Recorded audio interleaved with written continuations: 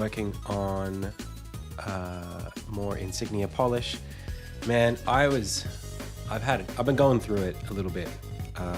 First of all, I spent all weekend working on this. Hang on a second, that's too loud. I spent all weekend working on this this grant proposal for GDC travel reimbursement. So I've already booked my ticket to GDC, accommodation, all that stuff. But we had an opportunity here in my state to get some funding, just like 5K Australian, not a huge amount, to help fund just the trip a little bit. So I applied for that. It was a lot of work, actually. It was like my whole weekend. Hopefully it's worth it. Now, because I've already paid for it, that means that I obviously was able to pay for it. But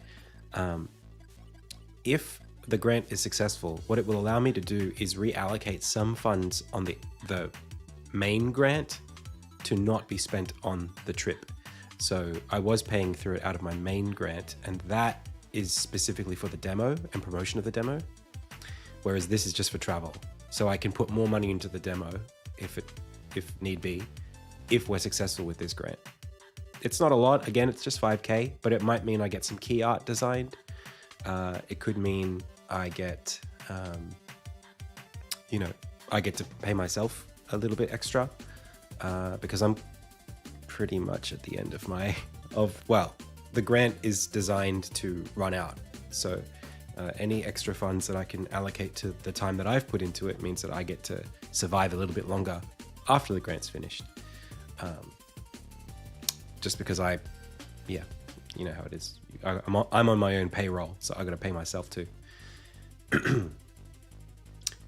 So today we're going to be working on a little bit of, well, I can tell you, I'm going to show you some stuff that I worked on over the weekend, some pitch deck stuff, and then I'll be working on some trailer work.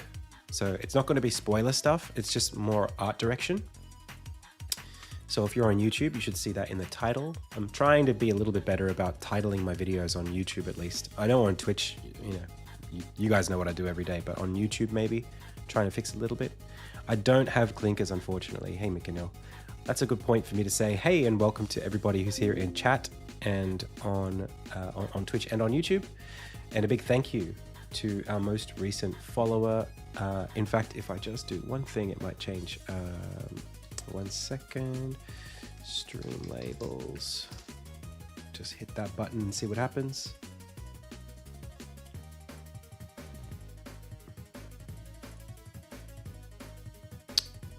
Yeah, big thank you to most recent follower Baristophiles and most recent subscriber Nanmu. Thank you so much. Hey Cedric. Oh, that's very kind of you. Anyway, so I think we'll just get straight into it. I want to say a big welcome again, everybody who's here, and those of you watching in the VOD.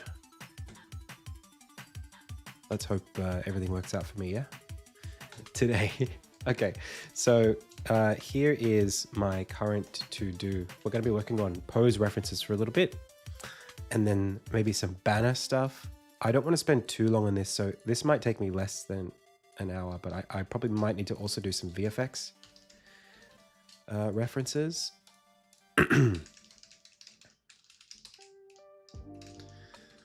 Screenshots is kind of... I don't really need that anymore. I think I'm just going to call that done. We'll take a break around 3. And then we could probably put something on the plate. I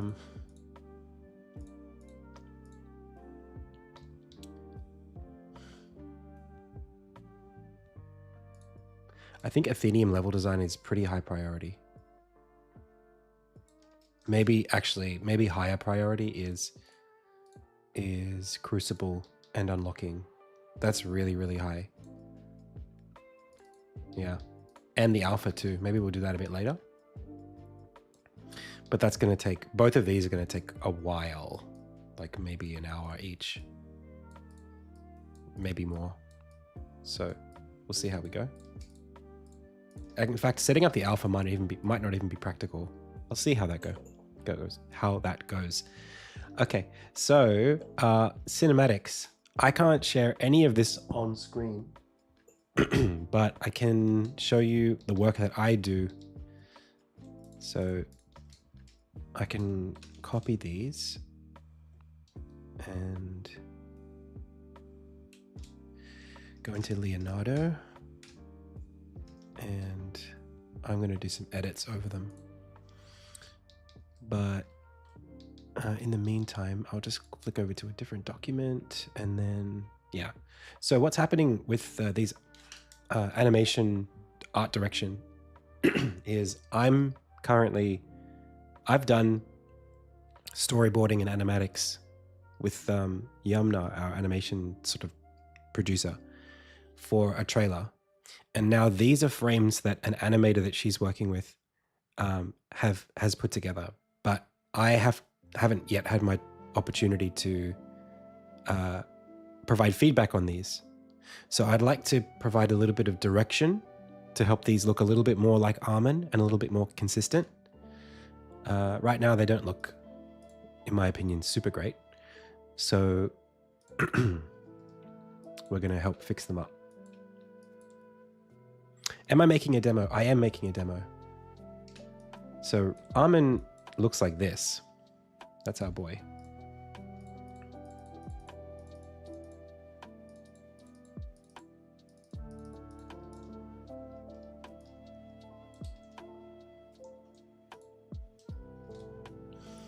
And let's see if I can paste. Yeah.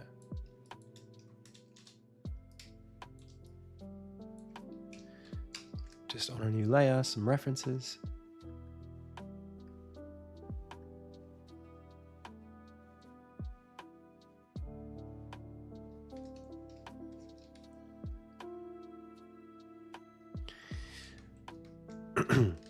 So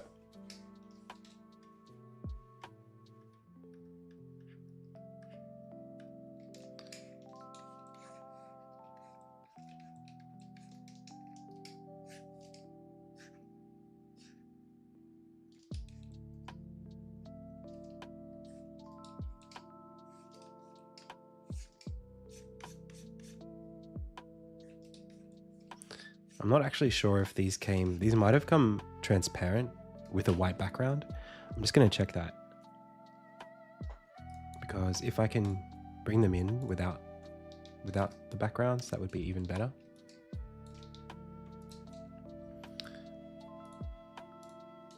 No, I don't think so. Okay, that's all good. I suppose I could do a multiply on them to simplify it out. Maybe I'll do that. Yeah, that's better. Cool. Hey, Shipla. Welcome.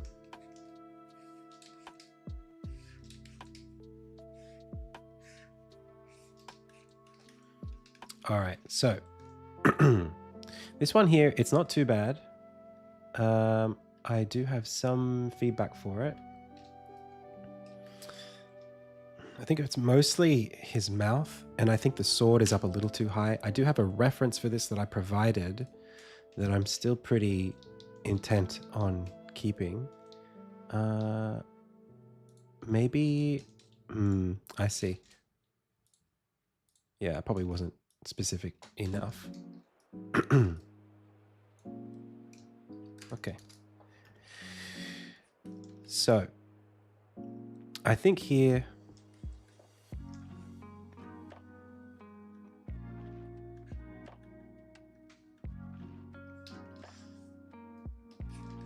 what I might do is just draw over these, just manually update them. So I'm going to duplicate this layer so that I've got a couple of versions of it. And then I'm just going to go in and get destructive on this thing. It's easier, I think, this way. Okay. So I think definitely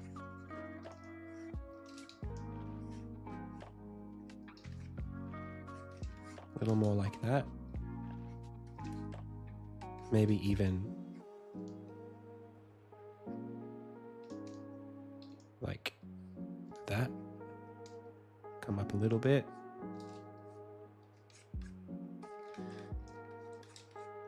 And I was pretty specific about this. Like, I think right now we're looking kind of down at him, but I really liked this idea that he's kind of more, he's got his chin up. Do you even slurp? Only if it's quaternion.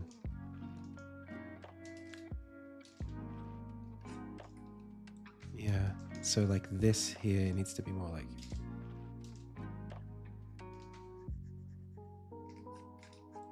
that. Not a fan of the teeth. And in fact, I think the sword being here...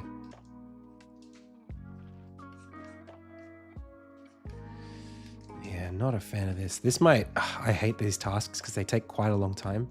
I don't want to spend more than like a little bit on each of them, actually.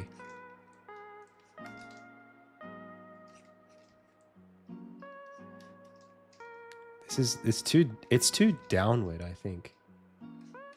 The whole shape. Let's see if we can cut this sword out and move it a little bit out of the way, because I feel like we want it in a space where it's not too big of a deal to move. I'm not a fan of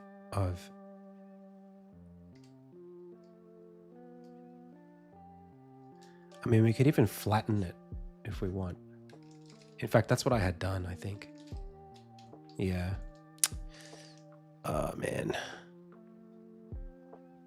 This is kind of like my least favorite kind of work to do, I think. Like, red penning over somebody else's work is never fun. It just doesn't feel good to do. Like, it feels like... it doesn't feel creative. It feels like I'm telling someone else. Even this, like, I had this open.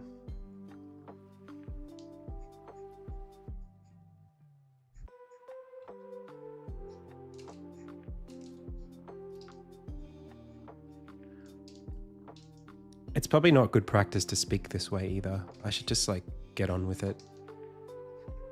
But, you know, time's of the essence. And some of this stuff, you know, you kind of hope that when someone takes a reference, that when things don't work in the reference, they are, what's the word? You know, they should be more invested than me in making sure that it looks practicable as they add detail to it. You know what I mean? It's like, hey, like the sketch looked like this. I'm going to keep all of these details in the sketch and I'm going to remove these ones, or like adjust these ones to be better, right? To better reflect the vision, but to change the details in a way that is inaccurate to the original is a bit like just creating work.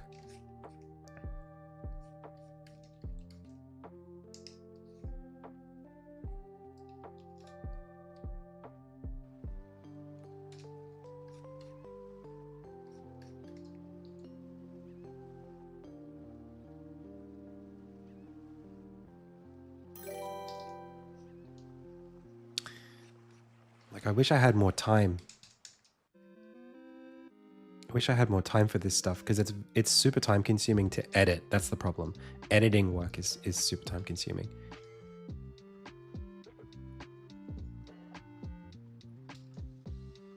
Especially editing somebody else's work.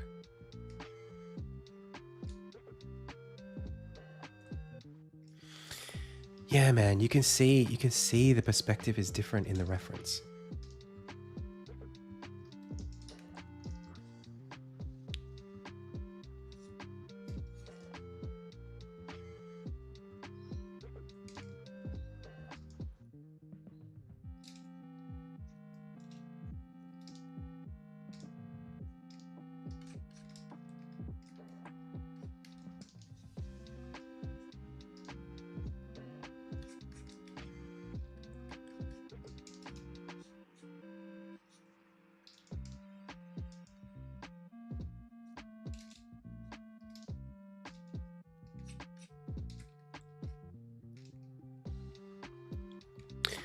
These were drawn by an animation contractor.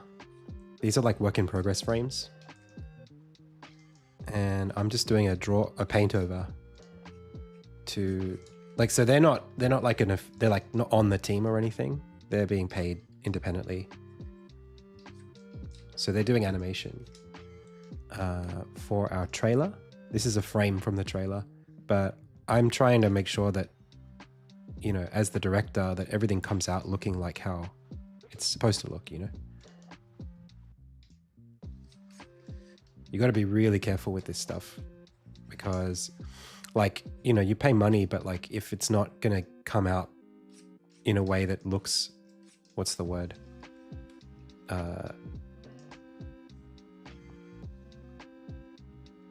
You know, if it's not going to be worth the money because it doesn't add value to the product, then it's a big waste, right? So in a way, it's like, my time is worth a lot right now, but also the end product of everything that I'm doing is also worth a lot. It's really important that like I get my money's worth out of it. It's not enough to just be working on the demo and be happy with the work I'm doing there and then pay the money for this stuff to get done. It's like this stuff has to actually contribute.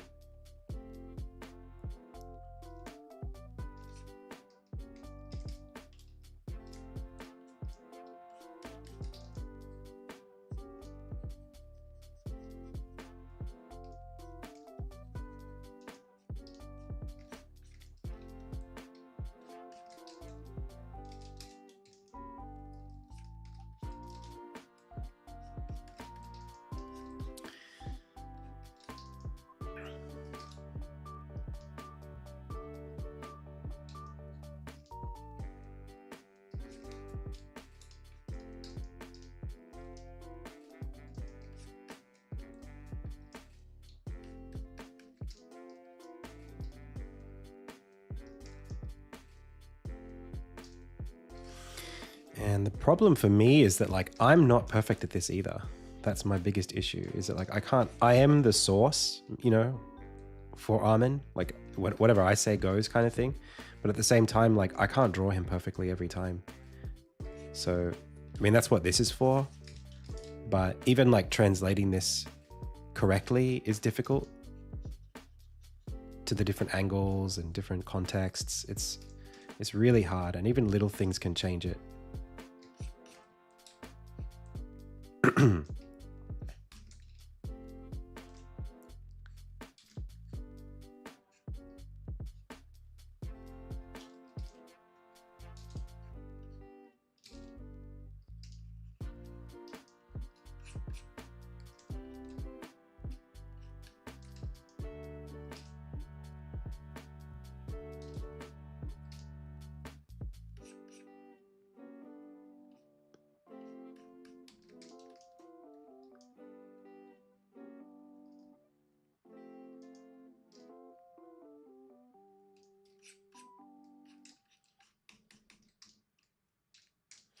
Even this, like I might flatten this out even further. I think I just want to see his face. It's not enough to...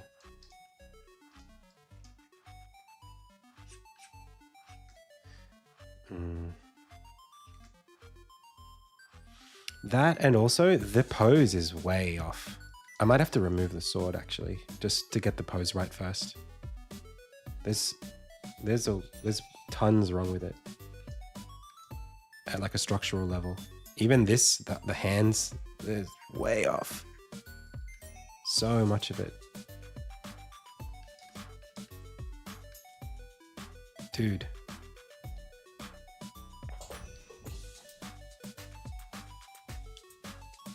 Do you think I'll need to compromise on this considering the time constraints? Yeah, I mean, I will have to compromise. Normally I would probably spend like an hour or two on this frame, you know, if it was me drawing it.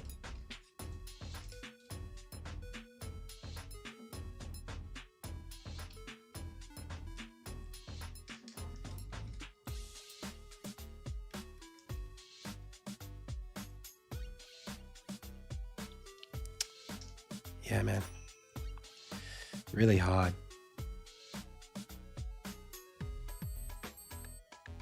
That's looking a lot more like almond though. I'm happy with that.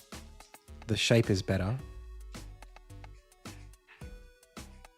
But like, I can't be spending like more than an hour a day providing reference material for something that somebody else is doing. Just providing reference material. It's not even the work.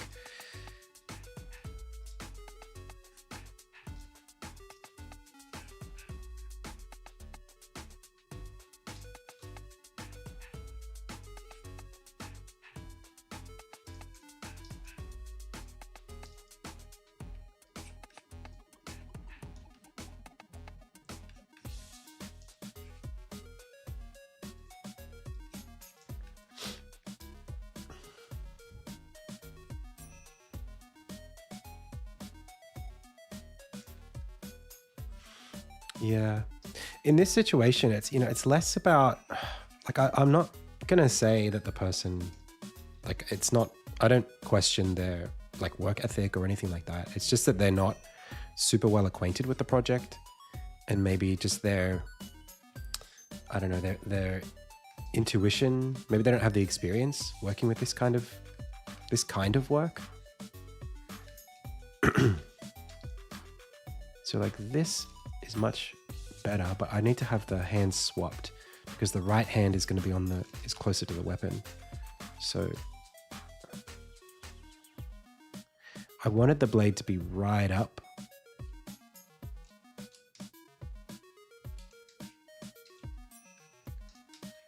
If I'm holding the sword here, it's got to be right across. Maybe I'll have it be totally flat. And actually what we could do is we could take Armin's head here and then we could rotate it.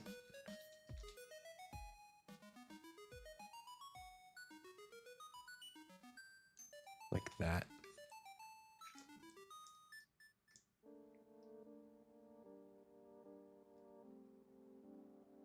Yeah.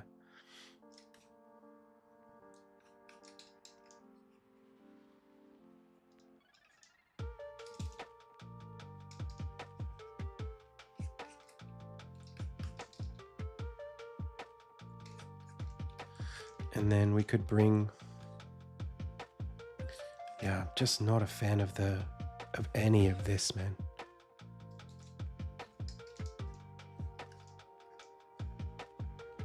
He's so disproportionate.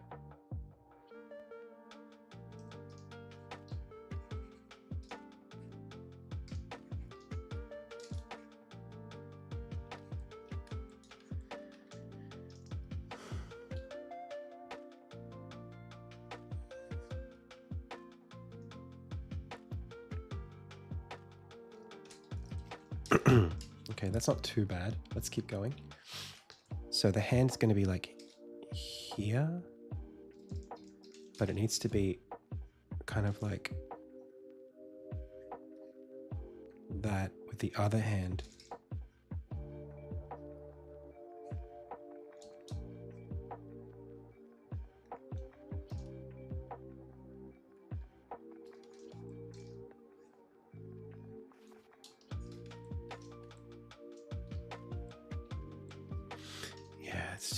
It's the body is too like,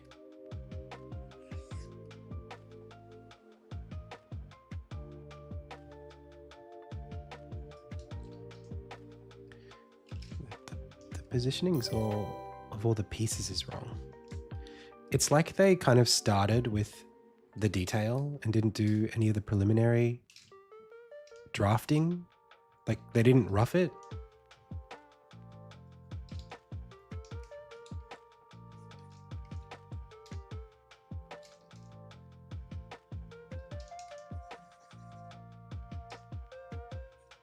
Like this should go over like that.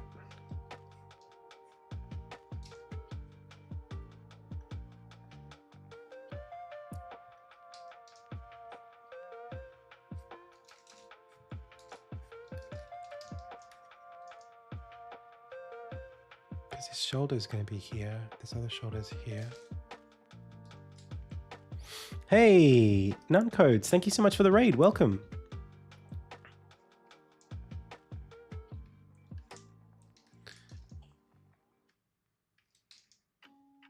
Okay, so this is going to be like this and like this.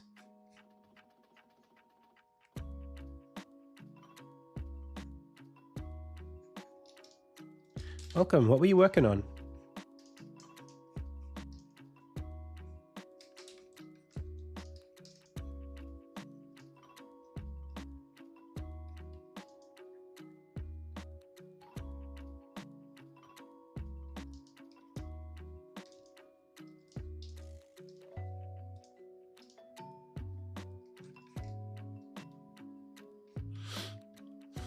I should be doing this with a round brush.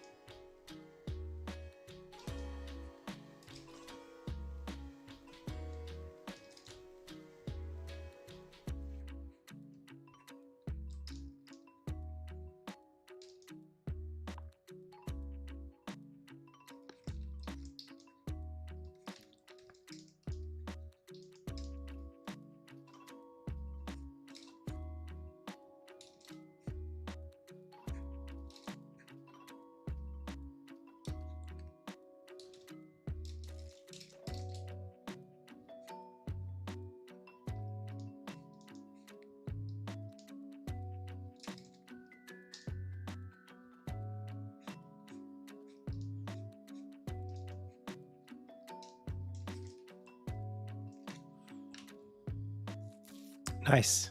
Dependency injection. I am. That's right, Nateful.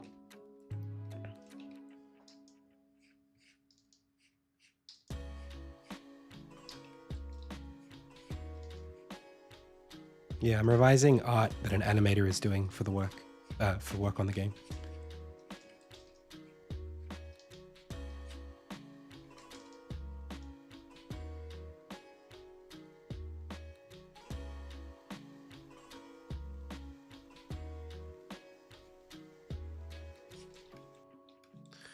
So they produced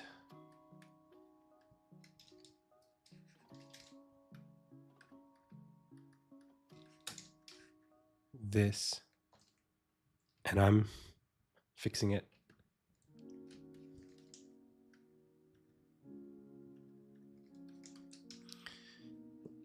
It's one of those areas where, like, because I have a lot of animation experience,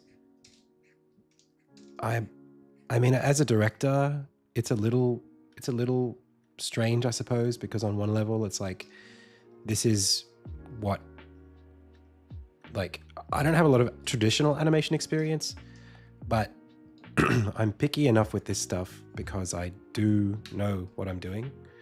So sword here, this is coming up there, that's going over there, which means really, you shouldn't even really see, if we're going like this, that sword is being held like this, and we're like that. The knuckles are actually coming straight over the front of this arm. Hey, Nulim.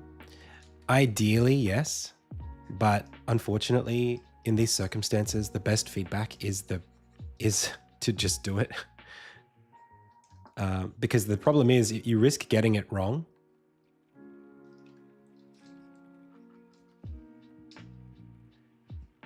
Yeah, that's not a bad idea. Like if I was to send them a reference of something else, like even me holding the thing, that would be pretty good. But again, like I'm pretty much there. So I might as well just do it, I think. It is time consuming and I don't have that much time, but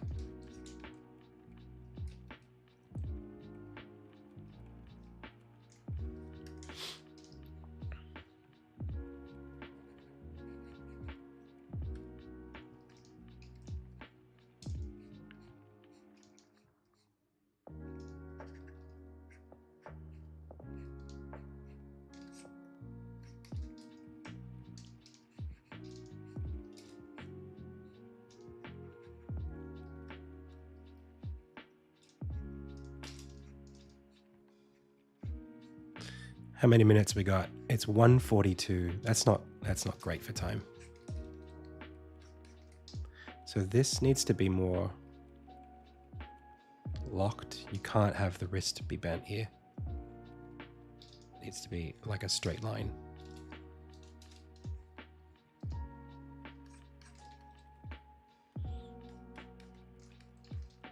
In fact, I might just take this and see if I can get them here.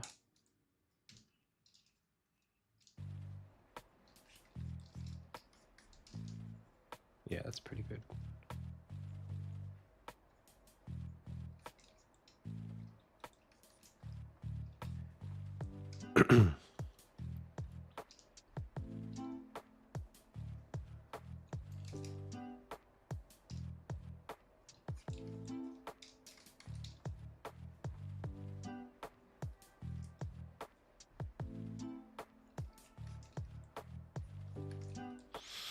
All right, we're back in the race. So I want the sword to be like this.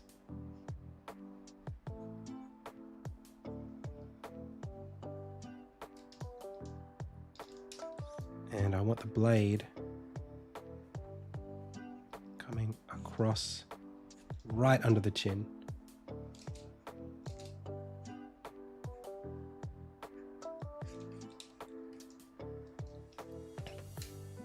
It's quite a bit longer than that though. If I can get away with contouring right under the chin, that's perfect.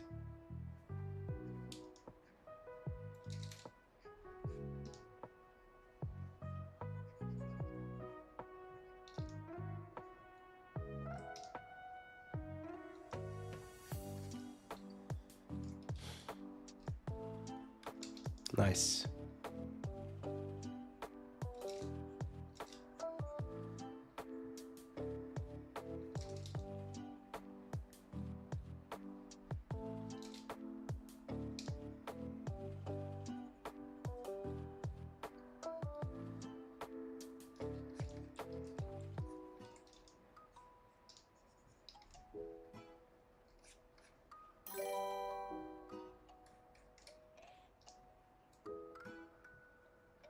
I think I'm just going to turn this a little bit more like this, and then get this a little bit more like this, and then, oh boy, there's not much we can do.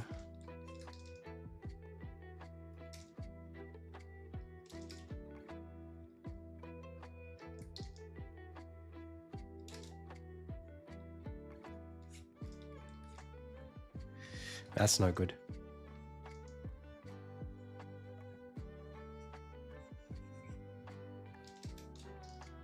No.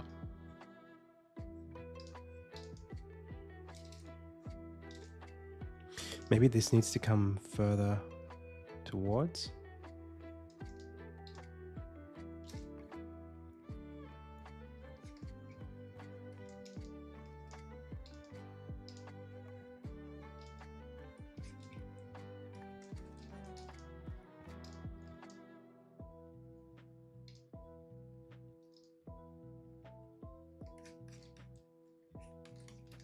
Yeah, this definitely needs to come under more directly. Oh, this is hard. Maybe I bring this shoulder this way, because we kind of need a point right here.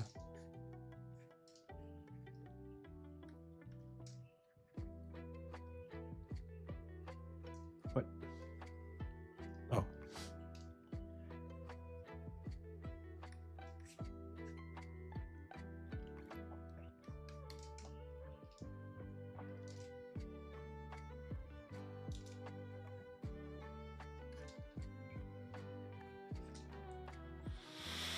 It's still not right. Still not right. I thought I had it at one point.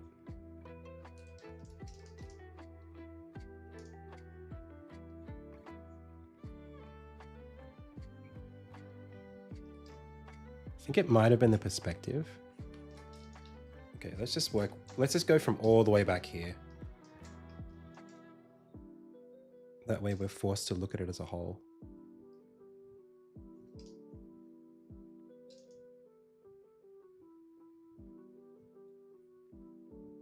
Drop that shoulder a little. That's better. Yeah, shoulder's got to come down even further.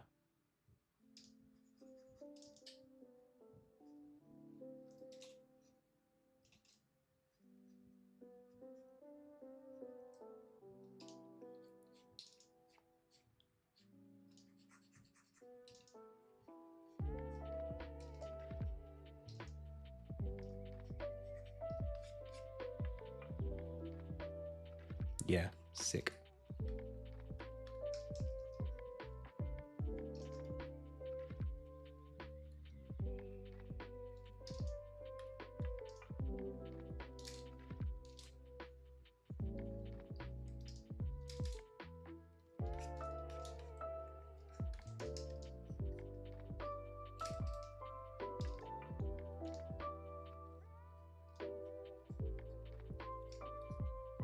It's still a little bit too long, this joint.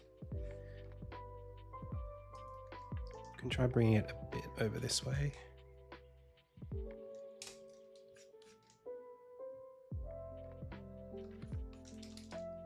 Or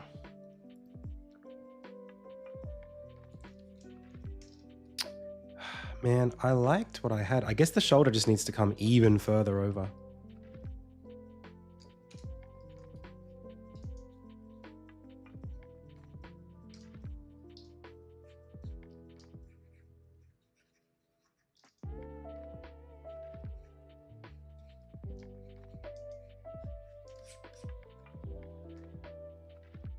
Yeah.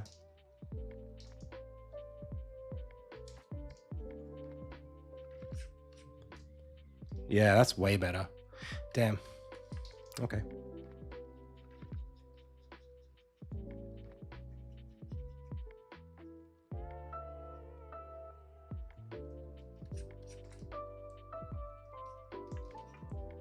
Yeah. Yeah, we could try flipping it. Flip test is always a good one.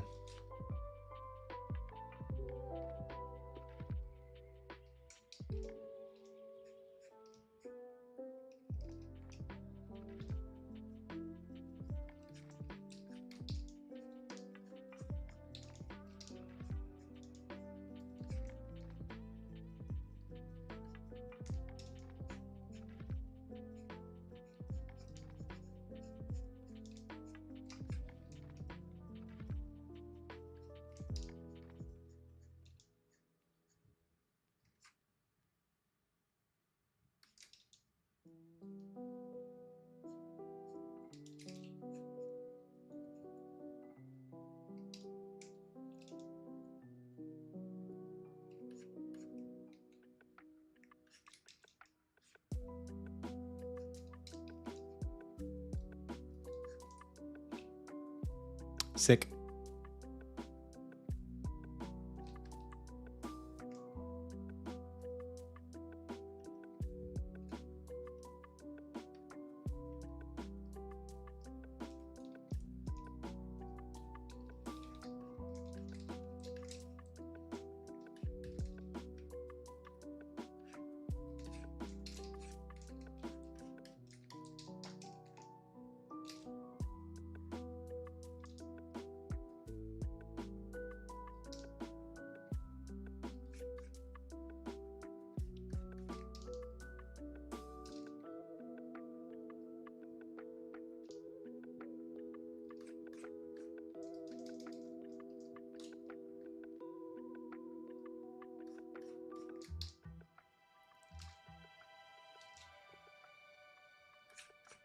I don't know if I want this to be all the way across.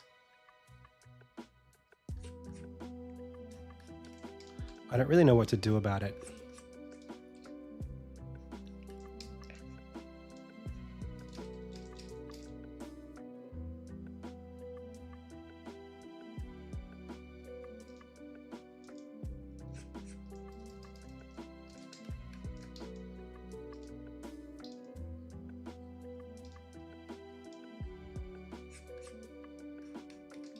Hmm.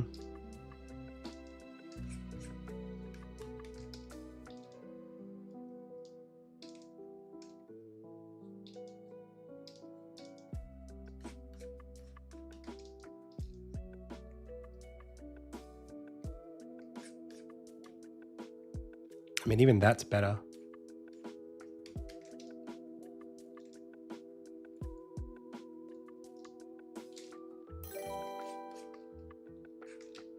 Yeah, let's go with that. I'm happier with that.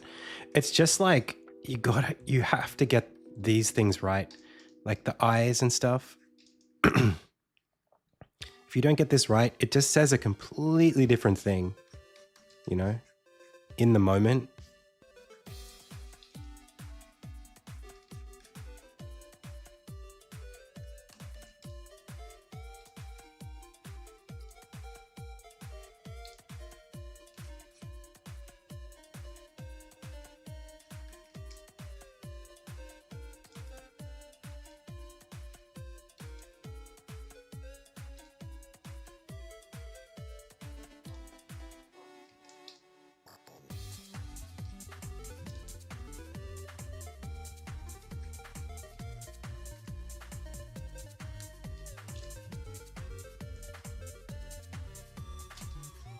It's crazy how like you do work on something and then you go, oh, that doesn't look good. It must have been better before. And then you look at what it was before and you go, oh, no, it was much worse before. Like, it's definitely better now, but it's still not good.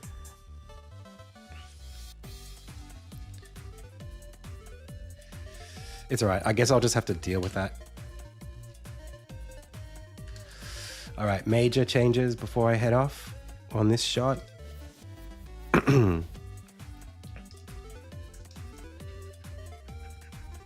I hate this stuff, man. I don't even think it needs to be in the shot.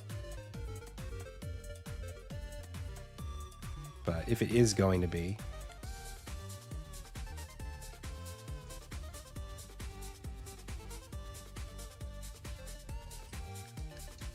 that'll do. I don't want to over specify some of this stuff.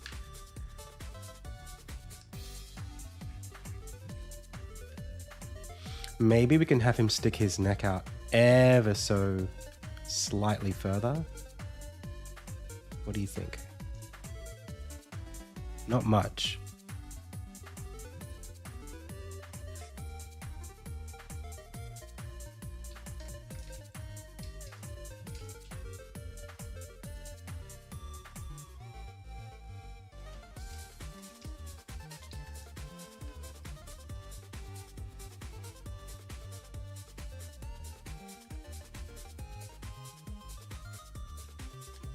Oh, it's super. It looks like he's going to cut his own throat there. It's super dangerous. Let's keep it that way. I almost like it, you know? It almost feels...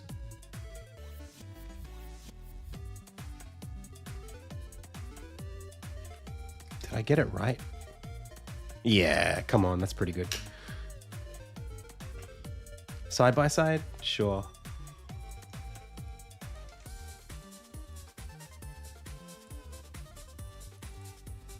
So this was... I'll make them overlaid. And I'll give you the before and after. So, before.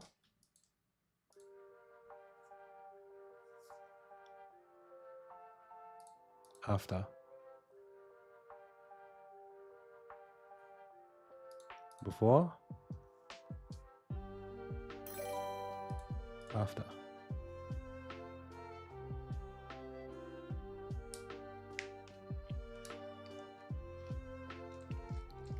Long swords don't have sharp edges. Who says, how do you know what it is? It's a fantasy sword. It looks like what it looks like. You know what I mean? This is how this sword was made.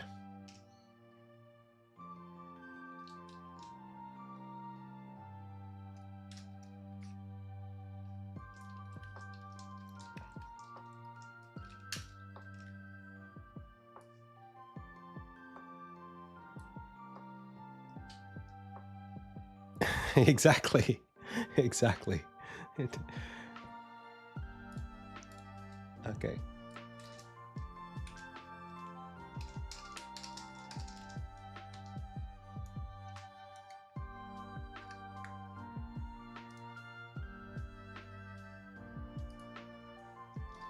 Oh, I see what you're saying. You're saying I shouldn't worry about that because of how sharp the edge is. That's fair. Sorry, I got a bit defensive there. I shouldn't have. All right. So the second one. This is what we had, and this is what we have. So this shot it's not terrible, but it's mostly a perspective issue, I think. It's not too bad. I just think that like I want to see this be more like this. And I want to see this be a bit more like this. Doesn't this song that we're listening to right now, doesn't the beat remind you of that Kendrick song?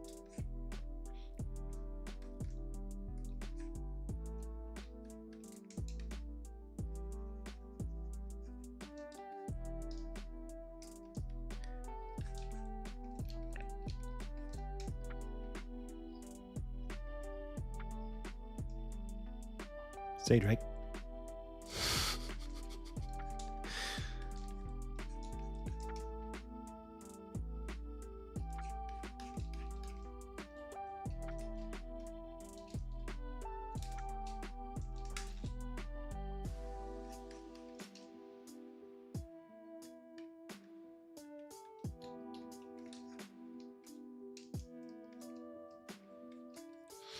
And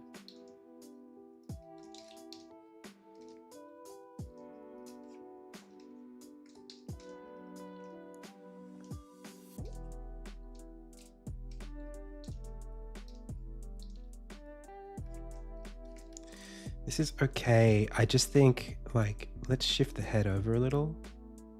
It's not too bad. This is probably one of the closer ones. All right, let's lean over a little bit.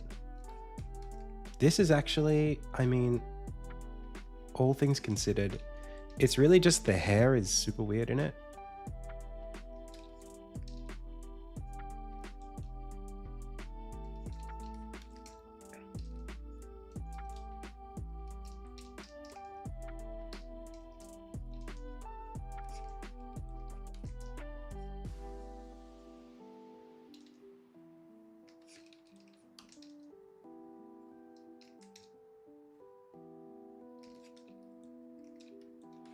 And then you gotta bring this a little.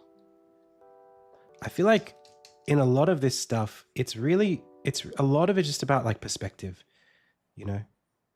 Bring his hairline in because he's not in his late 30s. Not like me. I'm not in my late 30s either, but in a couple of years I will be. Give me a couple of years, I'll have hair like this. And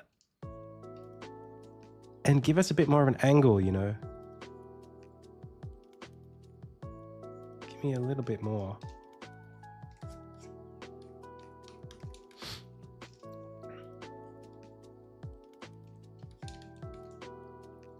We could probably tone it down a little bit, but I'm gonna leave it for now. Let's make this more of a bunch. And bring it in a little. And it's really the eyes and the face shape that I'm not into.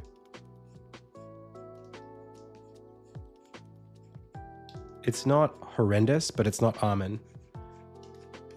That's all. That's already looking a lot better.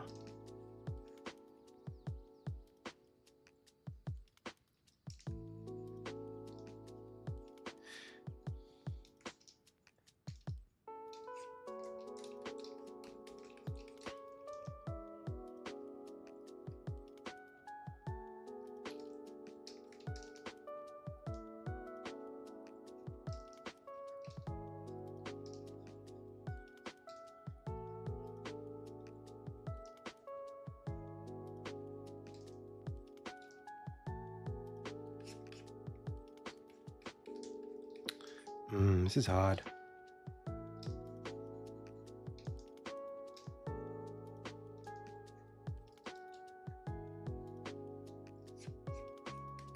Because you gotta push it out if you want to make it prominent, but his face isn't turned that way.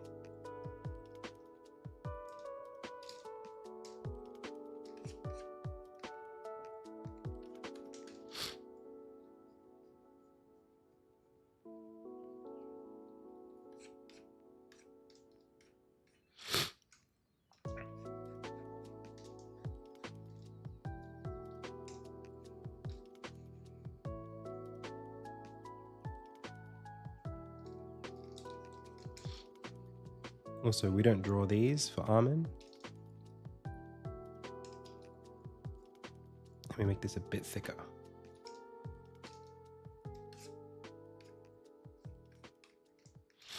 Let's lower this a little bit.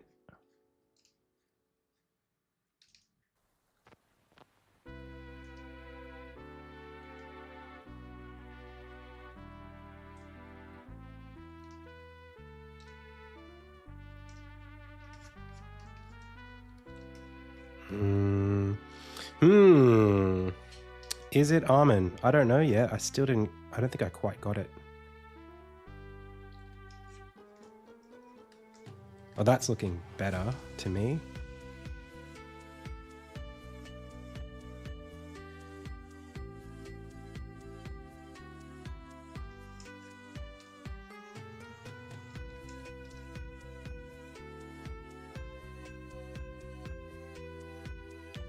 The more we rotate his head a little, the more I think it becomes easier to see.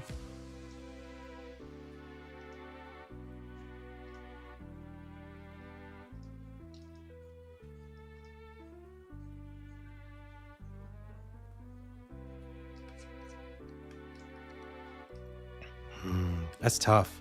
Let's bring the reference in. I think we got to bring the eyes down.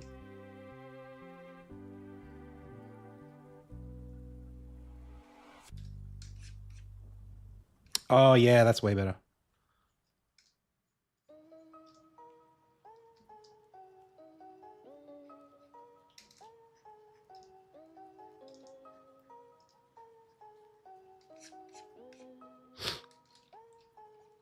At least it's better for what it is. But maybe we make his face a little bigger in the shot. Just increase the size of this. He really is like Mickey Mouse. There are like very specific angles that I consider like canon. That's probably too big.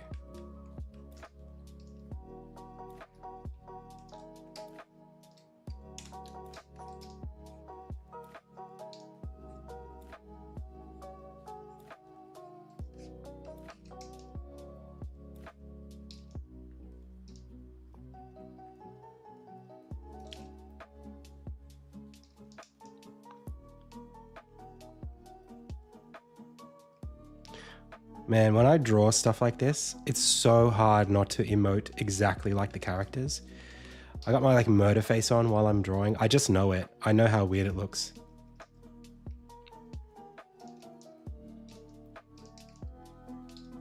I'm very self-conscious about it.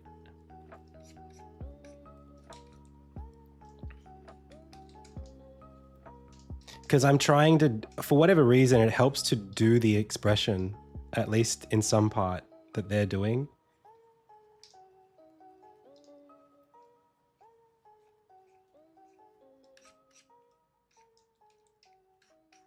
That's much. How come that looks more like him? What did I do? I know that I did something, but I couldn't explain what I did. I just made a bunch of little adjustments and then it was more like Armin.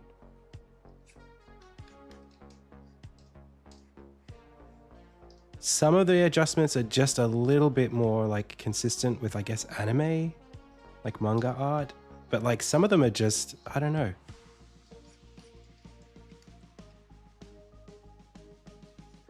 Anyway, this is his, yeah, his hair, his shapes are a little off still, but Let's fix this.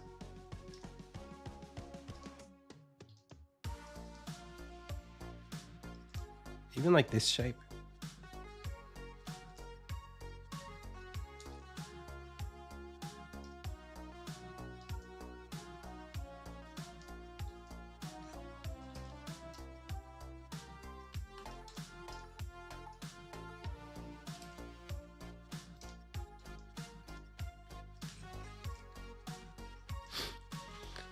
All right, so his right hand is here, which means these fingers need to come like this, this, this. It did feel too long.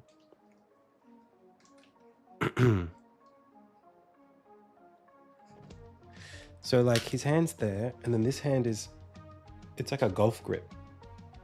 You know, his hand is down the length of the blade, and it's off to the side and down here. I can't do the angle because I gotta, well, it's kind of like,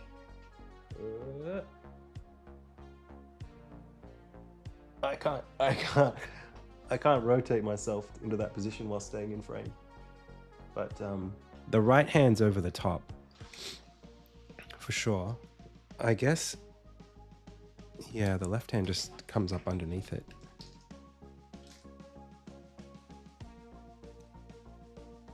Yeah, the thumb kind of just disappears back here.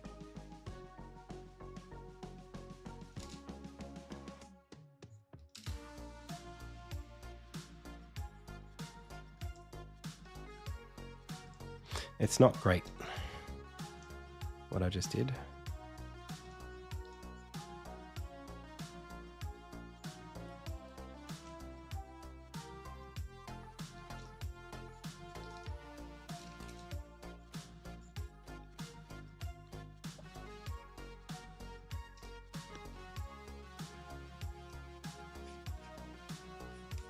Nope.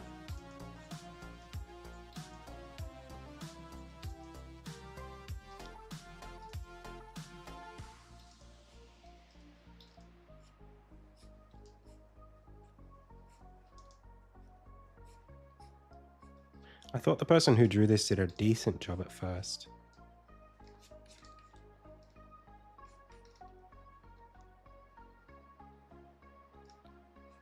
I think this hand needs to be bigger relative to that hand because it's got that that, what's it called? Not forced perspective, foreshortening.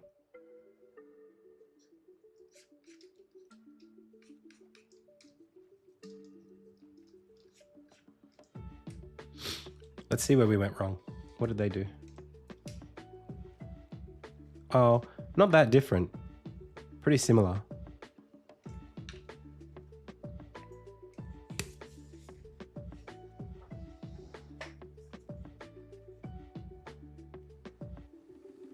I see. The thumb is just sitting across it. So this line here needs to be basically a straight one.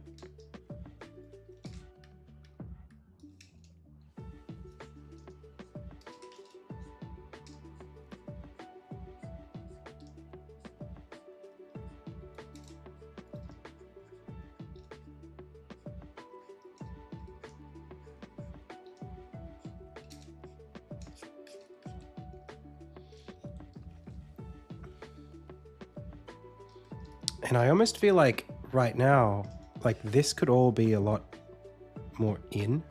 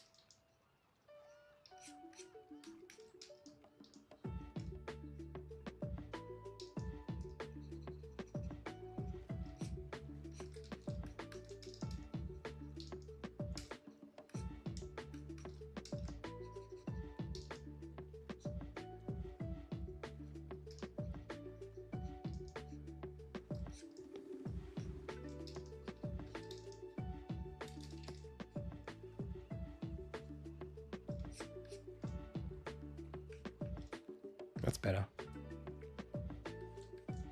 Could even bring this shoulder.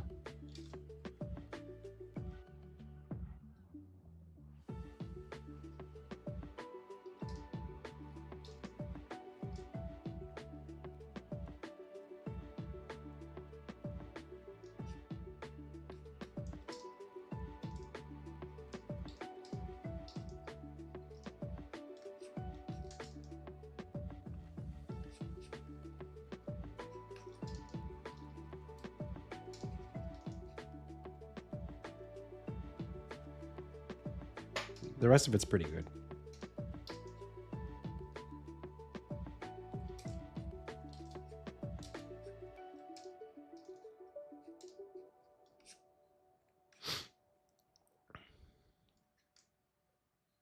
Flip test. Not bad. Not bad. I think it mostly passes. What do you think?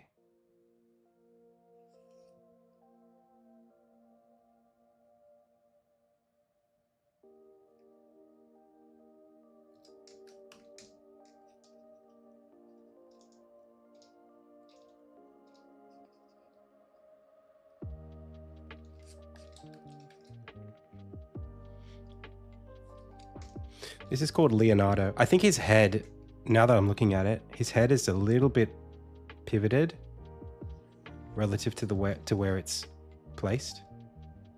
Maybe here would be better.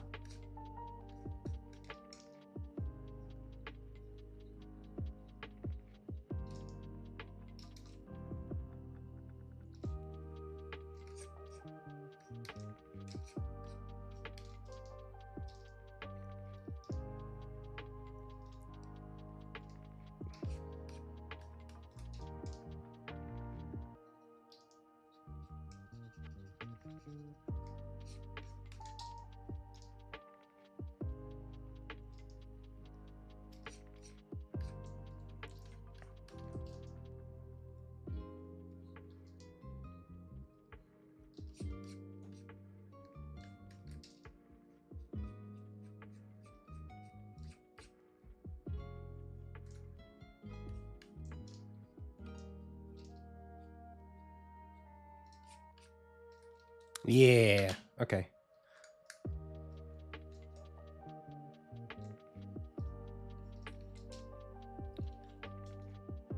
Not bad.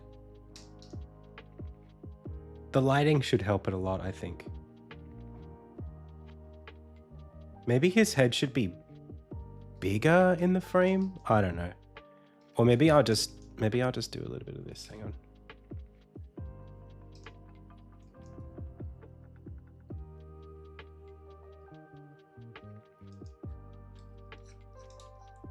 That's all right. That there is pretty good.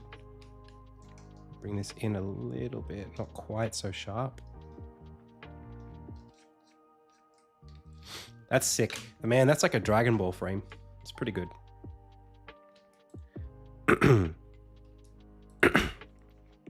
So the before and after, shall we?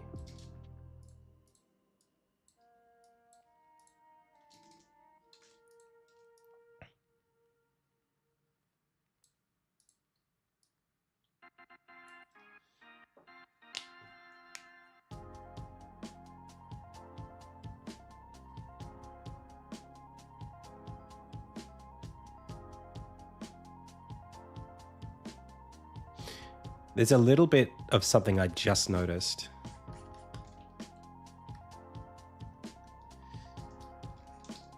I'll just tighten this up a little bit.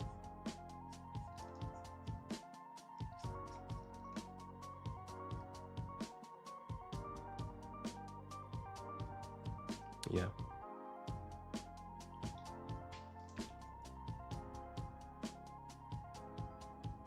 Maybe actually though, what we missed, which they did do, was a little bit more specific lighting on the eye, a little bit more specific perspective to show us where the eye is looking. I feel like we lost a little bit of that in our version.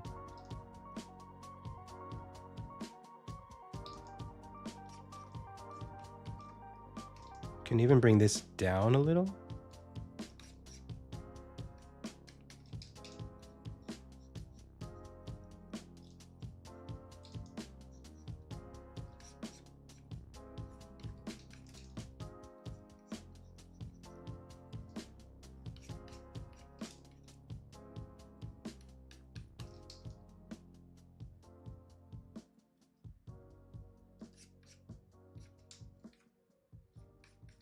And then I actually kind of like what they did with this angle here.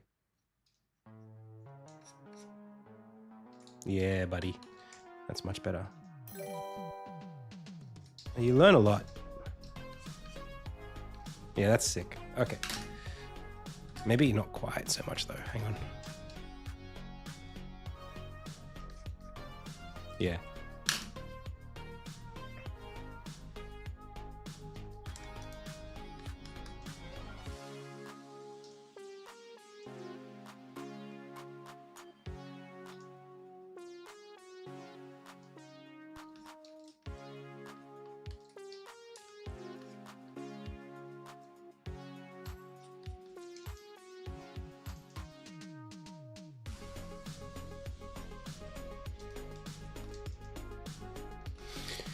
Okay. Jeez.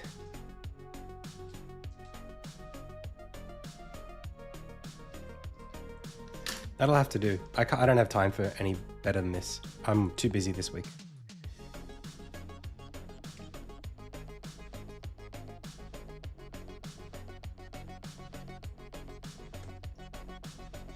Should the right elbow be bent a little in towards the body?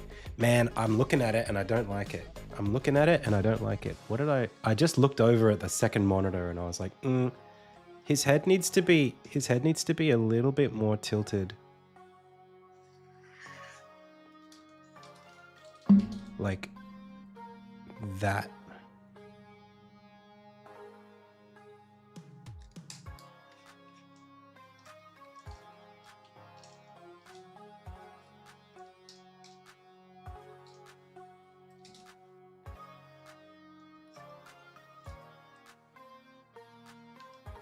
Let's open this out just ever so slightly.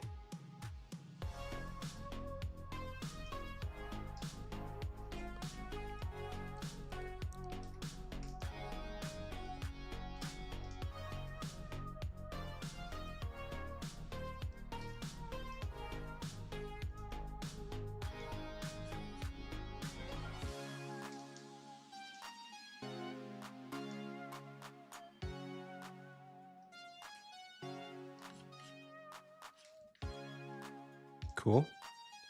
Maybe not quite so much of a snarl there. It's not perfect. There's still so many things I don't like about it.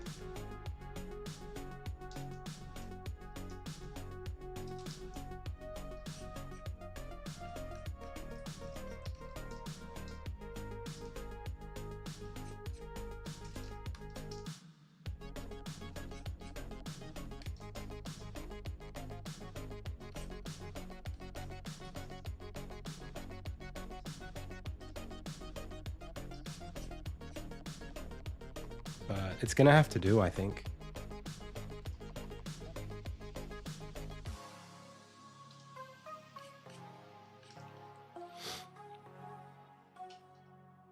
So his right elbow. You mean this one?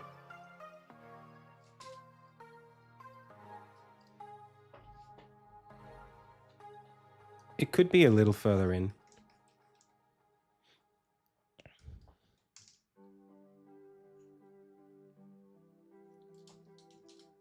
You mean like here?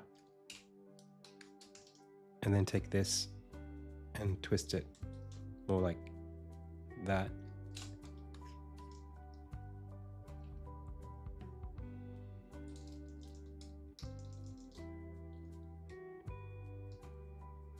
Yeah.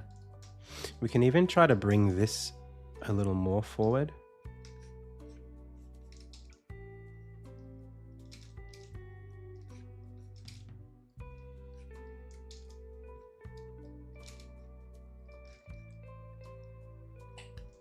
I think also maybe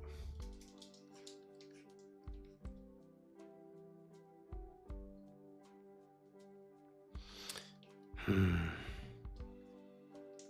might bring the head up a little bit again. I'm tweaking it.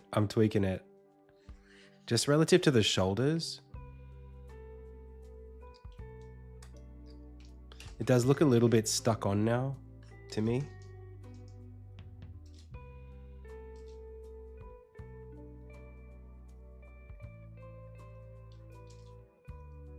Where is his neck going?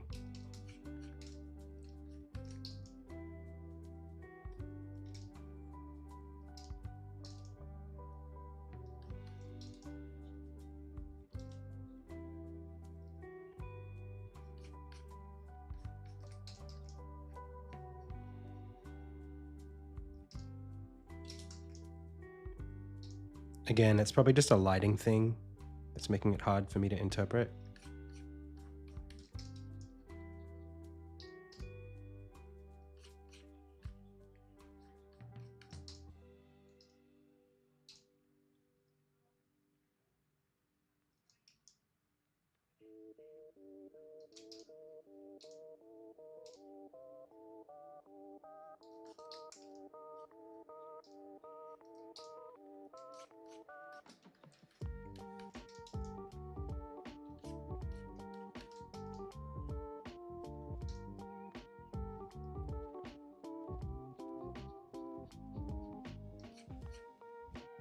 Yeah, it's definitely a lighting thing.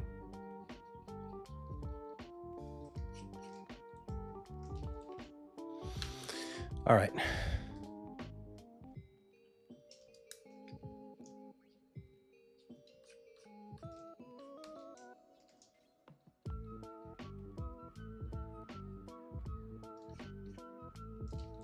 I'm just going to send it over.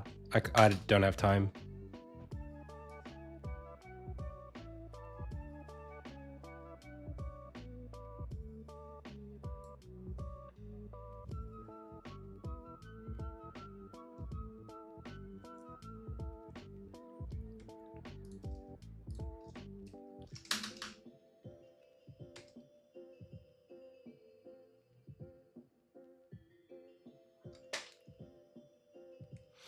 All right, third one. Are you the Tame Impala of pixel art? The Tame Impala. What does that mean? Man, this is kind of rough.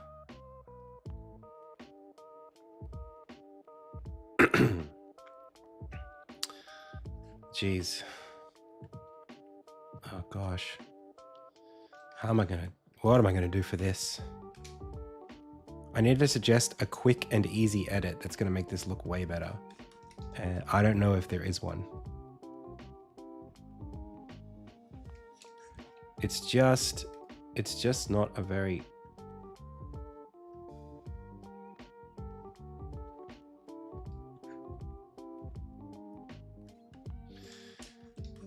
All right, well, first thing is probably bringing this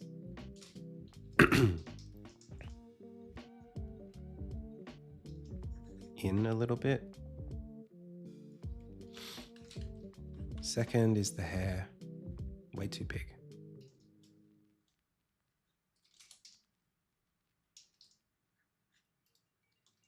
It's still way too big. It's the, man, all the proportions.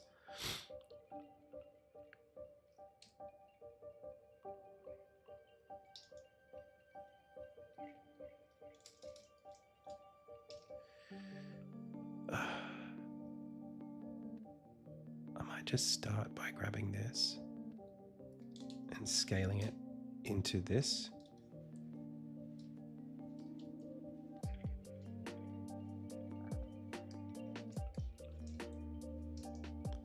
And then, oh man, it's really hard. I might just redo the face entirely.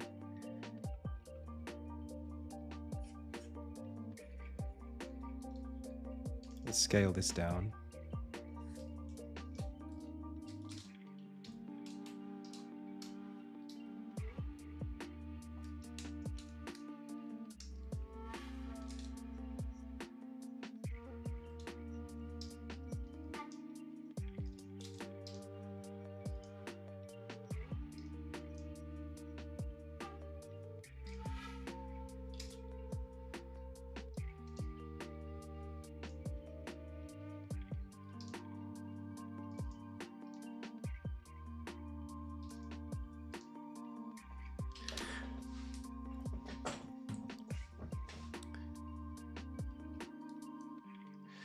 Am I going to...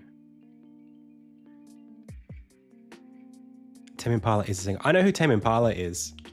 They're Australian. Well, he's Australian. But I'm saying, like, what would it be? What would it mean to be the Tame Impala of pixel art? Do you mean like that they do it all themselves, or what would make one the Tame Impala of something?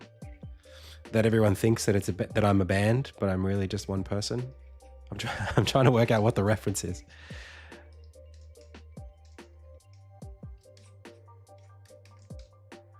But the thing is, I'm kind of the opposite of Tame Impala now, if anything. Like, I was solo and now I have a team. So in a way, I'm sort of an anti-Tame Impala.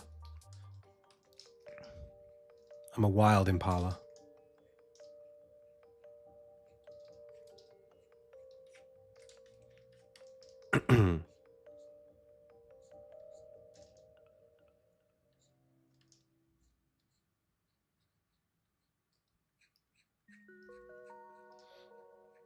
So someone said, like, if... Oh, let me respond to some YouTube chat. The Jamiroquai. Let me respond to some YouTube chat. Hey, everybody. Do you think you'll dive into 3D after Insignia is finished? Yes. At this point, definitely. Mark Tellers says, learning comic book art is a great way to learn line work. Yeah, I think I agree. So a demo is coming out. A demo is coming out. Well, a demo will be finished. Whether it's coming out for public release is a different story, but if you join our Discord, you will have access to an alpha version of the demo for like internal testing purposes. Hey Azaz, how did you learn to code and draw pixel art? Honestly, some of it was university, some of it was high school, some of it's personal, well, most of it's personal interest.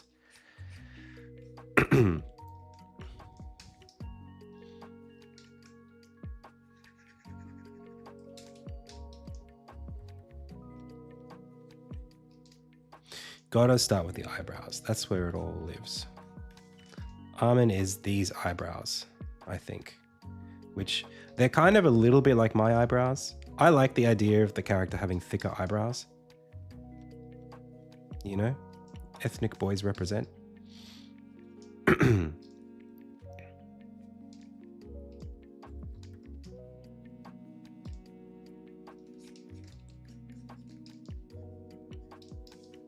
And a straighter nose.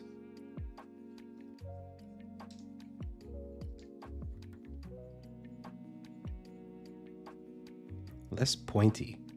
I find pointy noses kind of effeminate. Like this kind of thing.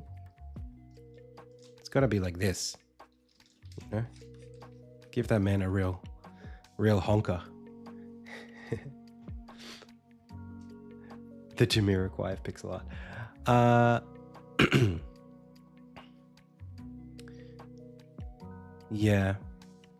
Yeah, look, someone said like, oh, would you get someone else to do it? The thing is, it's hard to know if somebody else would do a better job.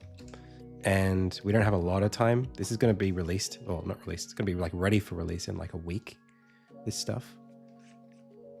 So it's not really, I think they're only doing literally one sequence, one shot, this person.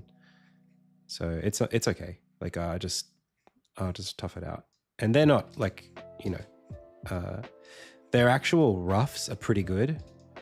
The motion looks really good. It's nice and strong. It's just, it's not super on model. So I'm not like dissatisfied with them. This is kind of just like a necessary step in the process that you kind of can't avoid sometimes. Like if you get somebody who knows exactly what you're trying to do first try, that's luck. You know what I mean? You can't guarantee that you're ever going to get someone who can do that. It's just not practical to expect.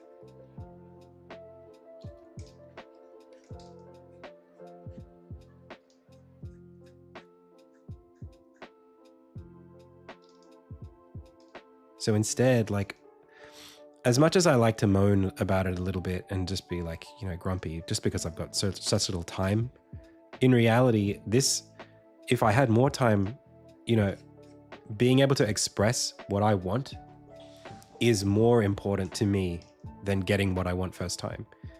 You know, you can mitigate your luck if you can communicate better.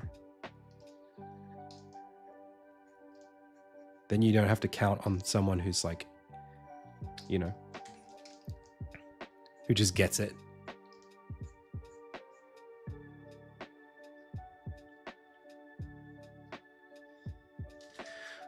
Of course, I do think you should stay on the lookout for people who like just get it, because that's like extremely more time efficient when you have someone who just knows what you're asking and just can give it to you.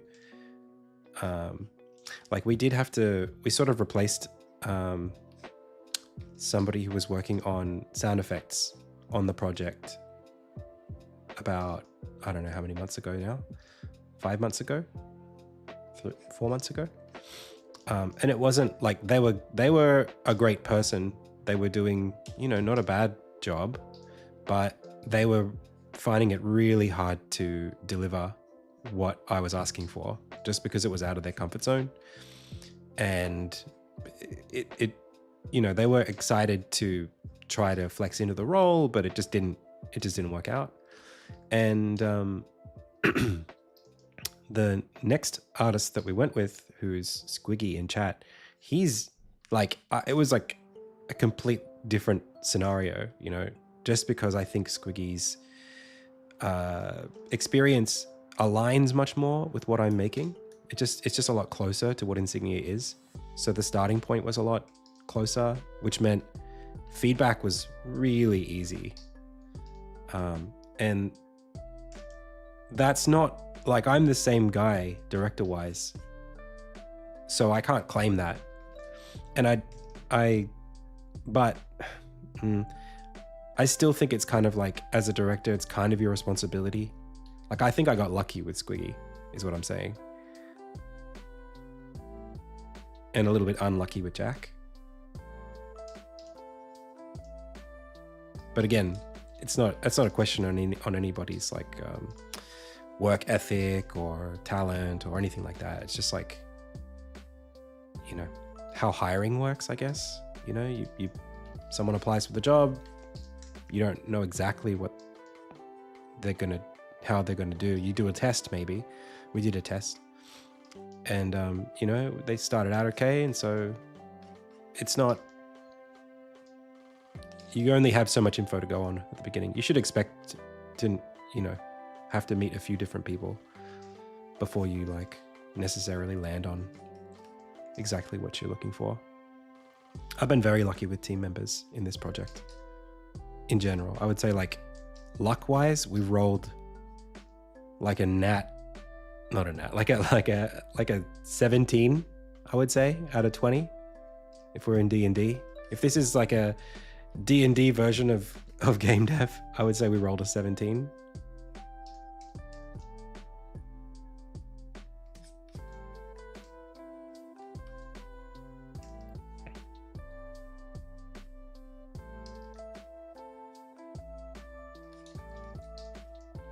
I gotta get rid of this. It's too confusing to look at.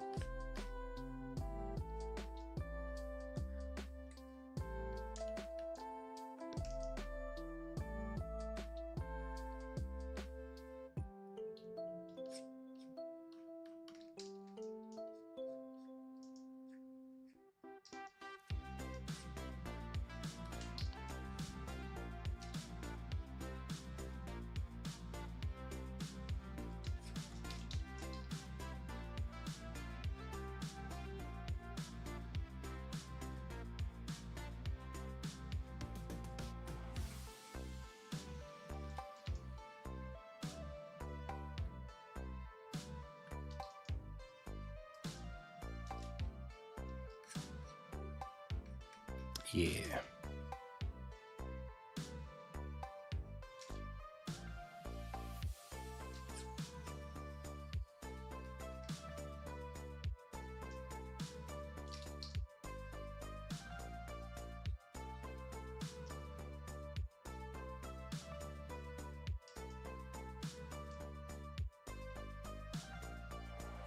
wonder if I should learn like, or not like should, but I wonder if I would get a lot further if I was using something like Clip Studio Paint, something that could vectorize these lines. I mean, I spend a little bit of time tweaking them.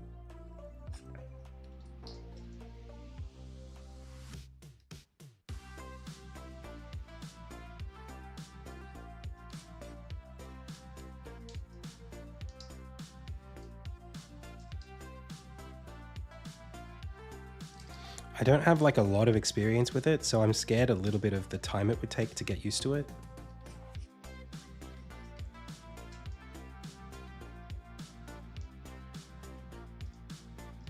I know it's good though.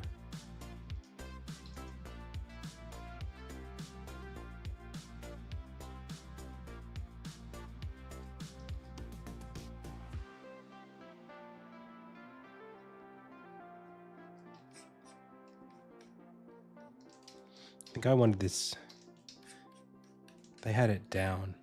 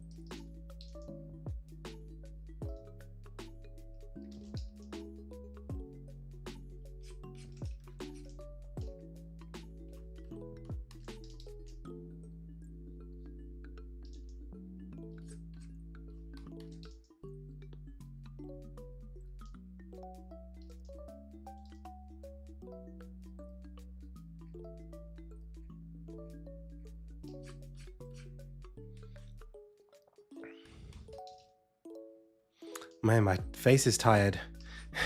My face is tired of doing these expressions.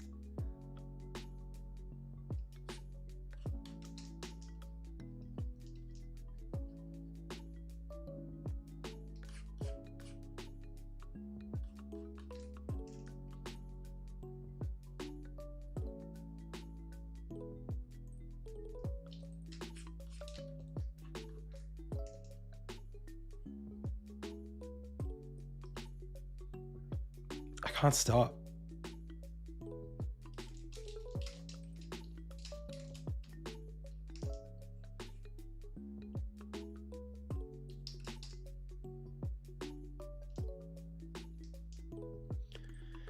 My poor neck.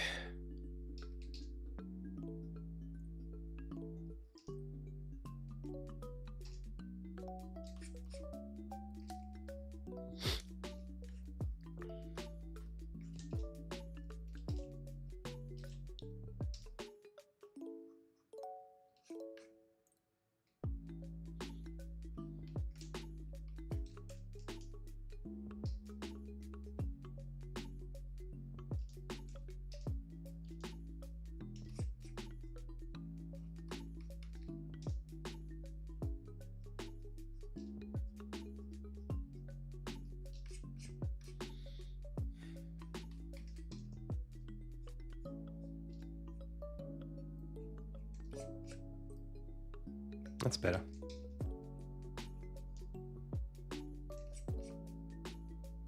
That's way better. In fact, I think the rest of this can mostly stay where it is. I would just be so cautious about, man, this stuff here needs to be so much bulkier.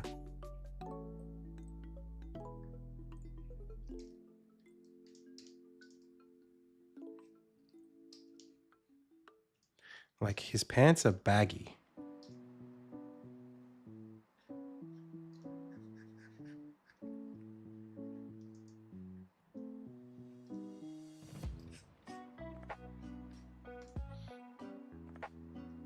This is not, it's not an amazing angle.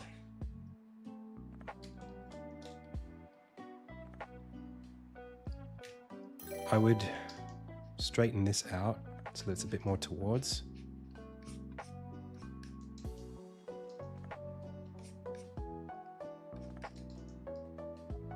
And bring this over.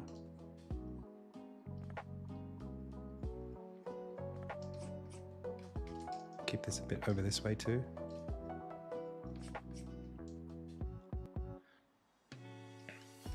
And then this needs to be a bit more of an angle.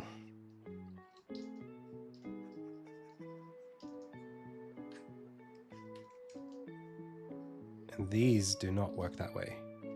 These are more like this, this, this, this, this.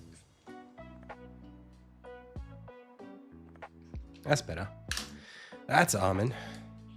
Now, can I just fix this a little bit?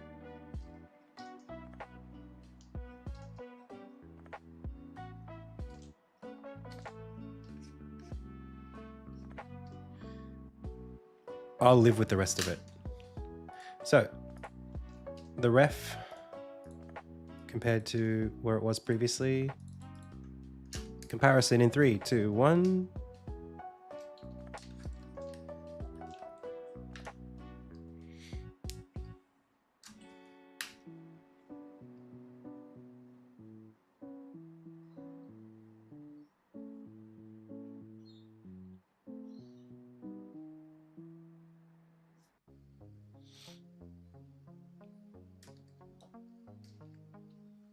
What do you think? I think I like the head a lot more. In fact, I would go further with the legs. I would make this like...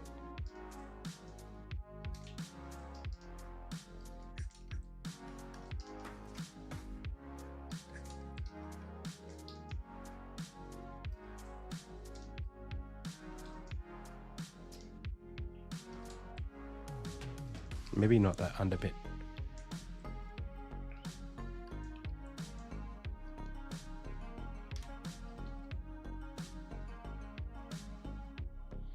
Yeah, that's definitely, that's my boy Almond. This is almond.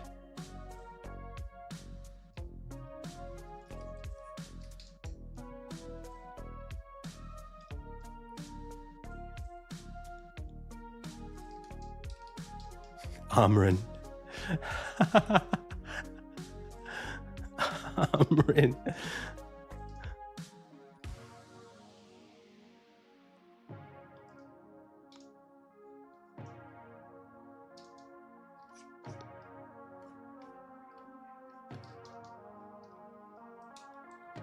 There's something not quite right about it that I need to fix really quickly. This looks so much like my nephew, this version. Little... oh, I can't say his name.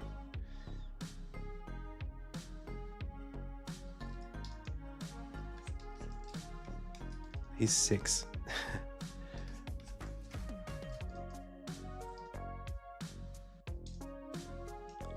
I suppose I could say his name. That's not going to dox anybody.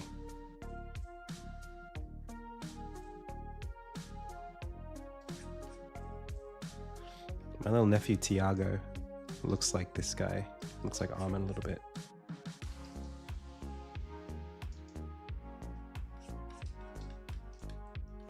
Now, I think we can go more this way too.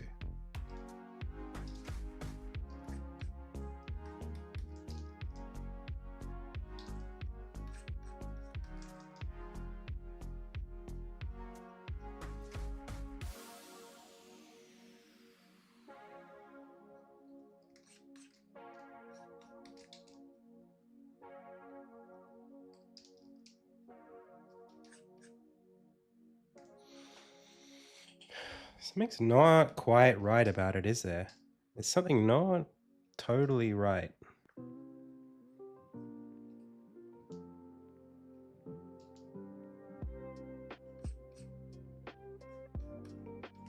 But I don't think I have the answers. I think I just have to accept it.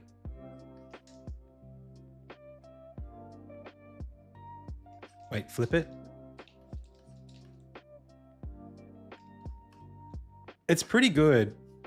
It's not that bad. It's pretty good. I might just point this out a little bit. Yeah, man. That's probably the best one yet in terms of just surviving the flip test.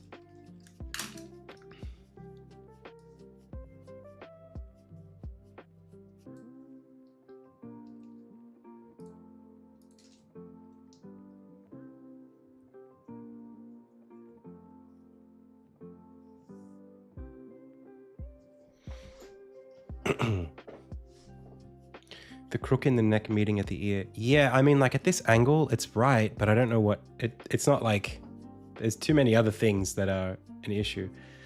This also, like if I was to really push this pose, it would be more like I would push this knee up, but it's not too bad. It's like an in-between frame. It's fine. I'm gonna take these because they're actually good frames. And I'm gonna see if I can keep them.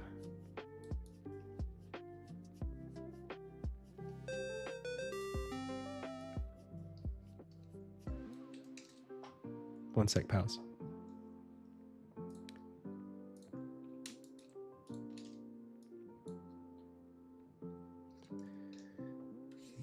Up, and then, up, and then.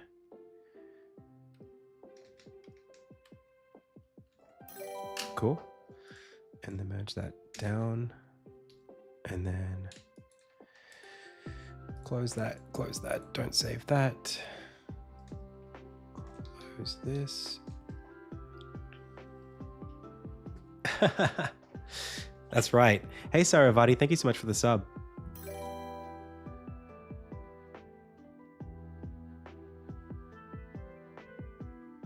Yeah, this character is actually has existed in my mind longer than almost all of my sister's children. She has an 11-year-old. And Armin has existed. Armin is as old as my oldest niece.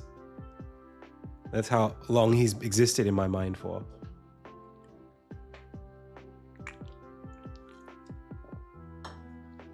So if anything, my little nephew looks like him. Okay. I can show you the shot that was referencing that.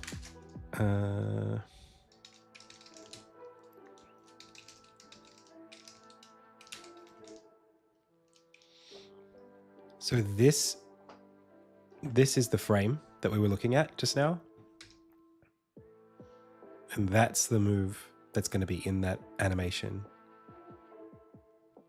It's only 6 frames, the reference. So they didn't have much to go on for this. It's mostly what they did. Pretty close. All right. What is it? 251. Oh man, let me see where I thought I would be versus where I am. I said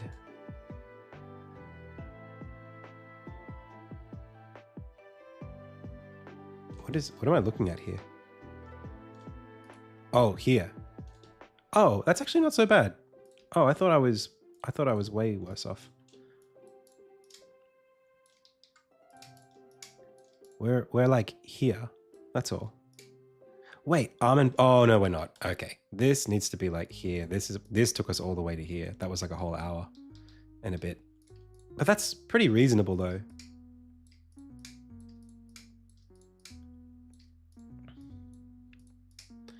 Castle banner. Okay.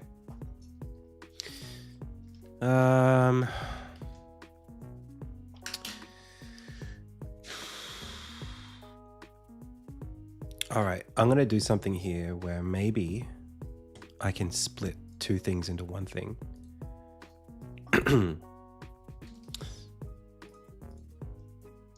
So like, let's see what we can do here. I'm gonna do some work on the game that's also gonna be a reference for this art. We want banners in this scene.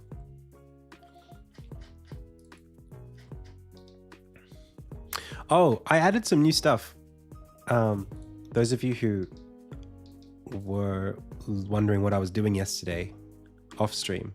Off stream, we added a new animation to the game, a new move that Armin can do. Check this out. When you're standing next to an edge, you can tap down an A and he'll scramble down onto it.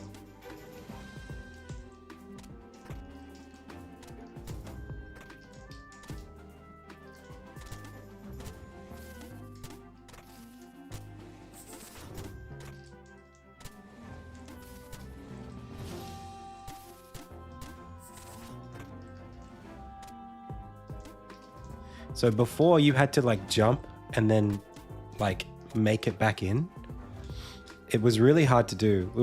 I was talking about some level design actually that Small Ocelot was doing in chat, where we were talking about you needed to slide down the face of something, but he was saying that he felt it was a little odd that you had to press forward. So like if you're standing here and you wanted to grab onto this ledge, right now, you can see here, there's like two conditions. If you press across and he just scrapes his knees on it while you're in the air running towards it, he'll do this little like stumble. See that? He'll just sort of stumble up. But if you're way lower, he'll snap to the ledge. And before you could do this, the only way to snap onto that ledge was to hold right while you're off the edge, because you're trying to come back towards it, yeah? The problem was, not the problem, but the design was that you have to press forward twice, right? You press it to get onto the ledge, and then to confirm to get back up onto the ledge, you have to tap it a second time. So here I've tapped it, I'm holding right now, but he's not climbing up because I had to hold right to get here. If it auto climbed, then I would never be able to get into this state. He would just immediately like flip back up, right? He would just already scramble because I'm holding right to cling onto it in the first place. But then we were like, is that like, it's a bit tough on level design because it means like if you do it just wrong, you sort of can't really, you have to time it so that you fall deep enough for your hands to grab onto it, but not shallow enough to, well, you don't want to miss it either. Like we missed it there. So instead, now we've got this, and now you can just get down anytime. It's just like that. If you hold down, he goes into the wall slide immediately. So from here, you could just hold down and he'll do that. You can even like buffer a jump.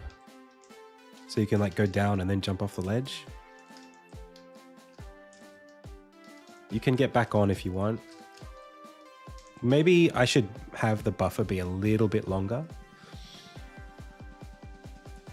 So like, this is ledge lower is what it's called. Right now, the buffer time, the skip time is 0.25. I think 0.33, a third of a second could be a little bit more safe. Just to let the animation complete a little bit.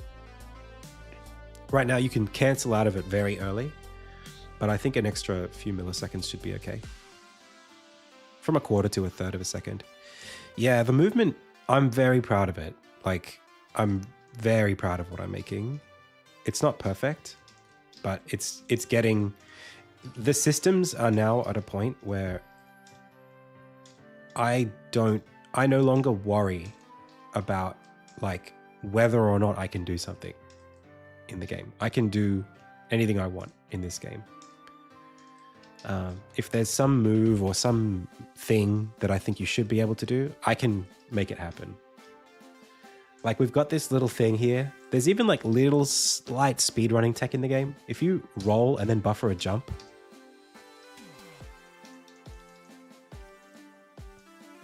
you can get max speed out of it if you jump a little early, and then you can bunny hop.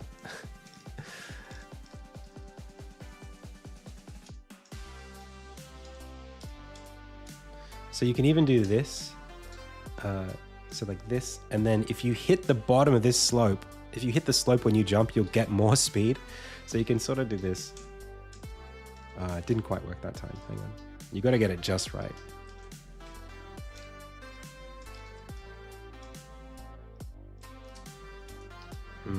It's hard to do. There we go. So you can get more speed out of it. And then you got to keep bunny hopping to keep the speed up.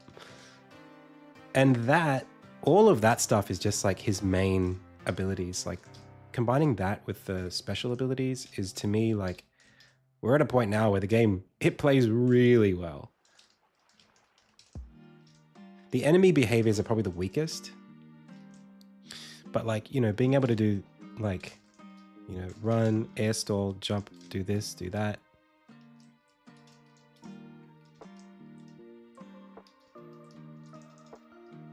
There's so many things you can do in this game.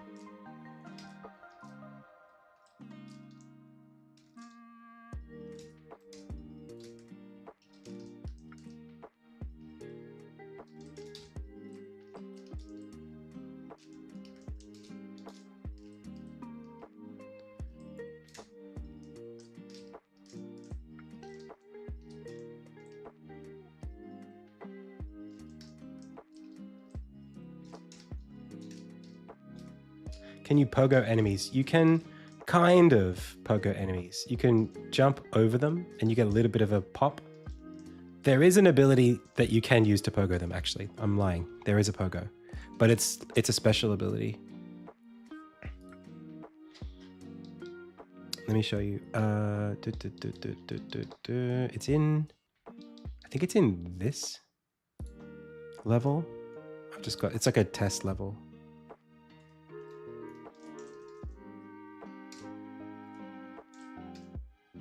Yeah, this one. This pogos. It's Link's down air. It's not quite ready yet, but if you hit something, it does it.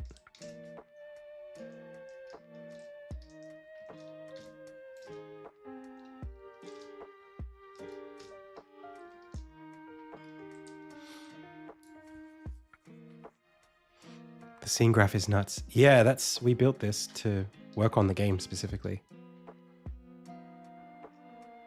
A specific enemy you can pogo. So in this game, the way that it works is it's not the enemies that you do things with. The enemies give you things you can do. So it's like, it used to be the other way around. It used to be like, oh, there's a spider, and when you attack it, it launches you in a direction. And that's sort of, I've moved away from that kind of level design and more towards putting it the other way around. So you get your abilities from the enemies, and then you can do stuff in the level with them. So, we've got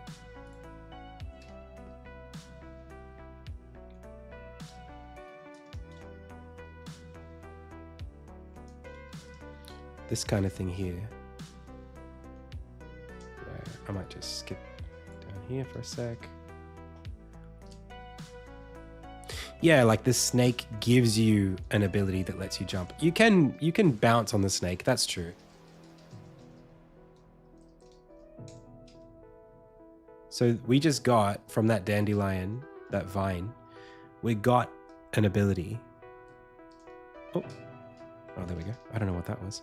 We got an ability that lets us climb up walls.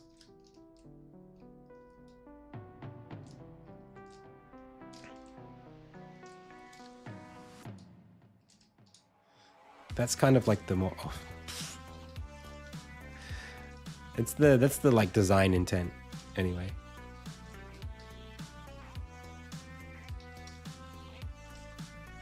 Ooh, how do we, okay, I was gonna say.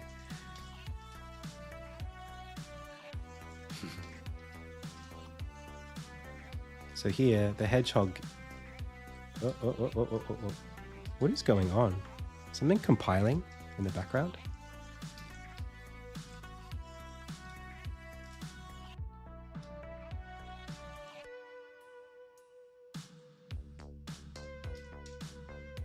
What is that? It's like a whole, it's like chugging. Is it a null reference exception?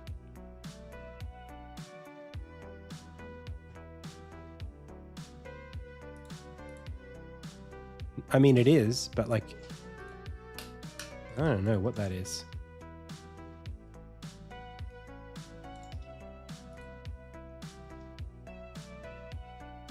What is happening right now? It's so strange. Bitcoin miner. I don't know what just happened. I've never seen that before. It's never done that, ever. Like, I don't know how many years. What is this big pause, this big stop? Is my CPU, like, okay? I'm just going to close Unity and reopen it. I've never seen that before. Is the editor okay? The whole of Unity is actually stuttering. It's not even the game. It's just like the editor. Stream is okay. Yeah, no, like the game was like the whole of Unity was fully frozen. Memory leak, you reckon? It did become more frequent. Yeah. Maybe a memory leak. Maybe a memory leak inside of Unity. I wouldn't blame it on my game yet. Do the scene graph node attachment lines reflect where your level exits are? Dude, that's cracked. Hey, Float. Yes, that's exactly how it works. They literally, that is how I do the world map design, is I drag the nodes like that. So like this level is connected via this door. That port is connected to this room, and I can change it by just dragging them elsewhere. That makes it work that way. Yes, I did make this. I made this, and then somebody in chat named Elzak, they're helping me work on the production version, which is what you're looking at now. But originally I built this in 2020 and was maintaining it up until 2022. And we're going to jump back onto the production version. It's stable right now, but we've got some more things we want to do for potentially like people down, like as a product, we want to be able to allow people to have nodes, like the ports that aren't part of the scene geometry, like a port that's just like on a condition, for example, or like that you can just hook into for any reason. Like, for example, I've got these scenes here are all like system scenes. They're like the title screen, the warning screen, autosave, company logo, and then it's like save select. So these scenes, you don't run through a door to get between them. You like click on a menu item to go between them. So it would be nice if we had like a condition here. It's like on time or whatever, on some condition, make this go to that. And then on this condition, make this go to that.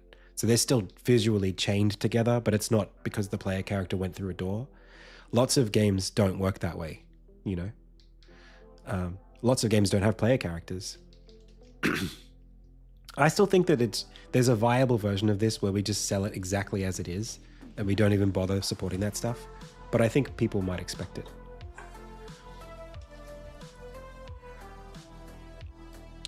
All right, well, I'll come back to those memory issues.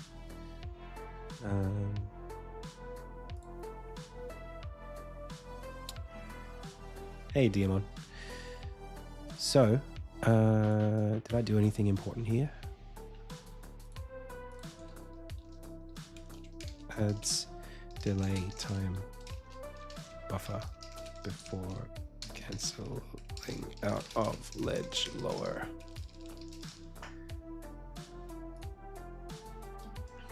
I'm a little confused with the ability system. Sure. What question do you have? So, I can explain it. In fact, I got something to share with you all. How about this? What do you think of this? I'll give you my little pitch. Okay? This is Insignia. Welcome. This is not a finished pitch deck. It's just part of one. But let me know what you think of the style and presentation and the information so far. So I lead off with this. Hey, I'm Adam. I made IndieTales. I started Insignia solo. Now I have a small team. So what is Insignia? Puzzle platforming action adventure, but the special abilities are hidden within enemies. So like Legend of Zelda with Kirby mechanics. That's right, that's where we started. So basically it's like this. You face off against an enemy. You can parry them or defeat them to capture their abilities. And then you can use those abilities to your advantage. Or you can store multiple abilities and use them to get to places you couldn't get to otherwise.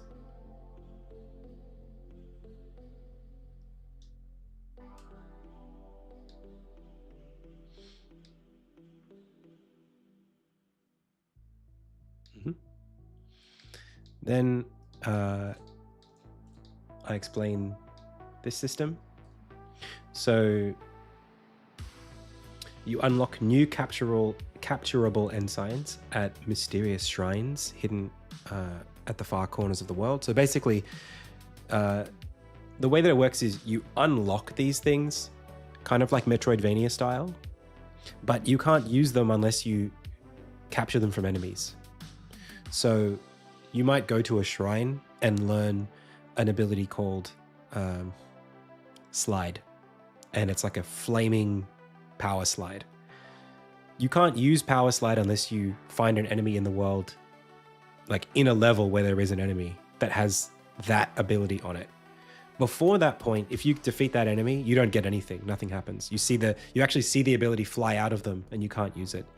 So there's like, this is like almost like unlocking the authority to use the abilities.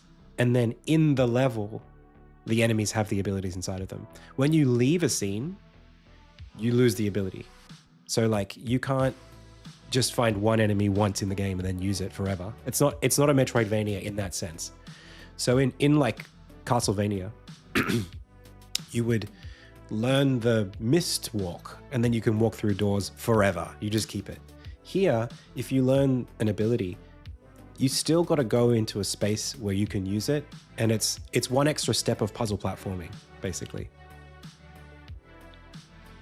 How long have I been working on this? On this or on the game? Okay. So then we've got Forge Your Destiny. So as an apprentice blacksmith, crafting forms the basis of quest progress and player upgrades for our hero Armin. In the world of Insignia, even magic is controlled through smithing gemstones into weapons and artifacts. So it's a crafting system. That's how you unlock stuff, including other items in the game.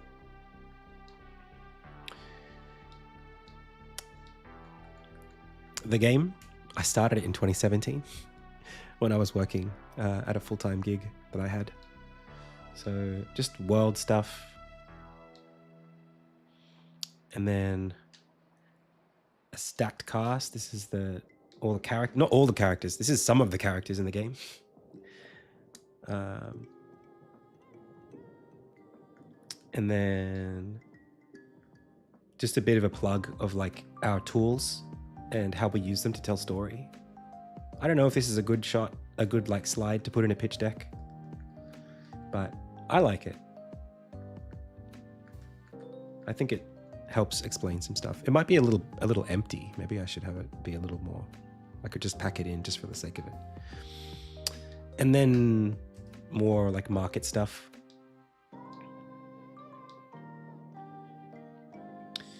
So I can explain this stuff too really quickly. So like Insignia is like pure action adventure, meaning it's got a pretty equal balance between like plot, action, platforming, and like exploration. So it's a linear story with backtracking. It's it's got a lot of dialogue, a lot of cutscenes, a lot of quests. It's closer to a Zelda than it is a Metroidvania. That's why I say Zelda. Then we've got other games in this space, and I rank them based on their distribution of like, or I classify them based on like action, exploration, and plot. So it's most like a cave story or an Iconoclasts. It's got a little bit more exploration than an Owlboy, which is pretty much level based. But not as much exploration as like a Momodora, which is mostly like, or Hollow Knight, which is like mostly running around in the dark trying to figure out where to go. With less plot. Anyway, that's my sample. That's where we're at.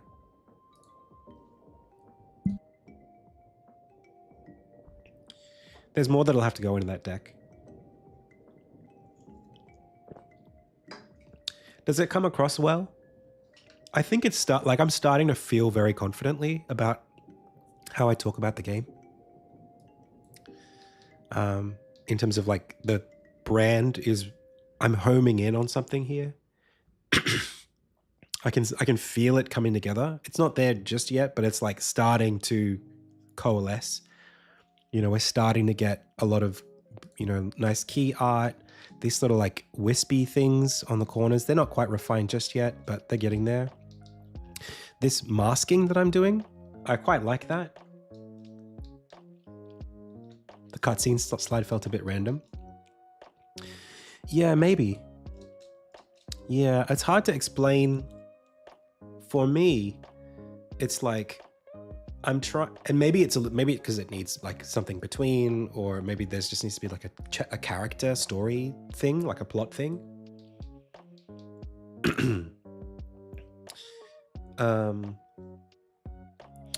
This slide is supposed to be, because it's a pitch deck, and I'm not just pitching what's novel about the game or what the game is. I'm trying to explain that it does some things that other games might struggle with because of how much time has been put into pre-production and how good the tools are. So like when I have cutscenes in the game, it's not just like two characters stand there and talk for a bit. It's like we can do camera shots, we can do like zooming, we can fade out, fade back in, we can you know, have a lot more control and freedom over custom animation and sound. Like that stuff, you kind of see it in games, you know, but a lot of games will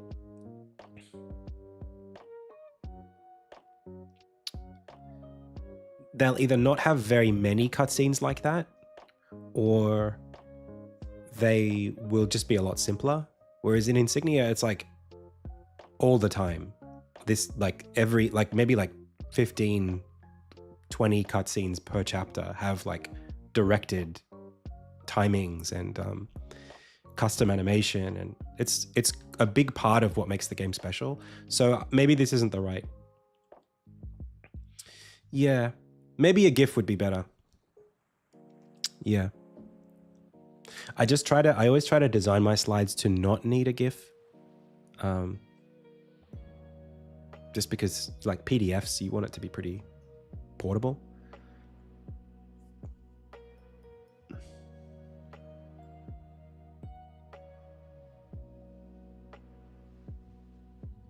The part that shows how to obtain abilities needs to be more zoomed. Oh, this wasn't me presenting. This was, this has to be given to people. Just, here you go, here's my deck. Which maybe it's not doing a good enough job yet. I kind of zipped past it. But, yeah, I don't know how else I would. Does it make sense? Like, if you look at it? I'll give you time. I sort of didn't spend a lot of time on it.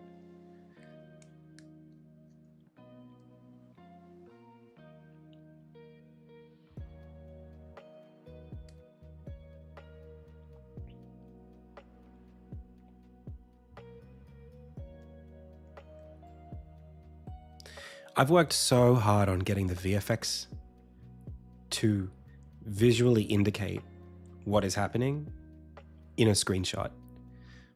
Like this, I could have drawn a diagram for this, and it's not quite perfect yet, the particle effect, but the hope is that if you take a screenshot, you can literally see what's happening.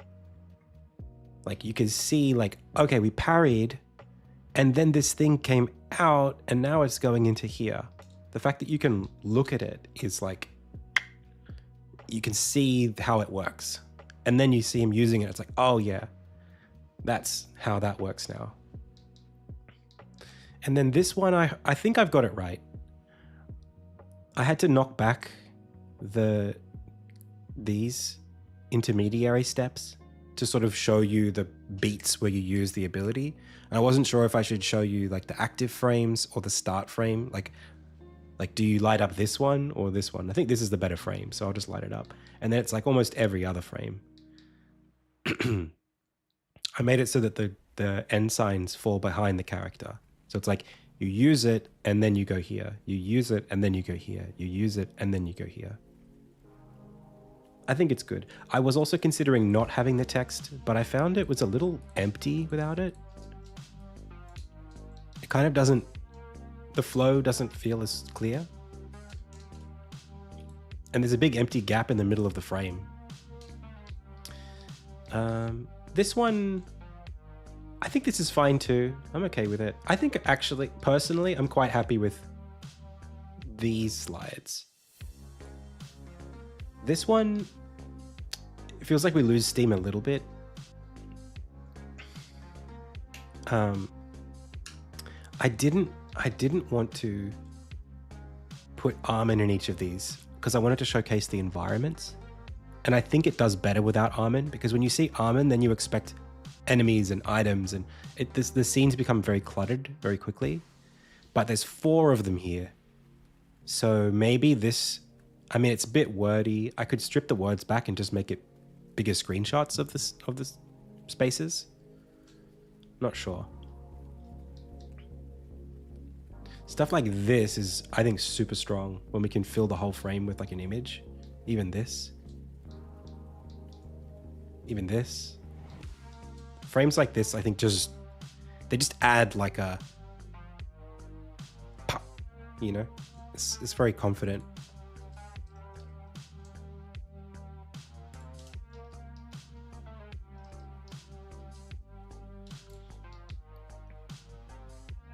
And this was all based on, this sort of started with Bear and Breakfast,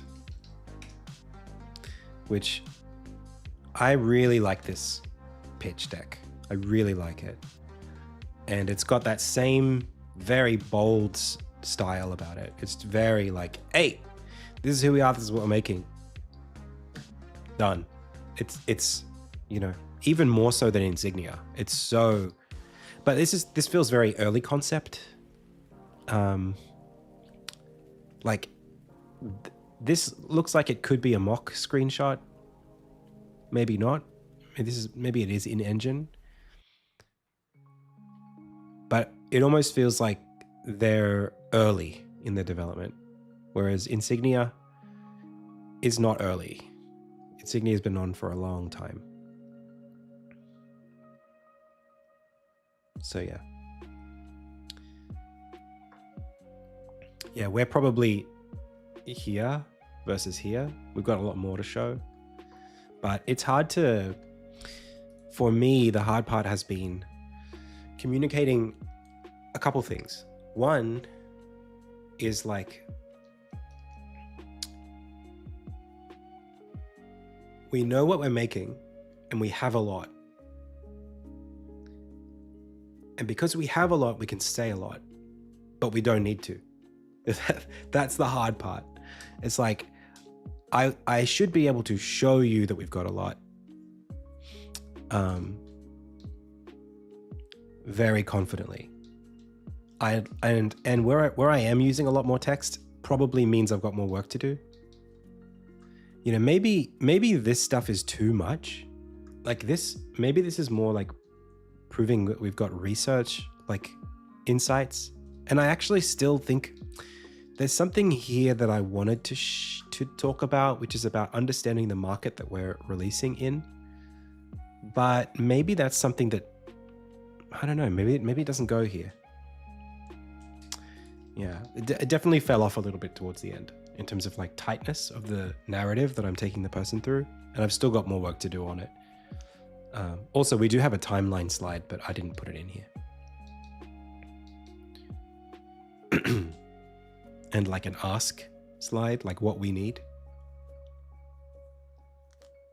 Frostpunk 2.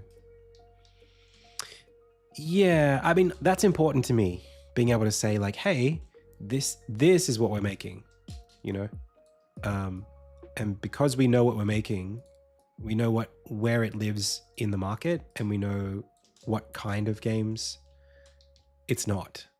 so we know which games are worth chasing if we're looking to understand something specific about, if we're looking to say something specifically about what we should be doing. We want to make some inference about, like, hey, we think we should be making this or doing this, making this decision. It's like, that's validated because of this insight that we have on the market.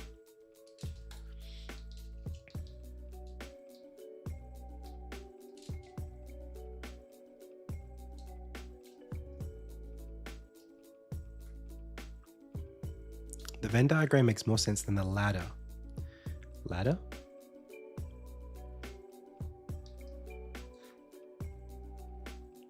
Yeah, well, I don't really know which games have mostly like exploration, like Myst. Like, what is a game that has a lot of exploration and not a lot of story? Like,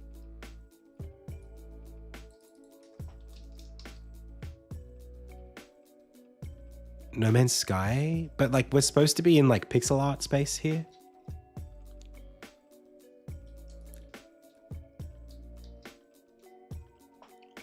And not a lot of action. Like exploration and puzzles would be the thing. So like, think about it. It can't have action or plot, but lots of exploration. 2D, side-scrolling, not side-scrolling, 2D pixel art. I mean, Fez is the closest thing. It's got a little bit of action. It's mostly about puzzles.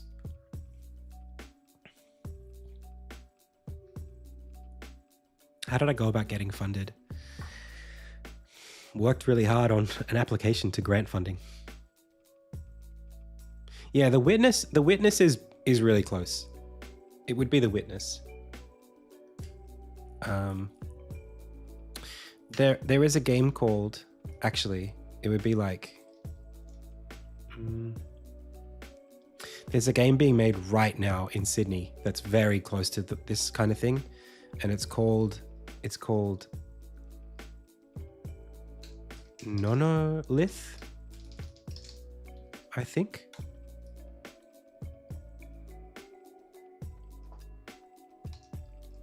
No, Hyperlight Drift is action.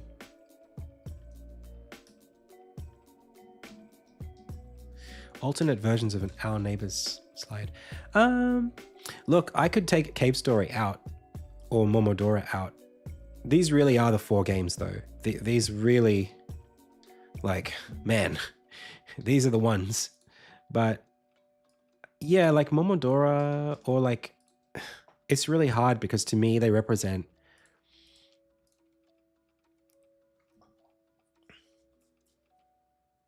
like, I mean, I could put Cave Story down here or Momodora down here. Most of these are... The thing is, Cave Story is such an old game. That's the only reason I would take it off.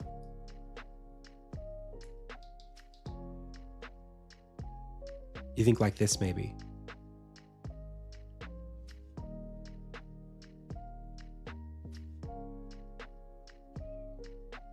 A game called Prince of Persia. Yeah, Prince of Persia is not bad. But Prince of Persia is very action focused too.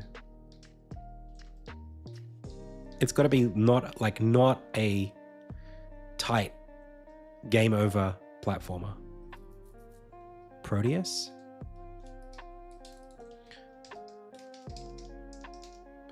This is really like, it's kind of basically just Metroid Brainia games. Gris or Journey? I could check out Gris. But Gris is action too, isn't it?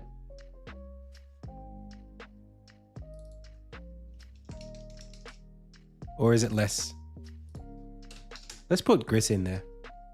Oh, Proteus does look good though. Proteus looks... Is it first person? Dynamic soundtrack, and this game is not only easy paintings from the islands themselves are okay. Really, Let's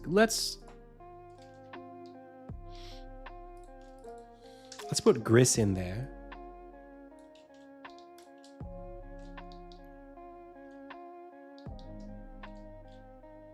No, Transistor's very action too.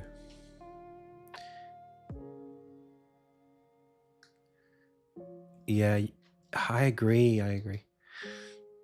But like Cave Story has that backtracking that I don't want to pick between Owlblight and Iconoclasts because it really is these two games. Like these are like the prototypes for Insignia.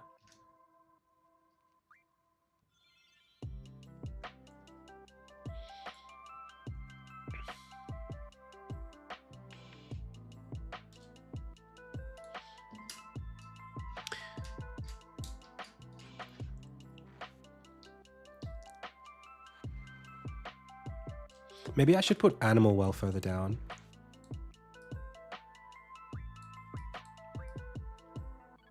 Put Gris over here. Then we could take Blasphemous and we can put Castlevania.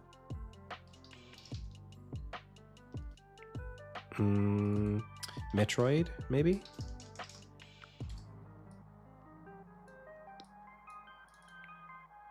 It's so similar. I mean, it's basically the same. Something else that's pixel art that's got lots of exploration. I am actively looking for publishers. Official jump button.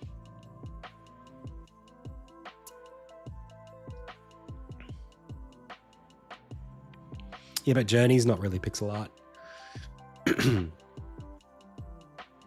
It needs to be a Metroidvania that's pixel art that came out not that long ago.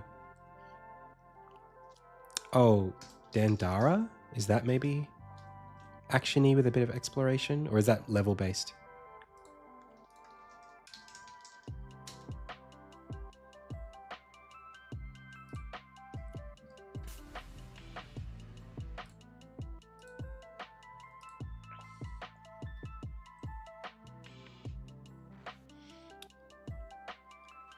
Axiom Verge. Oh, what about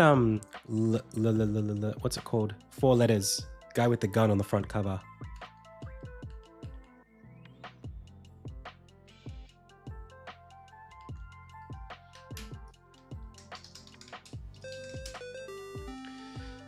.2D platformer Metroidvania. Perfect. It's Dandara. Hey, Jump Button. Thank you for gifting those subs. Axiom Verge lives there too, yeah.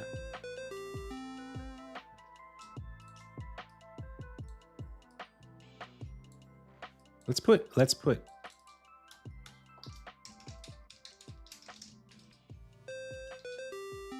how much action is in Axiom Verge? That's a straight Metroidvania though, right? There's like guns and stuff in it.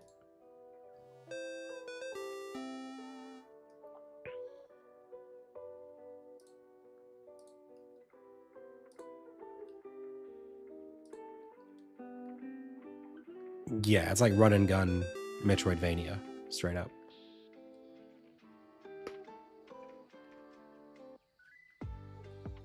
So that would live directly with Blasphemous. But is it more puzzling as well? It looks like there's a fair bit of puzzle. Oh, the abilities are very...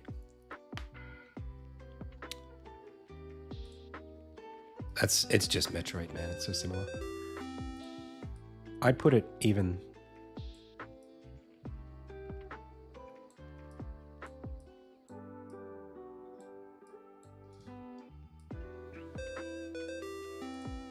Hard to know what to do with that. Public Menace, thank you so much for the sub. Oh, Eagle Island. Yeah. Is that like a roguelike though?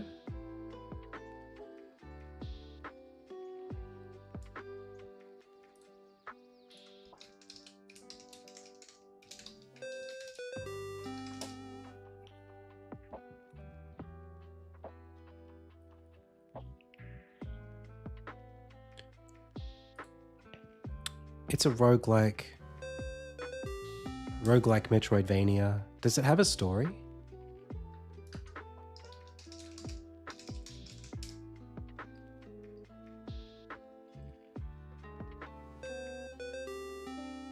Okay. So it's a bit like Rogue Legacy kind of situation.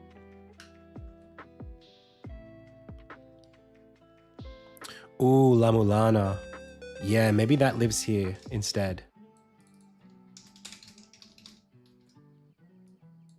Does that feel better?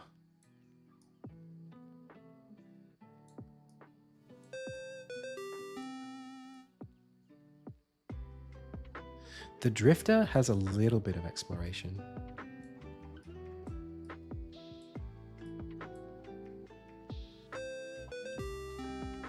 My gosh, was that 10 gifted subs? No, that was, oh my God, jump button.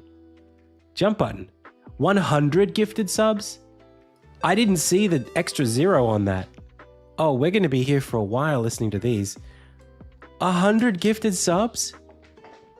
Dude, what the heck? Sorry, I'm so focused on my work. I wasn't even paying enough attention. Man, thank you so much. We'd love to publish. Is that a bribe? Are you buttering me up? You want to publish Insignia? Will you be at GDC?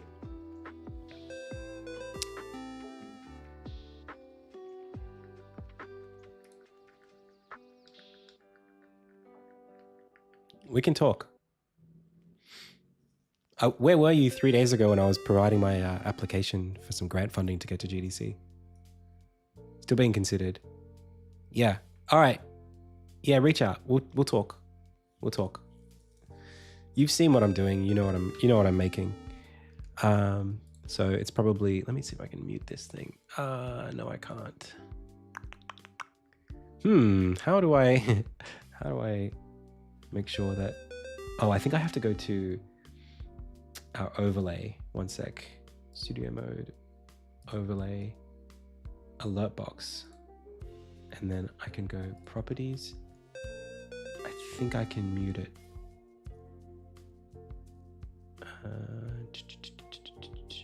Control audio via OBS.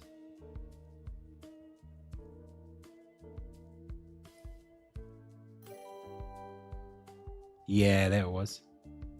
There it was. I can control it. Okay. I can control it. It's stable. Okay, alert box. Cool.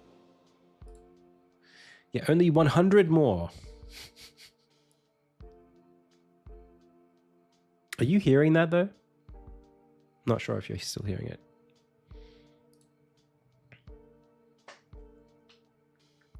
It should be quieter. Oh, I think it stopped. Oh, maybe I don't have it in that scene. He sent more. Wait. Another 100? Okay. Where is this coming from? Is this like a... Thank you so much, jump button. 200 subs? What is happening on my stream right now? Do you want to, like... What is happening? You trying to fund me? Just, is this the publishing fund? Is this the funding? Thank you so much. What happens when there's more gifts than viewers? I don't know. Maybe it'll give it to past viewers. Thank you.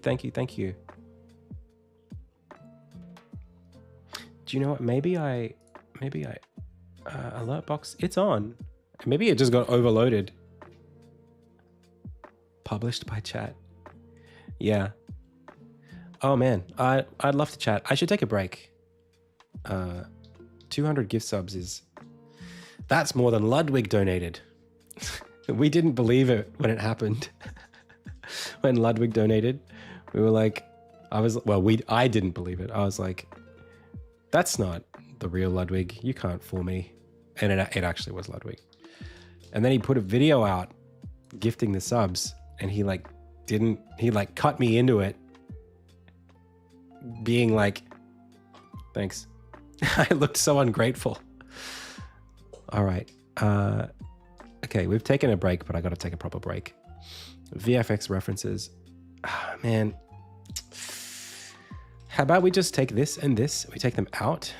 We take this out, and then we put a new task where we say, this was called pitch work. That's really what happened.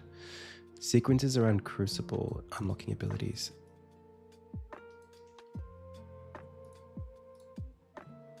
I still have to do these, but maybe later today. No, I can do the banner now. That will only take me about half an hour. I'll put the VFX references in later tonight.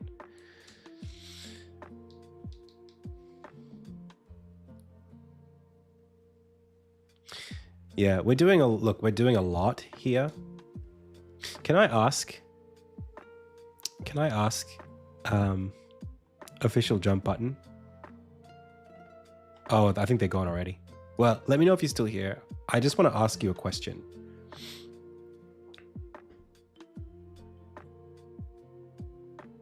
But definitely reach out in Discord otherwise. I mean, still reach out in Discord.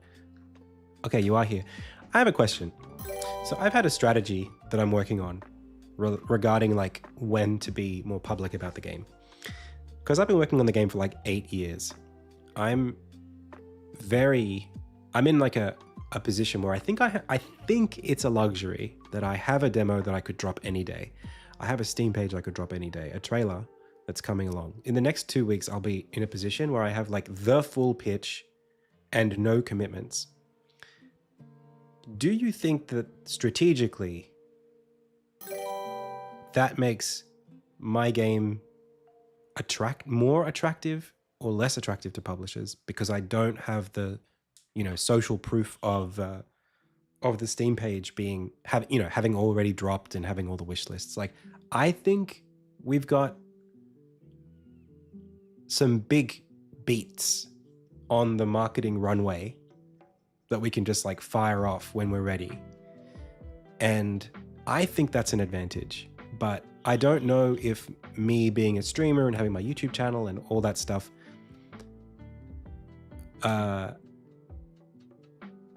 it's like, is it like in my mind, it's like a separate path that I'm on. It's like, because I can keep working on this the way that I'm happy to keep working on it. When I do drop the Steam page, we can put a lot more energy into promoting its announcement or building content around dropping the Steam page. I don't want to like rush it out or have it accumulate slowly over time. I don't know if that's a strategy that publishers recognize as valid, but at the same time, how many YouTuber game devs are there? You know what I mean? I guess it's just a question of how it feels from the publisher side to have someone be in the position that I'm in. Equally attractive if there is no real Steam data yet, but all your social channels would offset that balance, and it simply comes down to finding the right publisher versus there being a right or wrong approach. Personally, we would trust your judgment on the best approach because you've taken the time to build your community. That's how I feel about it. If I was in the business of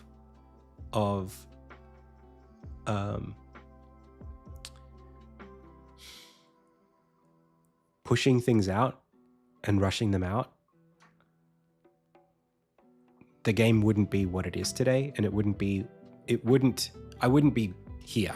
I would be 3 games in to a different sort of business strategy where I was making smaller games. Maybe the first one would have been pretty meh. Second one might have been okay. Third one would have been okay, but they would have all been much smaller games. For me, it's like the only reason I'm here is because I'm committed to like getting it right. So it should stand to reason that my marketing approach is the same. Is like, take the time, get it right. Yeah. I think so. I still own all the IP. I own all the revenue for the most part. There's like a slight deal with our composer where it's not rev share, but there's a percentage profit split for up to a cap that just helps them recover some of their what they would prefer for their fees to be. But in terms of like, yeah, IP and extended, profit, I still own all of it. So I even own the music rights. So I think I'm in a pretty good spot, personally. I'd love to chat. I'm really looking for a publisher who understands what I'm making and is in a position to support that and has the same level of like, I want to say ambition that represents the project. I'm really not interested in a publisher just for the sake of having a publisher. Oh, is that right? Yeah, I'm really like, this is the kind of scenario where like, if I would rather no publisher than a publisher that couldn't match my freak or whatever. Because we could do the crowdfunding thing and I'm sure we could get 3/4 of the way towards release funding wise. And then we just need some finishing funds. But like,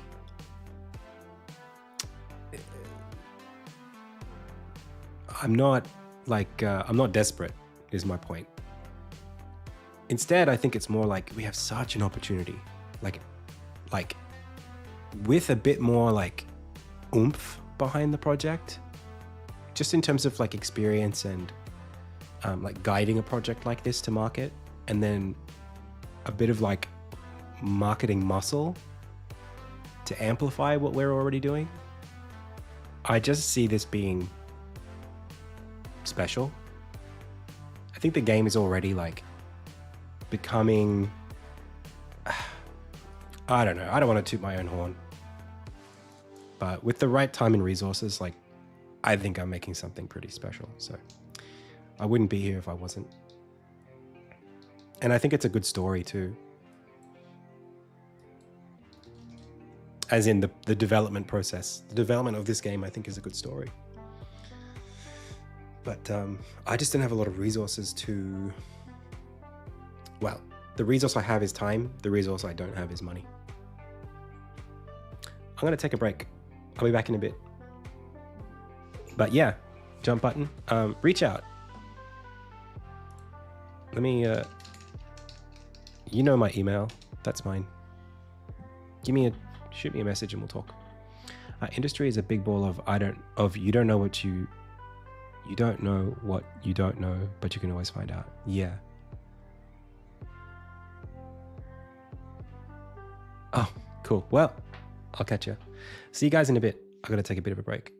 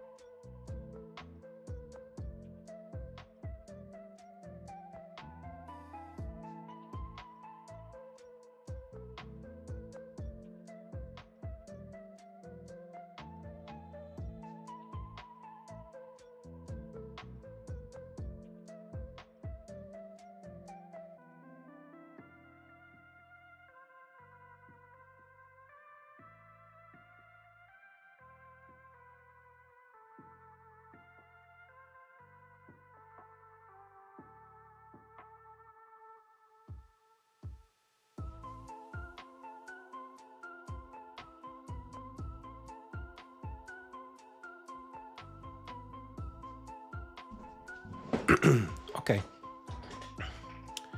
Let's get back into it, yeah? I gotta get some work done today, man. I want to work on the game. We back. Welcome. And thank you again to Jump Button Official for so many gifted subs. Thank you, thank you. That was crazy.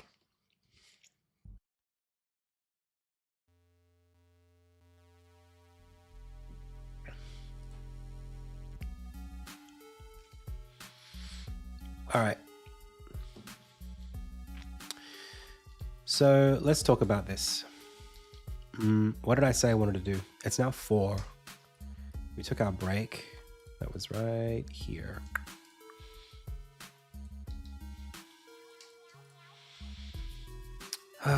Castle banner. Okay, sure. Let's do it.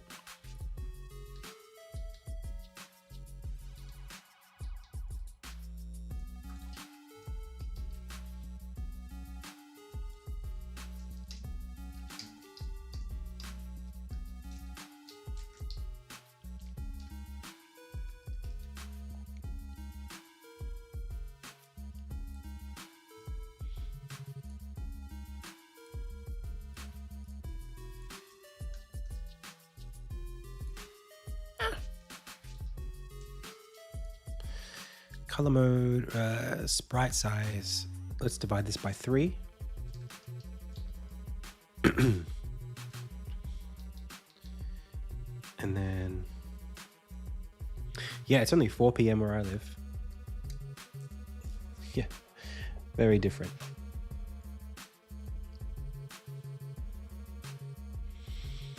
Okay, so let's figure this out.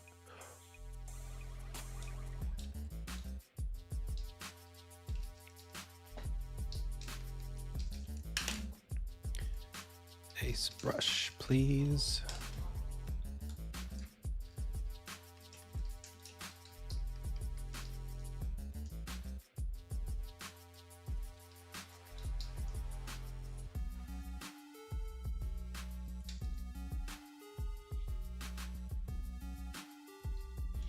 Probably should go a lot higher. We don't want to get singed.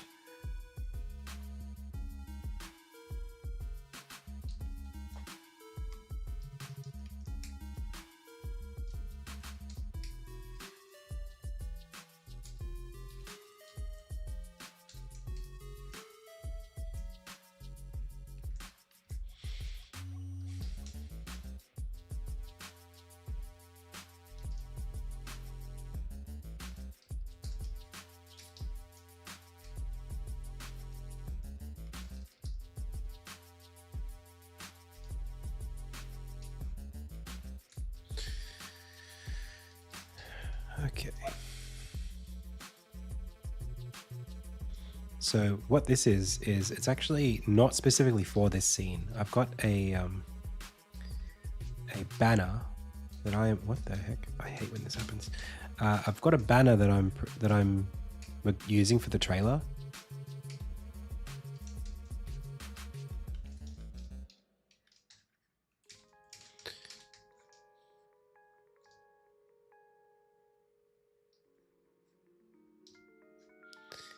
And I need like a castle sort of context for this thing to exist in. So I thought I might as well put it here for now just to test it.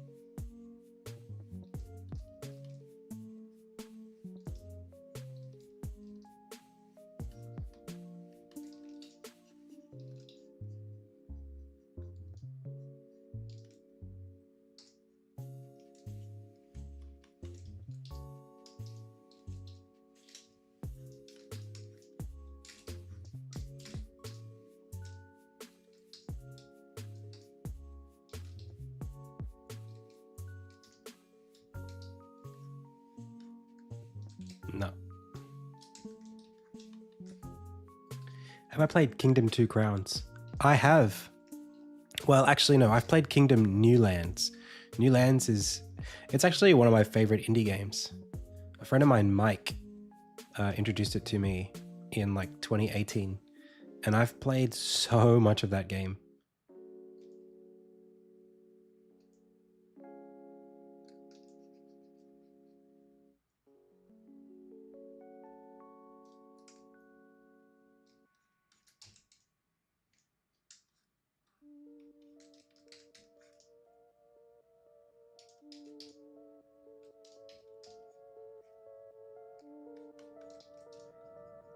I played a ton of it.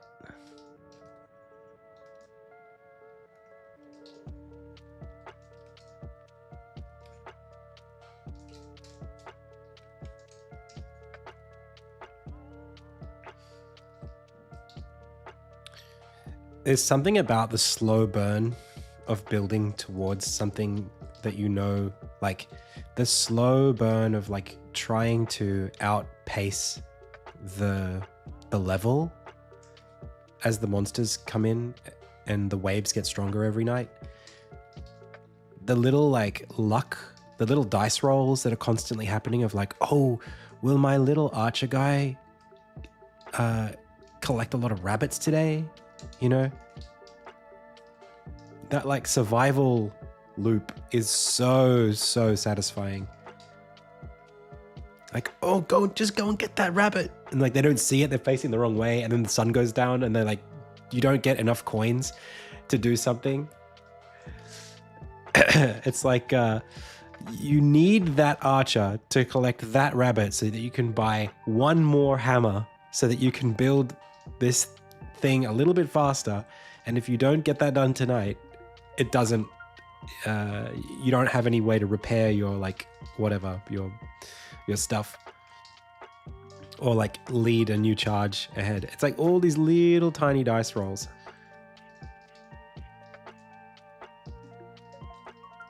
And in my opinion, it's one of the best indie games ever designed because of how straightforward it is to play. You have one button that you press. There's a lot of depth in the game, but it's literally a one button game. Like, it's just A. That's the button. For the depth of strategy in that game, the fact that all you can do is walk left and right and press A is, I think it makes it very special.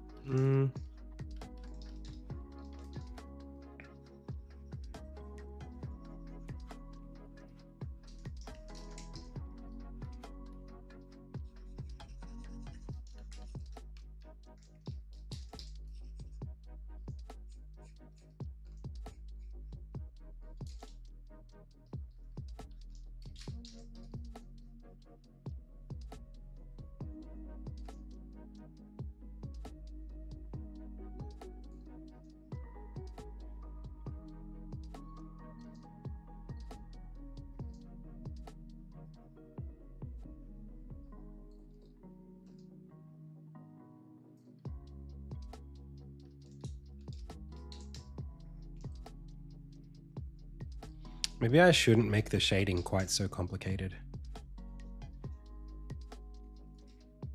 Or just use colors that are just not quite so far apart. It might be time for a new shade here.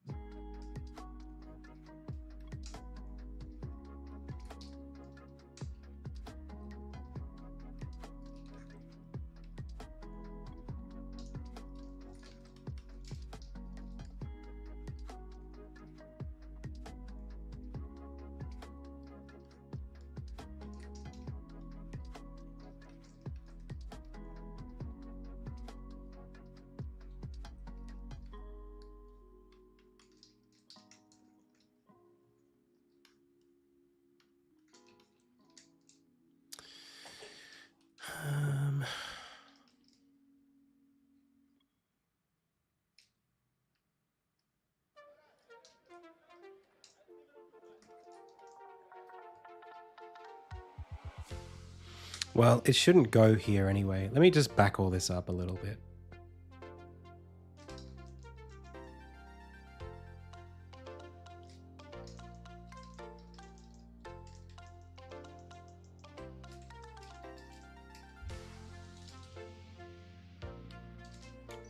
This is going to go into...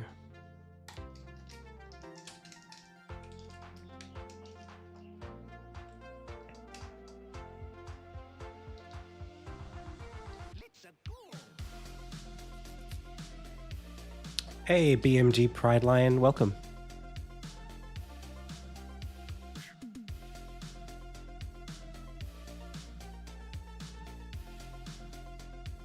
Oh, thank you.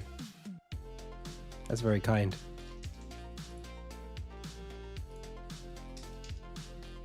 So it's really going to go like more here.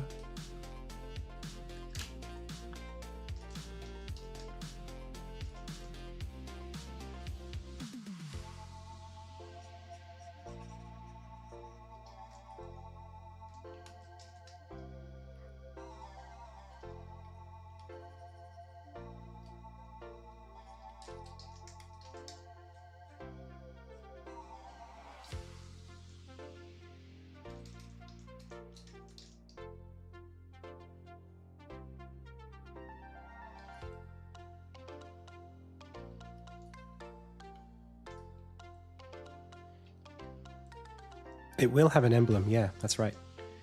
So I'm trying to keep the middle flat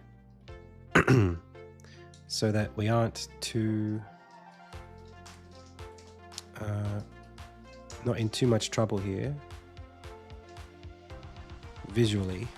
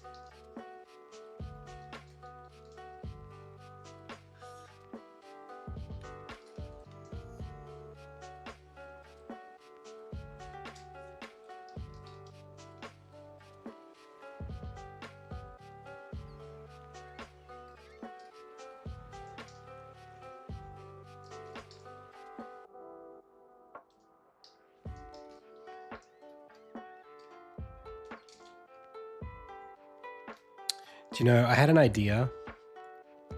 I have to kind of eat crow a little bit on this. Because I was very critical about AI recently on the stream. So there's a game that I'm kind of inspired to make at the moment. And it comes from an idea that I kind of got from watching these AI TikToks, these AI generated TikToks. Is this in the mountain castle? It is.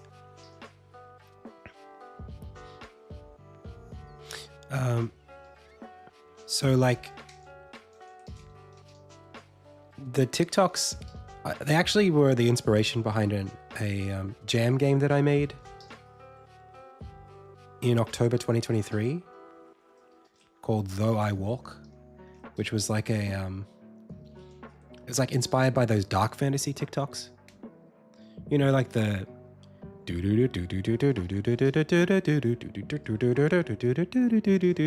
know that?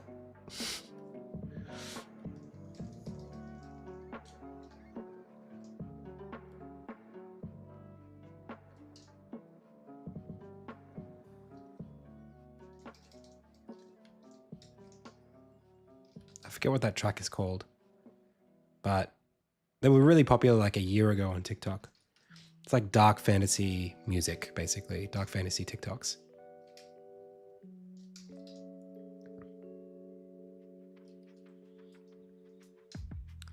So I was really into those.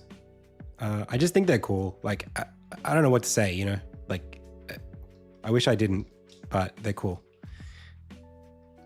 And I really do want to make a game that feels like that, but that's not the thing that's been really setting me off. The thing that's really activating my neurons is light fantasy. Have you seen that?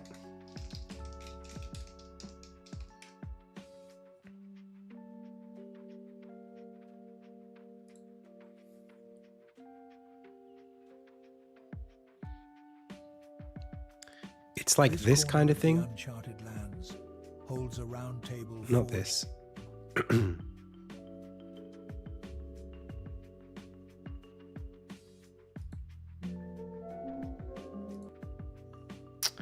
I gotta find you the examples.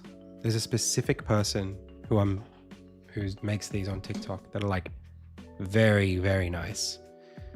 I hate it. I hate that this is where I'm getting inspiration, but it is what it is. I wouldn't be using AI to make these. So these were made by, who is this person? This is Uncharted. Oh my gosh, I can't. The Uncharted Lands. Okay.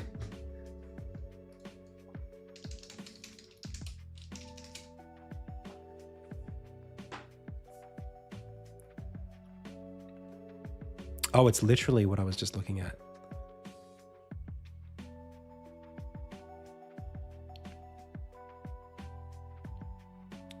I think this one. This kind of look.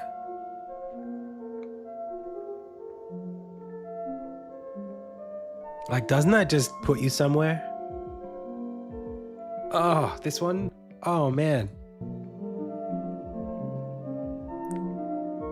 Oh. Too strong. The mood is too strong.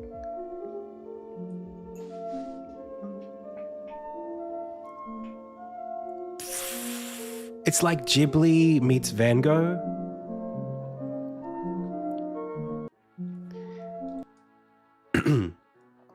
I want to make a game that feels like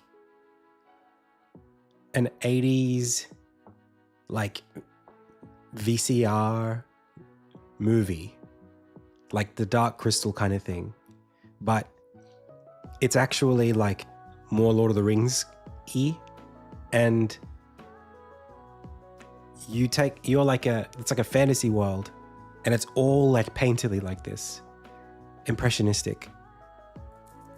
and you go between light fantasy and dark fantasy. Wouldn't that be sick? Like you start in the light fantasy and you have to travel to the dark fantasy.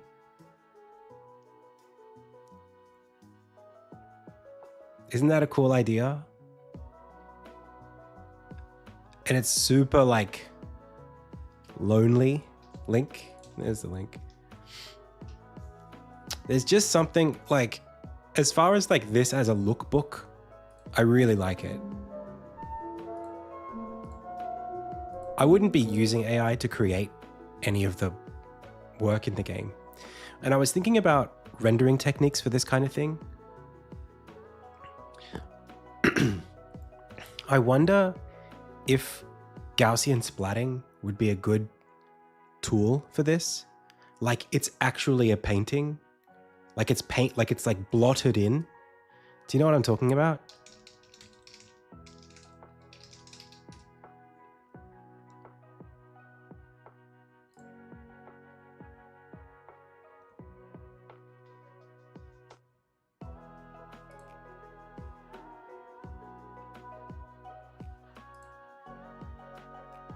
So this is Gaussian splatting. Rather than using polygons to make up the scene, you've got a bunch of dots basically. Called, I think they're just called Gaussians. And the dots are the scene. So you're walking like through a painting. I have this idea of like the levels of detail going up as you approach things. The hard part is, how do you do this without AI? Because you still have to define the geometry somehow, and that I don't know how to do.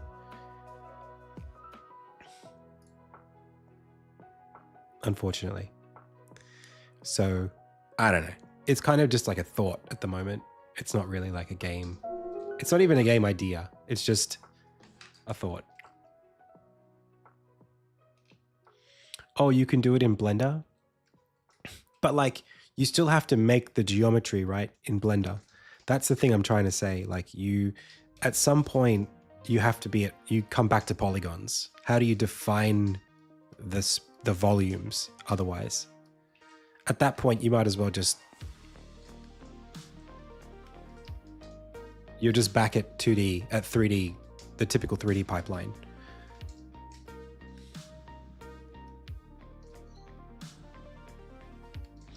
Yeah. I mean, like, look, that stuff, painterly video games are a thing. That's not a problem. You know, people know how to do, like, have you guys seen Europa? It's like a Ghibli-inspired game. It looks a lot like those, it looks a lot like,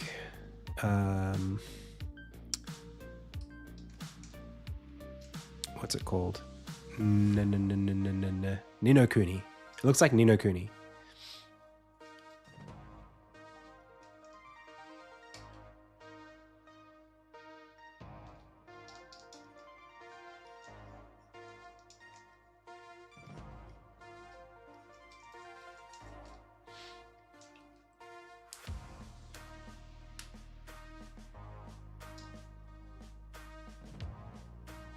You're gonna try it, Big Imp? Was this your Kingdom Banner in Kingdom 2 Crowns? Is there... No? No? I didn't play 2 Crowns, like I said. I played New Lands.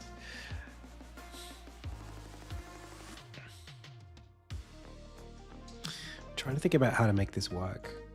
I think I can do it if I bring this down to like here, and then I bring this... Oh my gosh, A-Sprite and this goddamn plugin called Ace Brush are killing me right now. They're just, for some reason, on a Windows 11 machine, they just don't play nice.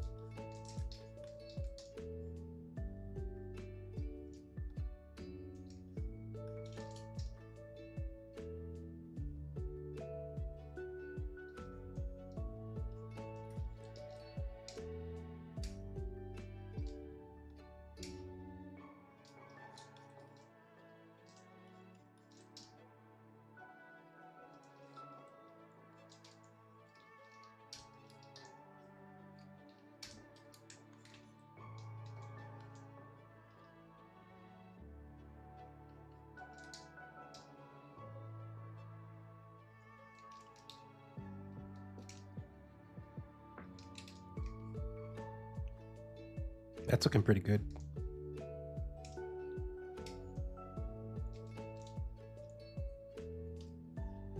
Pop that up one more.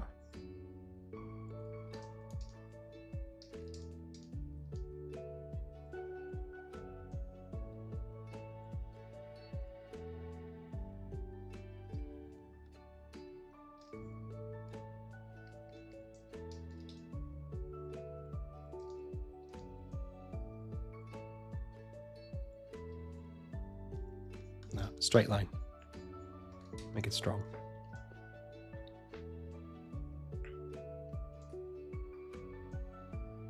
Bow and arrow. Maybe. Maybe not. Now, do I flip this or keep it? I like it kind of pointed down, but I could flip it.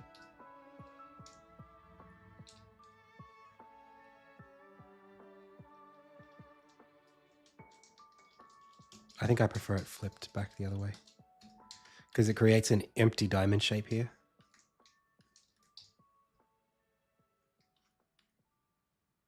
Ooh, maybe we keep that too.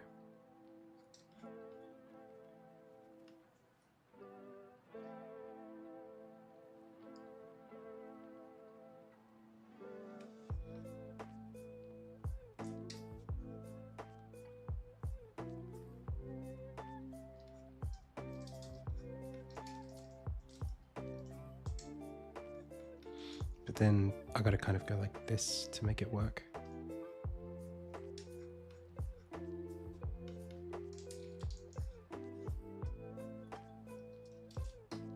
Cool.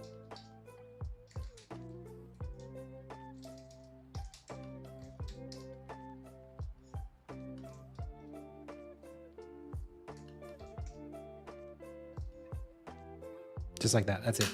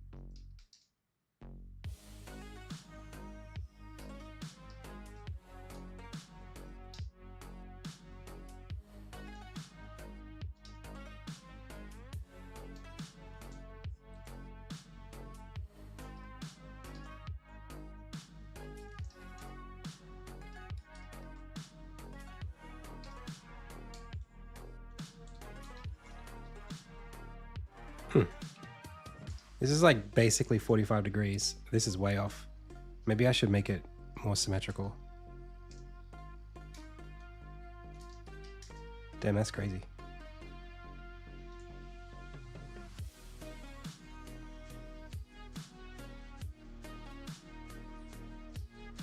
Not even close.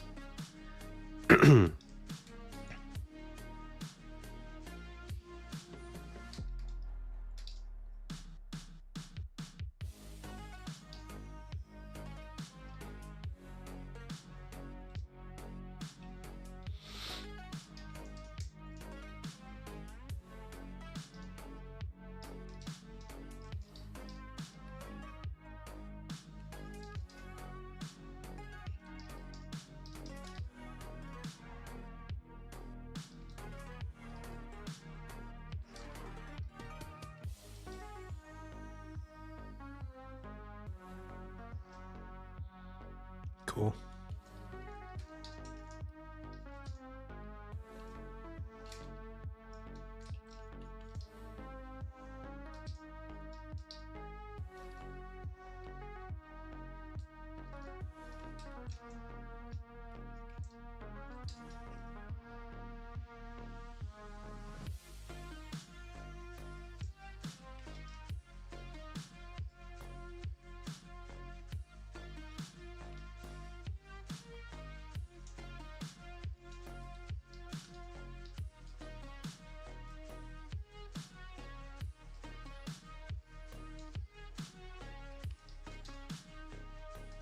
Simplify, simplify.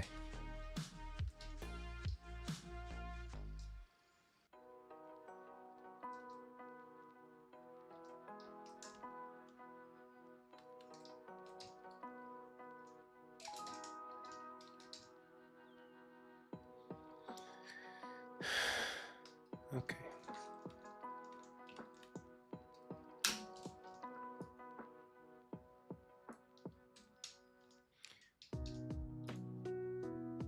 Yeah, nice.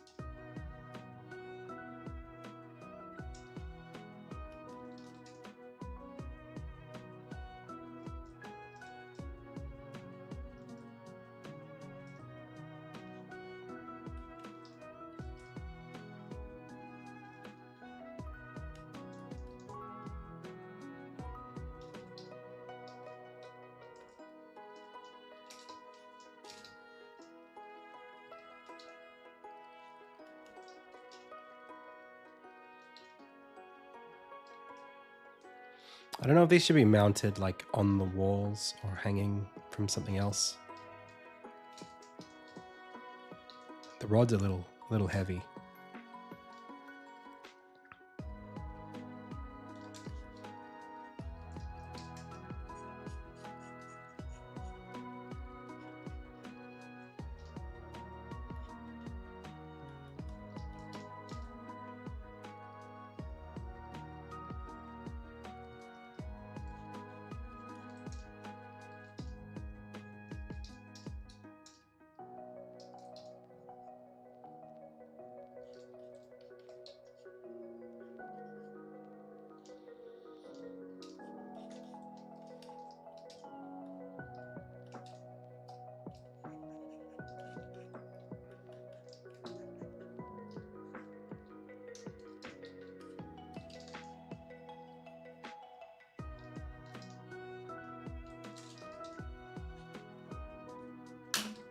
Let's work with this for now.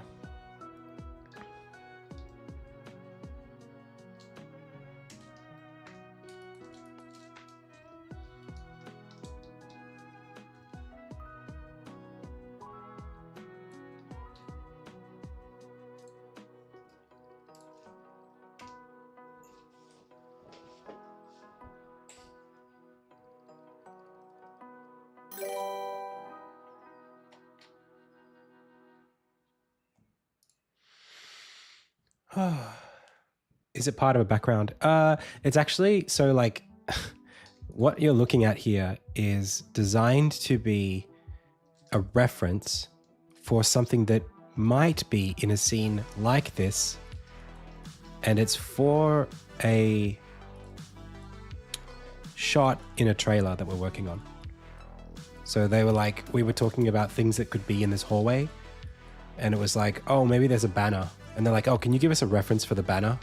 And I'm like, okay. So this is me designing the banner that will be in a hallway like this, maybe in the game, that will feature in the trailer. Makes sense.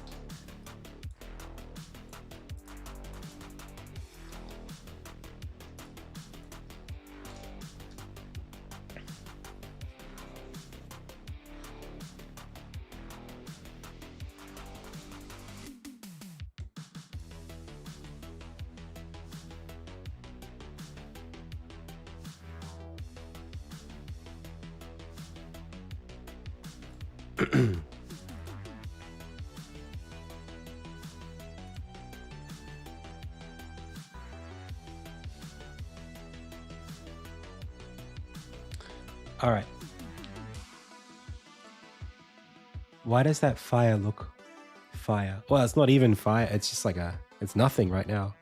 But maybe later it'll look like something. All right. I don't need this anymore. I don't need this. I got to go and sign off on this. It's 4:38, which is pretty much where we are. That's good. So that's done. That's done. That's done. That's done.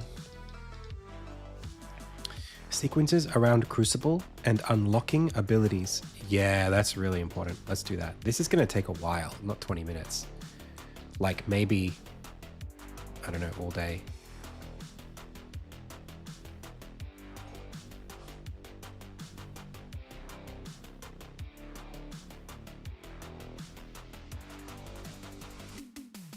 Hey, Jurassic Girl Gaming.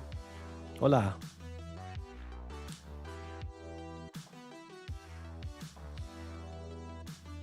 Oh.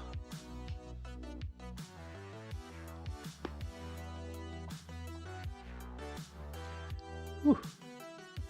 So, sequences around Crucible and unlocking abilities. So I gotta run over here.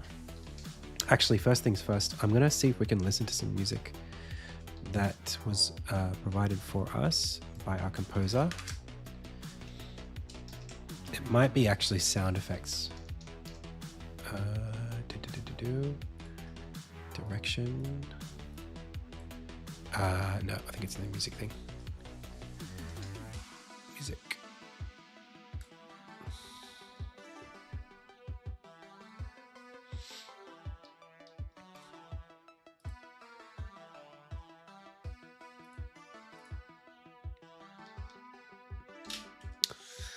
Okay. Let's have a listen.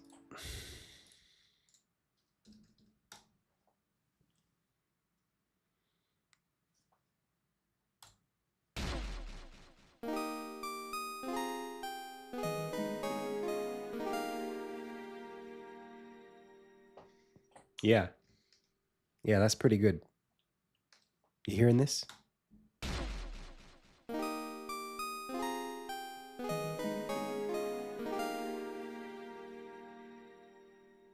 A little louder, maybe?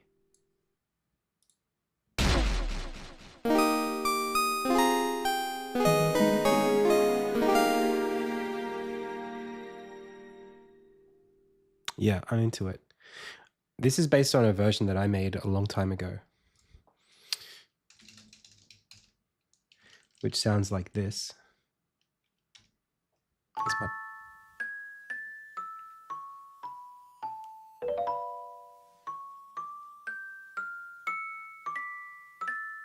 So I wrote that. I think this is this is obviously more full. So I'm happy. I like the way that there's listen to this as we listen.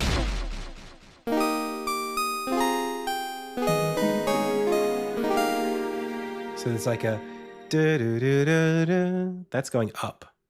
At the same time, you're hearing in the string instruments in the orchestra going ba ba ba ba. So it's like they're going in different directions. Da da da da da da da da da. You hearing that?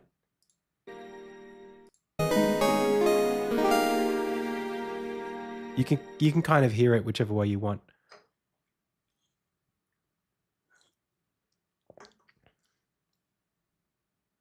Contrary motion, yeah. Well, I wanted it to be almost like a lullaby. That was the idea. It's like it's a pixel art game. It's cute. You almost want to think he's not dead, he's just sleeping. You know what I mean? We can wake him up if we press retry. That's kind of the feeling that I wanted it to have. It's like, yeah, like it's all right. Like maybe we can try again. It's sad, but like it's not sad forever. It doesn't have to be forever. That's the thought. I like it a lot. I think we should just chuck it in the game as it is and go for it.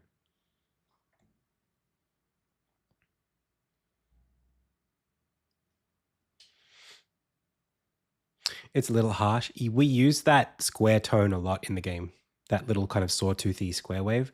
So I think maybe in the context of the whole game, it's going to feel a bit better.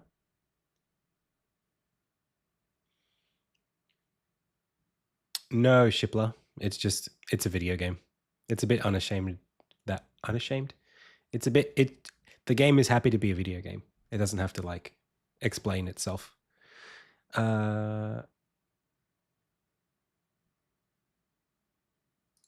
I play it again? Sure. Oh, you missed it.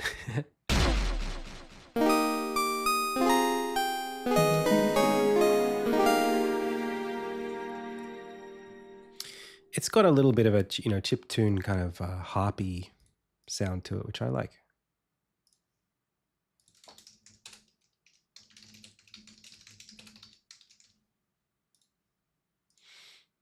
But I know it's going to sound jarring if you haven't heard like other parts of the game. So that's okay.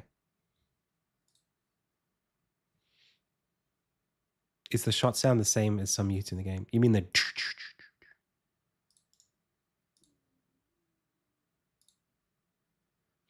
Oh, I didn't want to do that. Actually,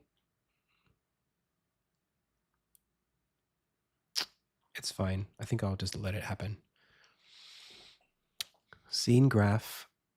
Have we got new scenes? Let's have a look.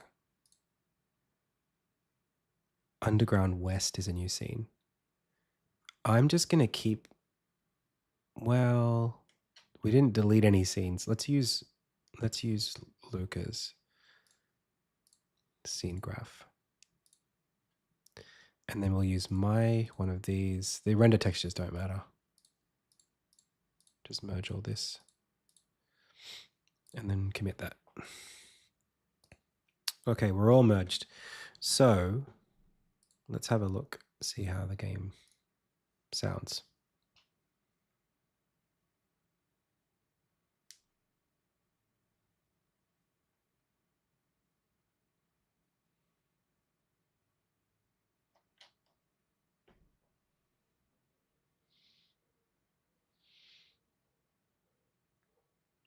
Sound/music duo should focus on other things. Yeah, I think it's good. But you know what? They're actually almost finished. They don't have much to do, either of them. Like, Elias is doing a great job with sound effects. He's pretty much done. And for chapter 1 at least. And Morgan has done amazing work on the soundtrack. She's like, there's very little that where I'm like, do something else. But yeah, they should be ready to move on.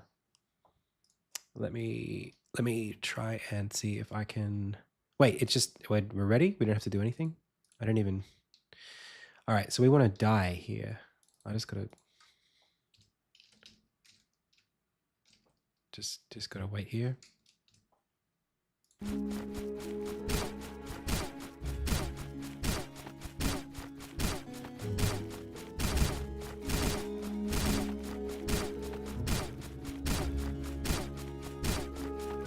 I don't know if it's in the game yet, so this might be for nothing. Oh, no sting. I think it might be in the Fmod project.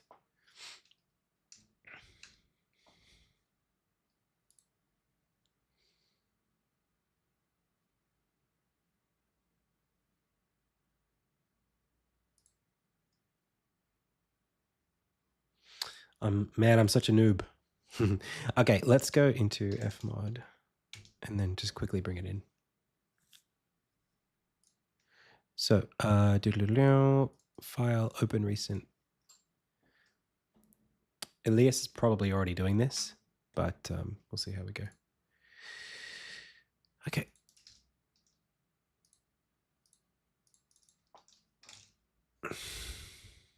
That's the game over Steam.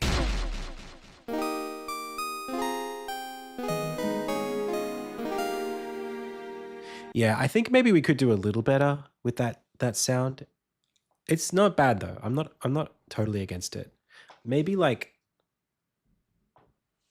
I don't know.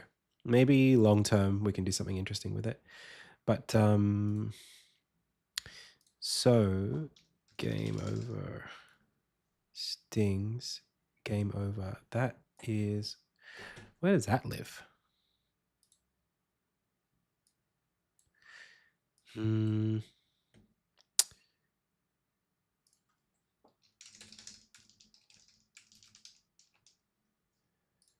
guess when this shows up is when we play it. If mod mixer event.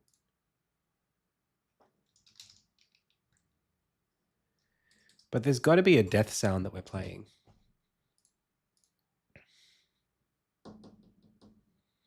That's not this. So what is that event when Armin dies that we hear the dwa, dwa, dwa, dwa?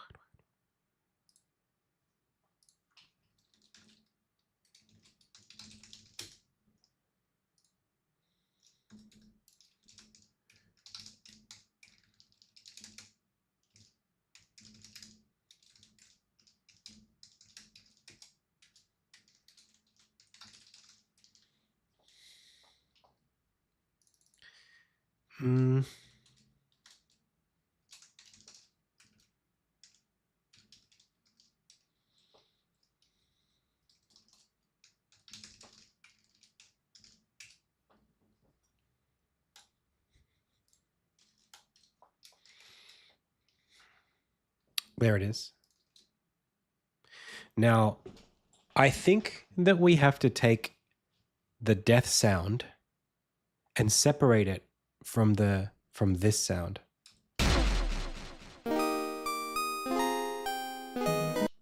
I think we have to cut this off.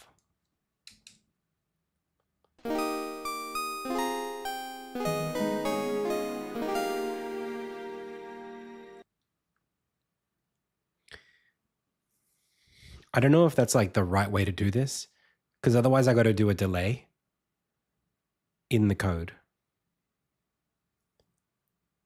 So I don't know. Maybe I should leave this to Elias. I'm going to leave this to him. We'll figure it out. I don't need to hear it in the game. Oh, you got it. I'll let you do it. I'll let you do it. I'll let you do it. I knew that was going to happen too. I should have just kept my mouth shut and gotten back to my work. You got this. All right. So back to here, Crucible and unlocking abilities. Alrighty. So let me close this and then go IndieTales, scene graph setup. Nope. IndieTales, maps, scene graph. That's what I want. Okay. We got some new levels.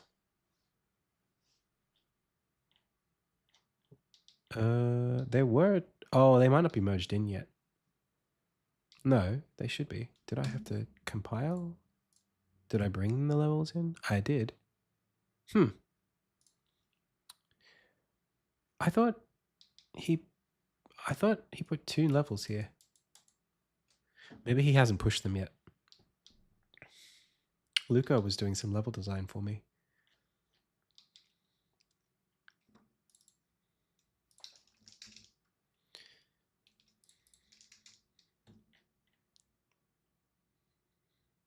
Ah, here it is.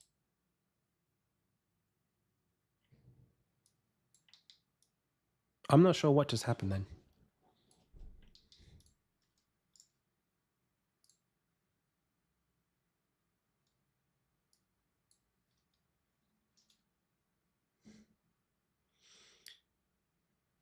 Do I still get frustrated or impatient when animating? Not when animating, when coding. Yeah. Animating is, to me, these days, it's not a frustrating process. It's never, like, I just sort of do it and it's done. I don't have to think too hard about it. I actually quite enjoy animating. The only thing that happens with animating is I get tired of it. Like I don't get frustrated, I just get fatigued. I get frustrated with if I'm ever doing music. I'm not very good at that.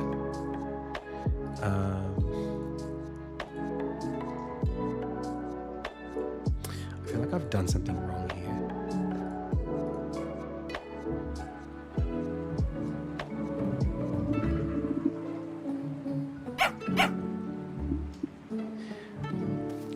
Oh, hey, Squiggy. I have one more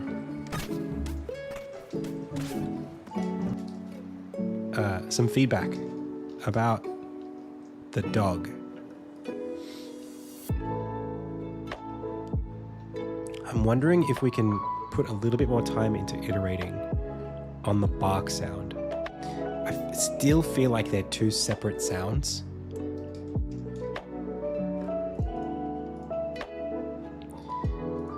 Like a digital sound and a non-digital sound.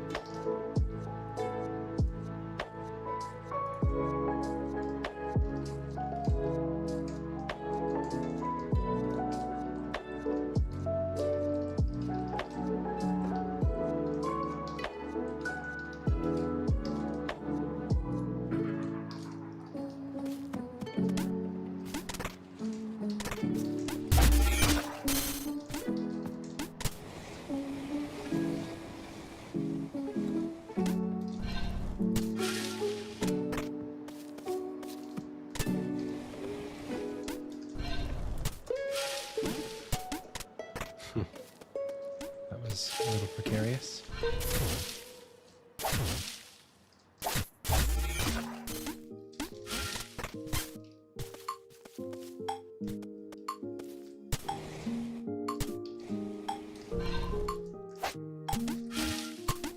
Ooh.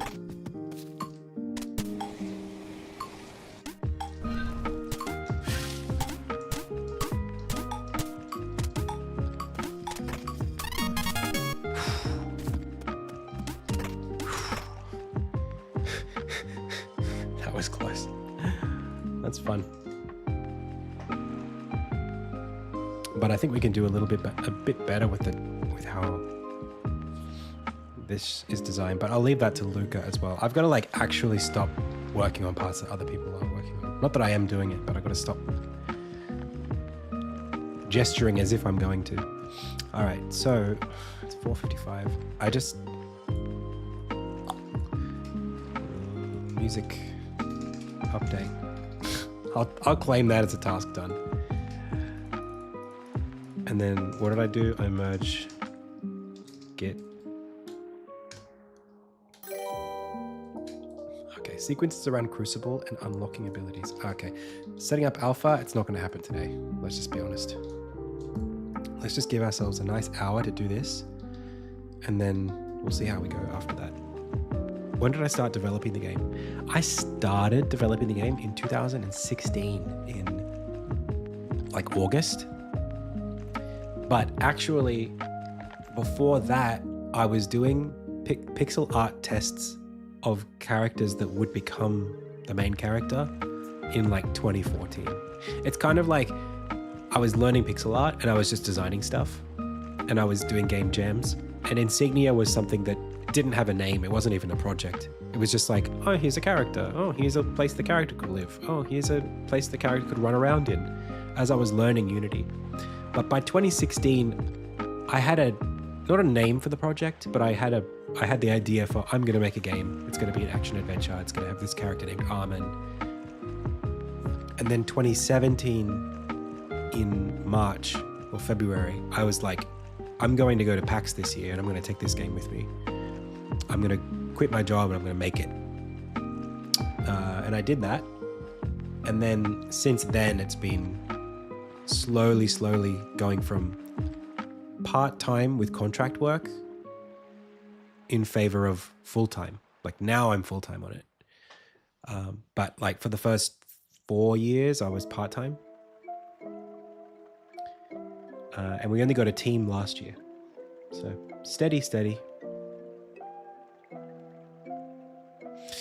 They reset when you touch the ground. Yeah, it's like Smash Brothers, like the up B. They reset when you touch the ground.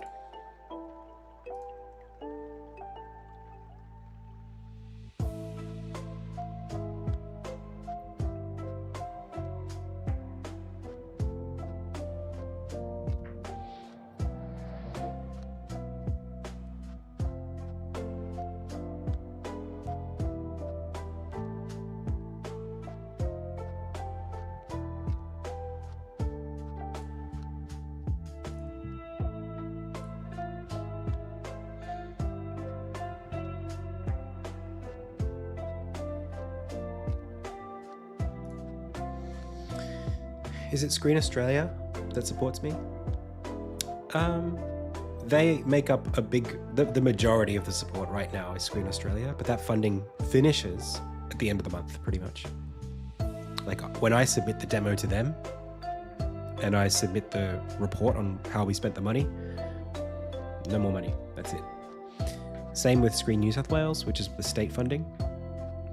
So once we wrap up this chapter, it'll be just me again for a bit until we get more funding, and then I'll bring the team back on. Hey Iggy Pop. Quick explanation of your system. Hey Frankie Co. I'm going to answer that question and then we'll do focus mode after that.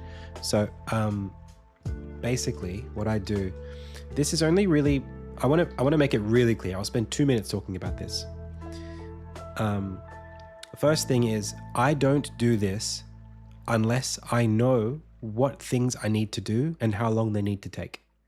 If I can't do that, the task can't go in here. You can't schedule something if you don't know what it is exactly and you don't know how long it's going to take. So for the first chunk of any period of time where I'm working on the game, that chunk, I don't do this. I just work and enjoy myself and don't worry too much about being productive. As soon as I have a deadline, if there's a thing that I'm working towards where I'm going to do a demo of the game or something like that, then you have to have, because you have to have an end date, you have to have a set of tasks that you can do before that end date, and you should be able to categorize what those tasks are and how long they're going to take. That's when this comes in. So once I have things, basically I've got my schedule. This is what I can achieve in a day. These are my hours. Then I take these tasks here. Basically, they're just lists with a title. They're just categorized. Typically what I'll do is I'll take something that is important and I'll put it closer to the schedule. So I'm looking here first and then it's columns like that. So like 1, 2, 3, 4, 5, 6, 7, 8, 9, 10, 11.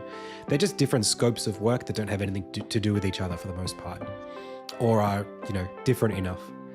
Then the lights represent urgency. So I'm looking at the red and saying, okay, where in the top left should I take red and put it here? And then orange, and then green, and then blue.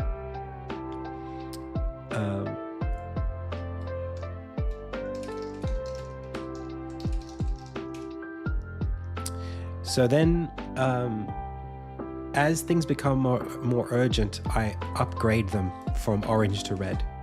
So this is urgent this week, try and get to it. Unvalidated and ongoing. Unvalidated means it's an idea that I had that I haven't made a decision to work into the game yet. It's just a cool idea that could go, I could spend time on it if I've got time. And then I literally just grab them and drag them in and just put them in my day as I go through the day. I strike through when I've done the task. This represents what time it is right now. It's 5 p.m. And then these red lights are when I'm live on stream. So like I'm live from these 5 hours a day.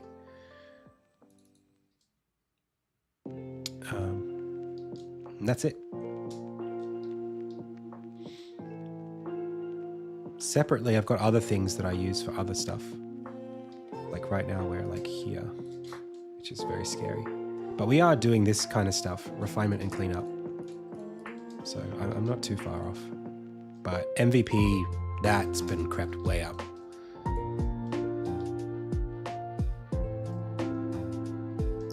Yeah, I mean, this could just be paper, it doesn't need to be smart. It's just that in Figma, you can do stuff like dropping things into lists and they expand and stuff. They've got like the auto layouts, which help. No, it doesn't move on its own. I just move it throughout the day when I check back in. All right, so I'm really tired. I do need a break, but sequences around Crucible. So I think I have to break this task up, actually. I think it's going to be too hard to just do it. So one is like intro sequence. I'd like to spend more time on this. I think I could. So it's like intro cut scene with animation graphics. This is something that we were gonna do like a animated video in the game for this thing. I have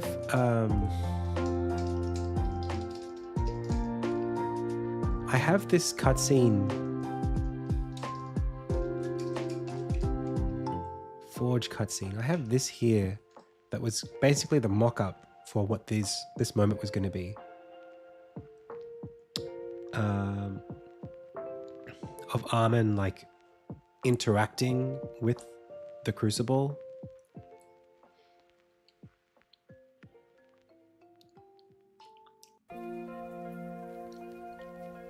I don't know if I'm going to have time for it.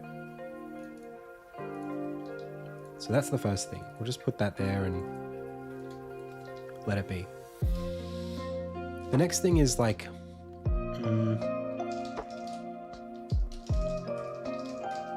this ending moment.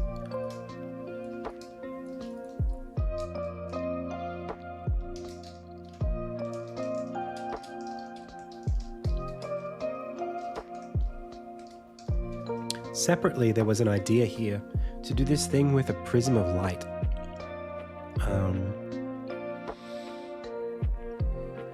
So this would be like a trailer beat. It would be like something that you show in a trailer with a lot of VFX. I'll see if I can get it.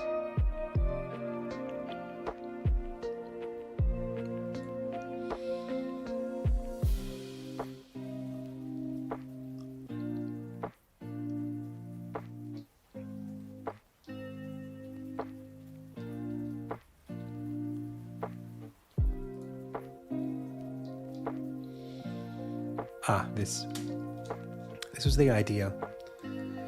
So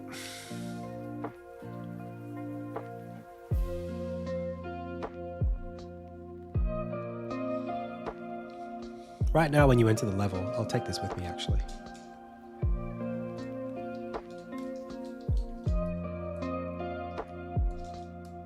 Right now, when you enter the level, there's this... Armin just sort of goes, what is this? Oh, and then the thing starts talking to him, it lights up and that's it. There's not really a moment where we get some kind of oversight, which I'd like, of the whole of Insignia. Like in Fez, when you get the Fez at the start of the game, the dodecahedron comes down, starts spinning, and then like shatters into like a million pieces. And then the game is you go and collect those. They're all the little cubes. So you get a view of the entire progression system in the game right before the game starts, well, as the game is starting, and then you know what to do for the rest of the game. This is kind of like that, where it's like, I want to show the player this is the everything in the game. This is like the all of the colors that make up the rainbow split from this one, the insignia. And what's left are the three that you learn at the start of the level, and the rest go out into the world. Hello. 1 second, pause.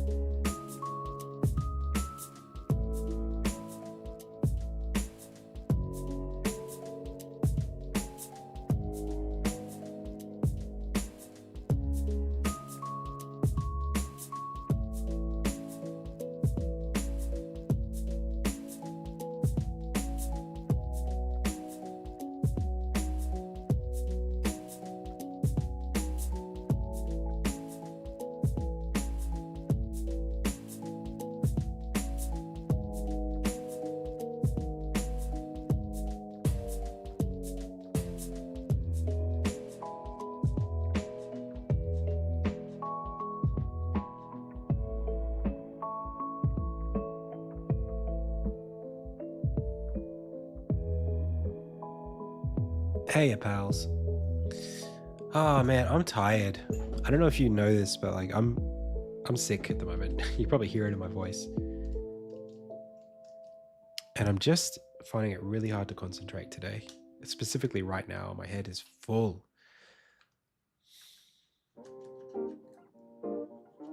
I know how much work I've got to do, but do you know what? I'm just not in the mood to break my back over meeting this deadline. I just don't feel like that's necessary. I love the work that we're doing. I love the work that I'm doing. I don't know why I'm rushing it just to get to the end of February. I set that date. I know the GDC is coming up. I know there's only like 2 weeks from the start of from the end of Feb to GDC. But like, I don't want to be sick, unable to get there because I burnt myself out. I don't want to like not be able to be present at GDC because I can't think straight because I'm so nervous. I mean, maybe I descope. I still think this is worth pursuing. Should we spend a second just, I mean, it's 5:17 now. I took another break. It's kind of like, well, a little bit of concepting.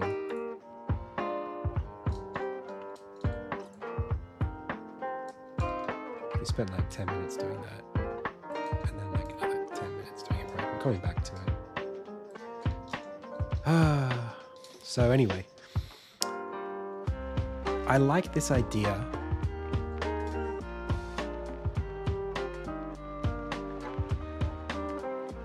Yeah, I agree, Sub-Zero. So, Prism of Light moment. What would the task list for this be?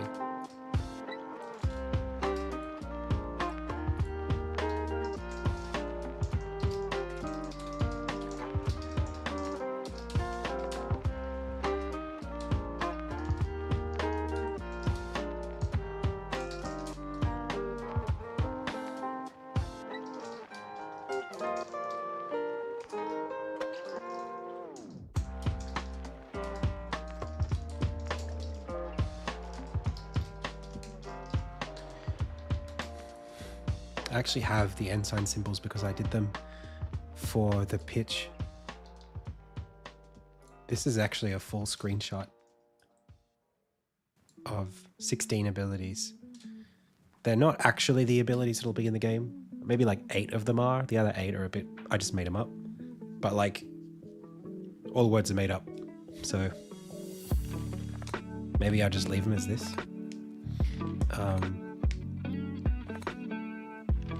I guess the idea would be that these would all diverge from some central point. There would be like a thing shaking and then it would go and then it would split into all these different colors and they would all go off into different parts of the game, off the screen. And then the ones that would stick around are these 3 and they would go and they would fly off into the level.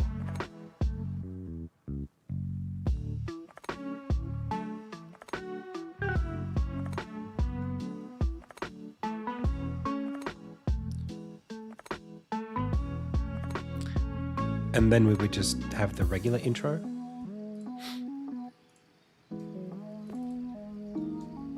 The rest of it. So you come up here. Then it would start here. Light comes out of Armin, out of the sword. Maybe he goes, what? The sword like reacts. The white light comes out of it. Or maybe the white light's here already. Yeah. The white light's just floating here. Then this, I don't think we do this step for Fourth Apprentice. I think we just go straight into you who possesses the sword. Yeah. Yep.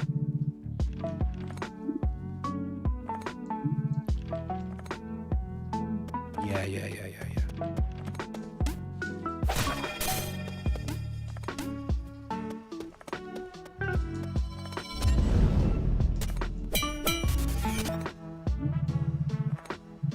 Yeah, cool.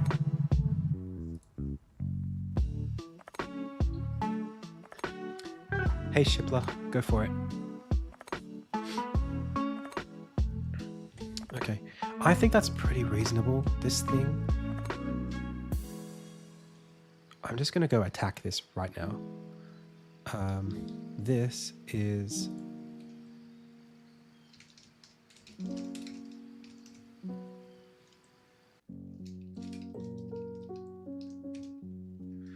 this. Take all of these.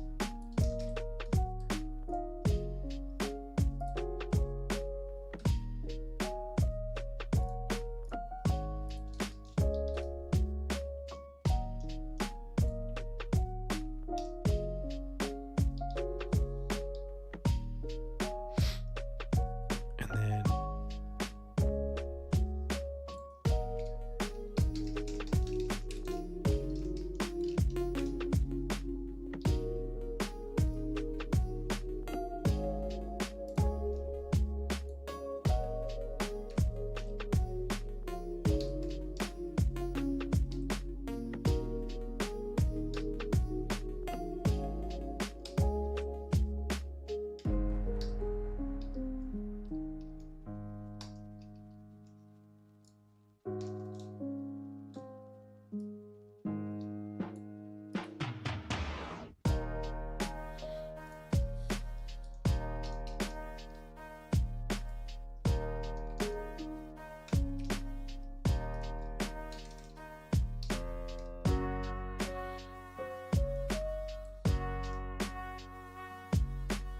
hey, Richard. It's going really well. I'm very happy, but also very busy.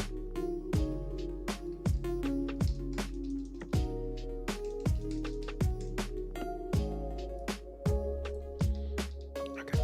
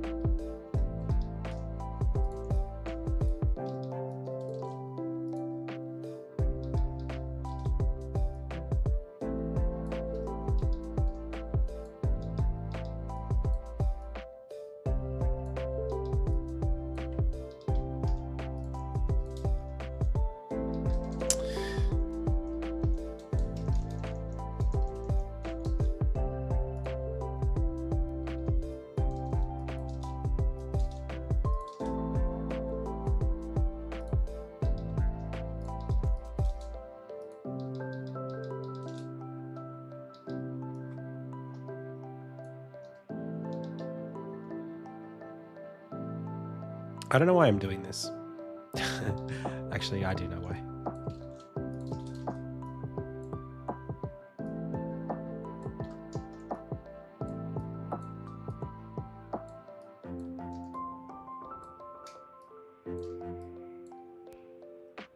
It's too big.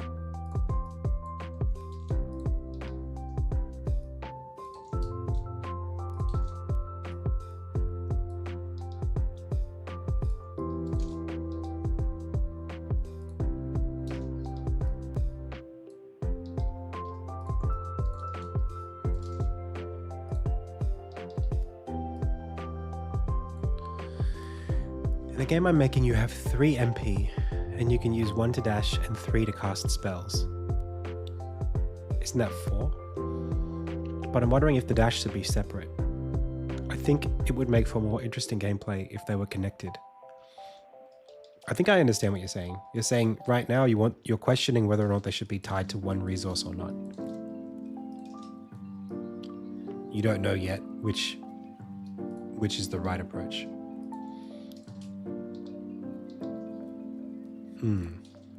I think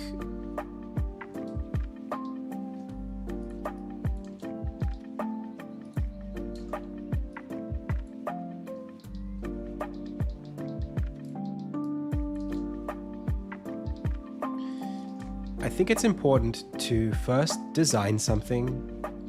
So there's kind of like what's the word?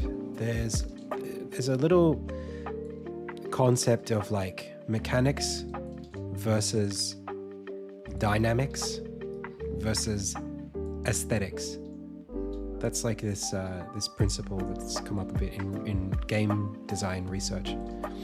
And the way I see it, you're kind of trying to design a dynamic out of your mechanics. The mechanic is the resource. The dynamic is the idea of balancing the resources for an aesthetic, which is to create tension and choice. So I think the question is, which area has the most space for you to create interesting experiences within? If the answer is like that there aren't that many possibilities by doing it the way that you have it, then separate them. It's really about play. It's about play spaces. Like, you want to be able to explore it, the different ways that you can use, if it's a resource, a tied resource. It's like, what are the different ways you can force the player to do interesting and novel things across the level design with them being a shared resource versus, and balance dramatic tension and gameplay tension versus separating them. I think you just have to explore that. I think that's just up to, it just depends on how you've built the game. And there's no, some of these things you can solve in a very mathematical way. It's like, if this, then this, and so therefore this will be this fun. Like, there'll be this many opportunities. Like in games where, I always think about Final Fantasy X and just Final Fantasy in general. In Final Fantasy, there's this spell called Reflect. Every Final Fantasy feels like it gets to this point where there's like a thing, a moment that's like, at least in Final Fantasy X, this moment happens where there's a boss that casts Holy on you after casting Zombie on you. Sorry, I think it casts like Curaga on you after it casts Zombie. So it makes you weak to healing magic and then casts healing magic on you. And it casts Reflect on itself. So the way that you beat this boss is you cast Reflect on yourself so that when the boss casts Zombie on you, it bounces back to the boss. So like, and then you can cast Heal on yourself, which hurts the boss because it bounces off from you and hits the boss. So it's like, that is like a little gameplay nugget. It's like a little thing of like, but did you think about this? Like a little puzzle moment. That I think that's what you chase whenever you're designing some mechanic. You're chasing a moment in the game where you can reveal some subversion of how players think about the game by forcing them to do something they've never done before. That's the thing you should be looking for in this question of like, what is more interesting? What's the more interesting approach? I know that's like, it feels like I've just led you in a big circle because it's like, well, you're asking me what's more interesting, but I don't know. Depends how you've balanced it in your game. You know what I mean? I couldn't tell you.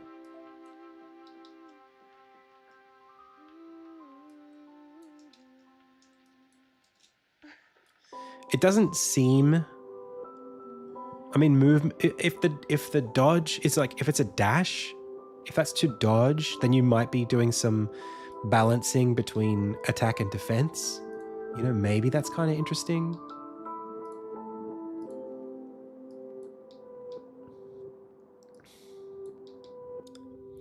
But I think having a resource that you get more of over time.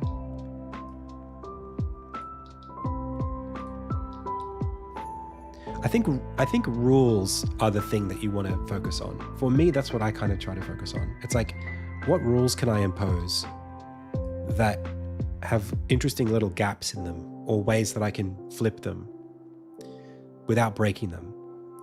In this case, I feel like the 3 and 1 thing, like it costs 3 to do magic and 1 to dash, feels a little rigid.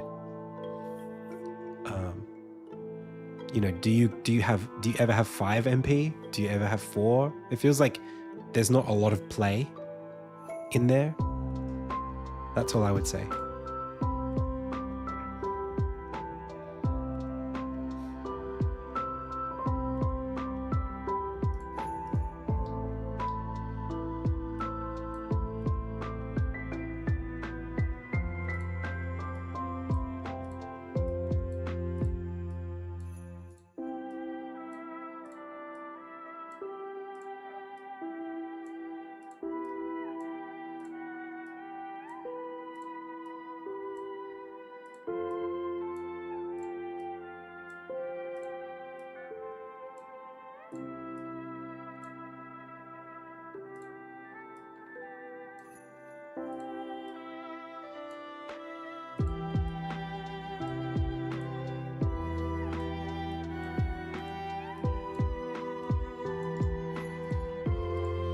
Interlink between cells.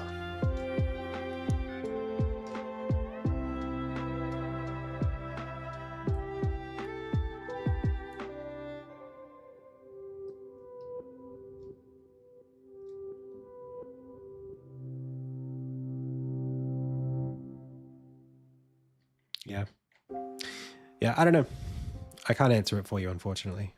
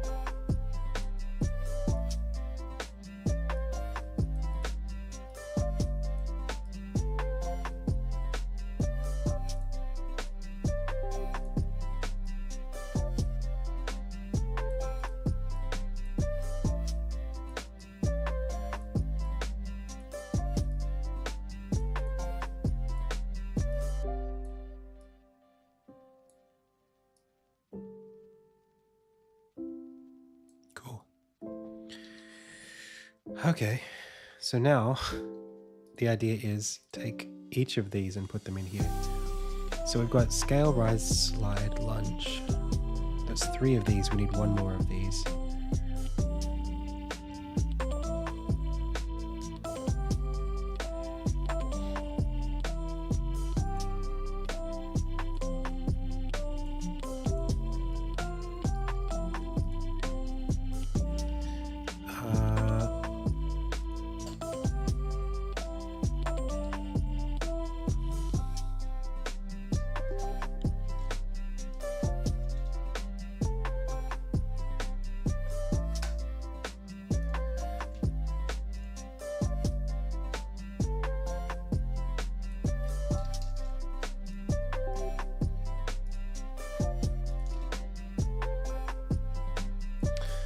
That's way too big.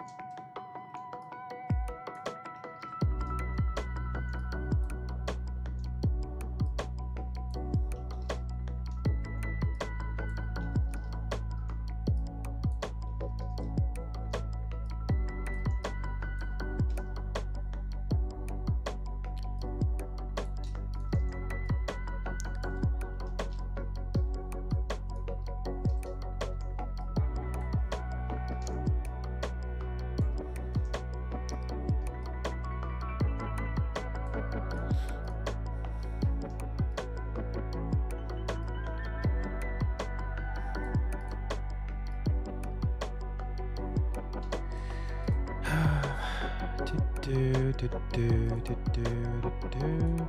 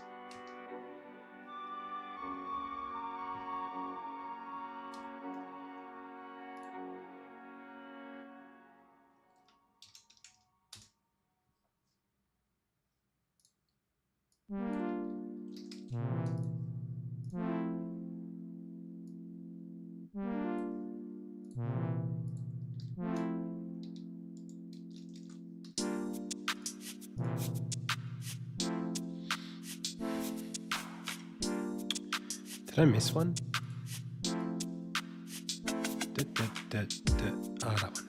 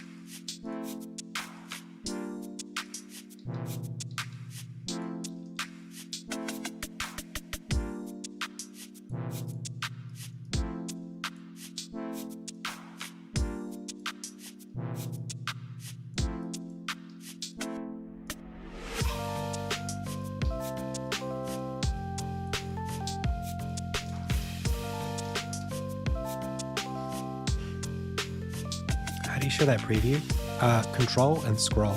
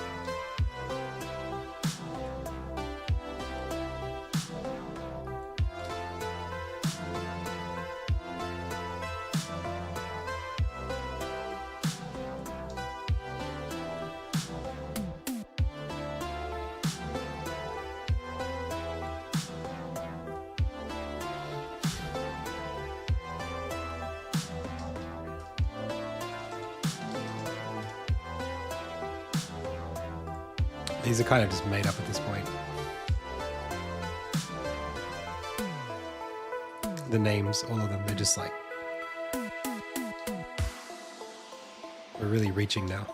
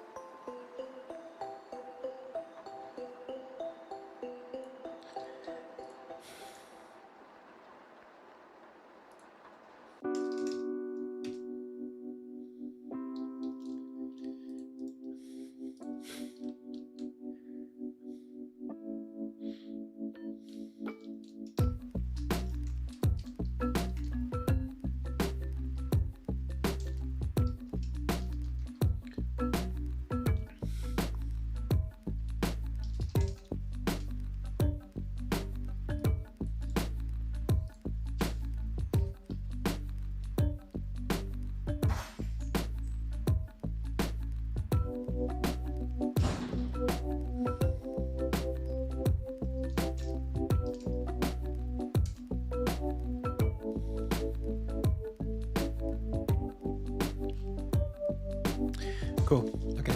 Well, now I technically have 16 abilities.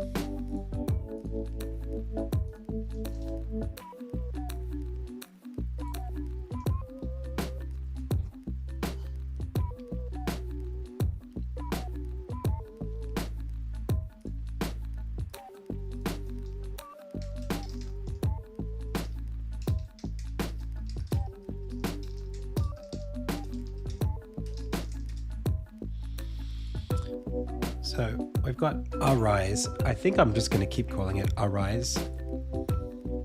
Here it's called Rise.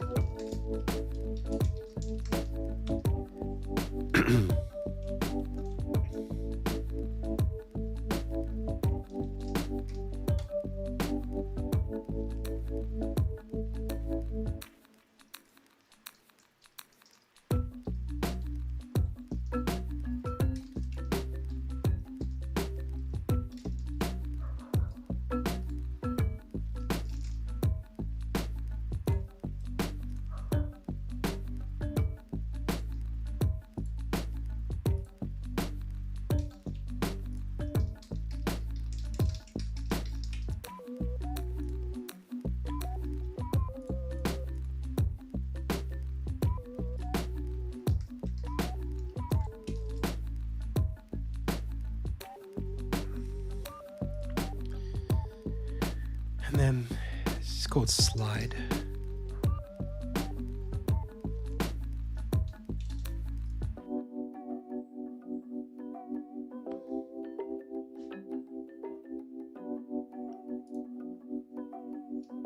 And then Beam. Oh, I'm going to change this entirely. This was going to be a projectile attack. I'm not sure if I'll have there be one of those. For now, let's use this one.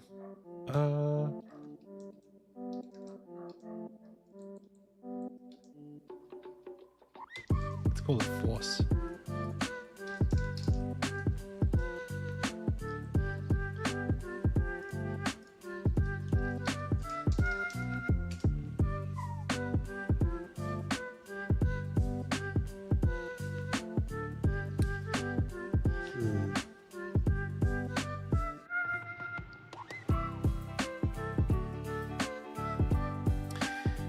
Feel like a water move.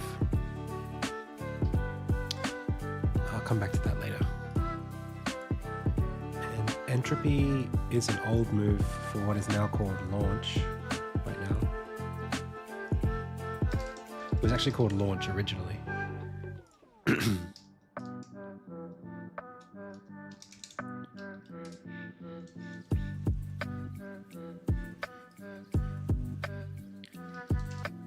This is Meteor.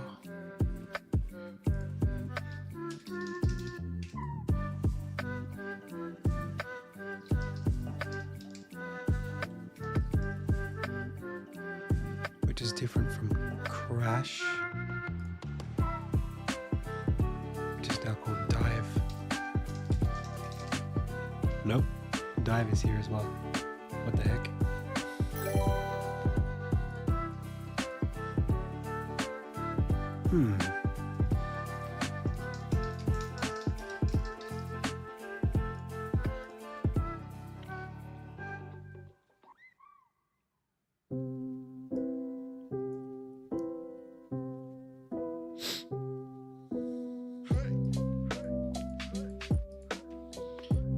That's Dive.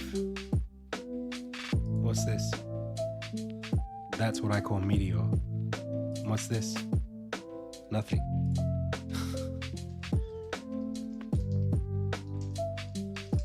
I think I call this one Shock.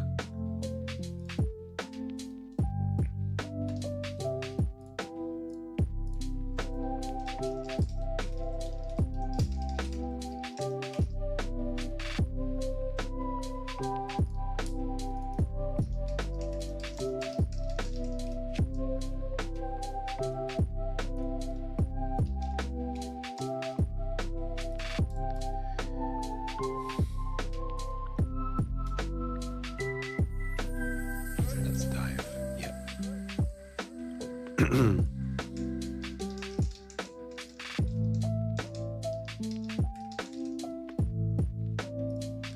So crash, dive, which means we don't have Meteor, the thing that I was going to be calling Meteor.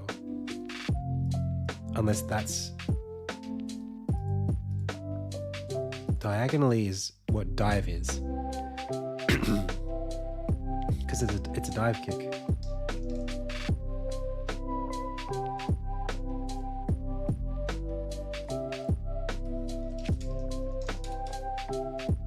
This is now Meteor.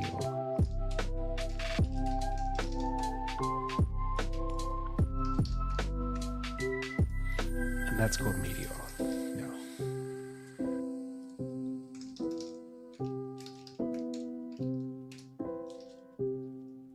Okay.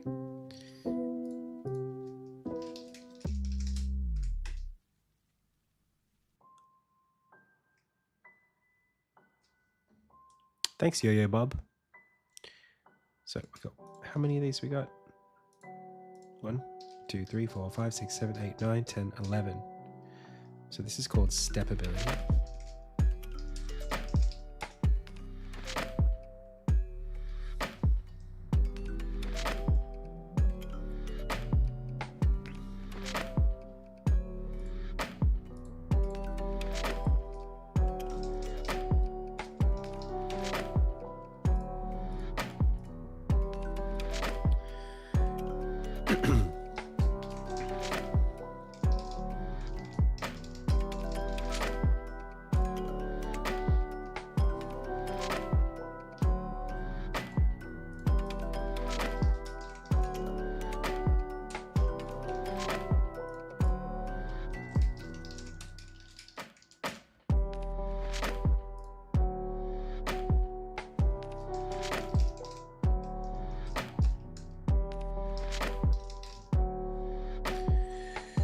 Oh.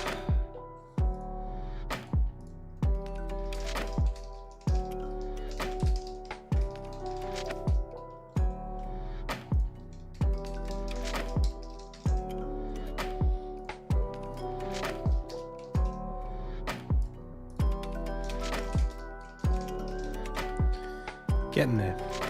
Okay, what other abilities do we need to add? I'm missing something. A window, insignia, scriptable object window.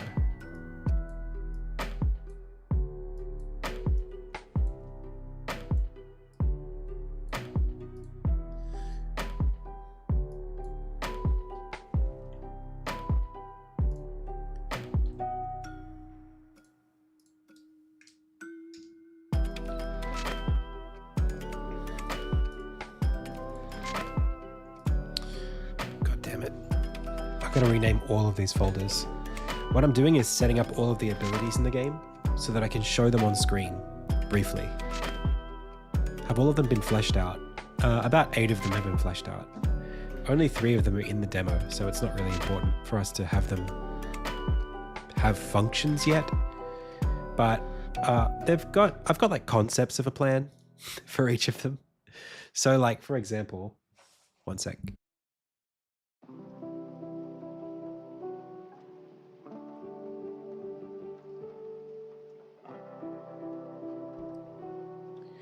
So like, this climbs up walls. This is a big double jump. This throws enemies into the air. Every set of 4, there's 4 colors, red, green, blue, yellow. Every set of 4 has 1 that affects enemies, not Armin. So this sends enemies into the air. And then this is like a helicopter kind of glide. It's like a... so you can get height with it, or you can go horizontally. You can even come down and come back up. But I'm not sure if I'll keep it. I'm just still figuring it out. This is a slide along the ground into a jump. Like if you've played Overwatch, what's her name? The Canadian girl has that attack where she slides and she can jump. It's like the Mega Man slide. What's her name? The soldier? I forget. Then we have charge. This is a forward dash in the air. We have force. This shoots, it may shoot a projectile, but it basically pushes enemies away. And this is, it basically is like an inch punch. It like crashes through walls for specific walls, I think. I'm not sure if it'll push things away or if it'll make you go through things. I'm not sure. It might be like a teleport. How do you see the frames? Control and then scroll up.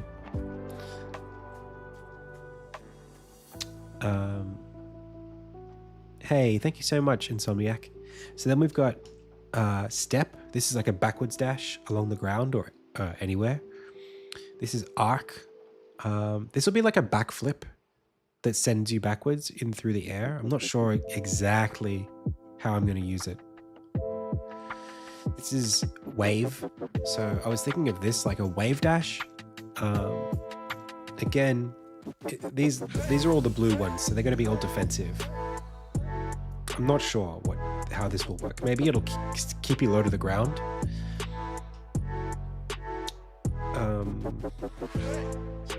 Not sure. It could even be a rewind. Could even take you like reverse where you've been in the last little while. That would be sick. Then there's pull. This pulls enemies towards you. Dive is a diagonal dive kick. Meteor is like a straight down. Then there's rebound. I'm not sure if I'll use this. But this would be pulling enemies out of the sky, I think, for this one. And then shock. I think this one's going to go through. It's going to let you go through surfaces downwards. Like Tears of the Kingdom. How you can go up through surfaces. This lets you go down.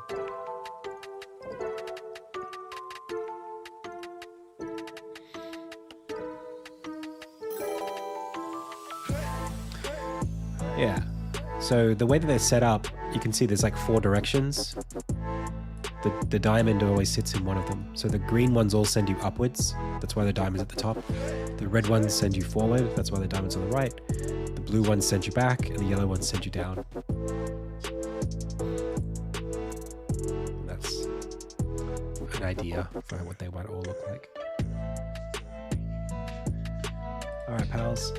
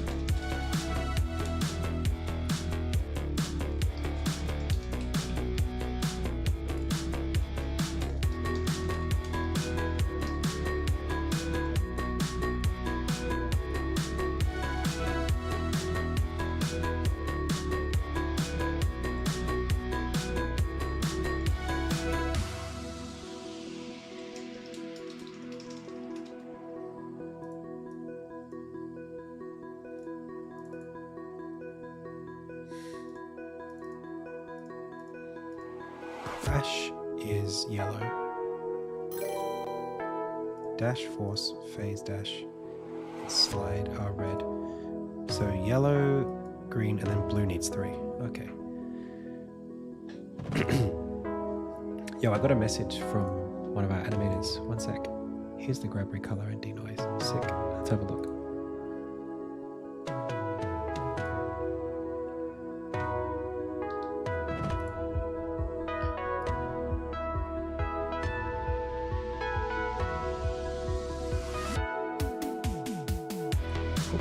Must have been his neck there.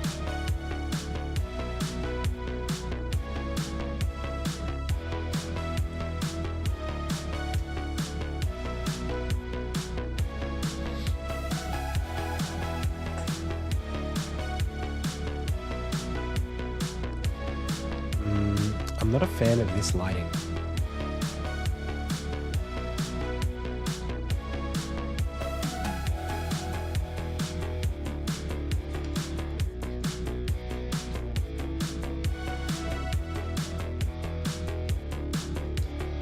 I think instead it needs to be more like this.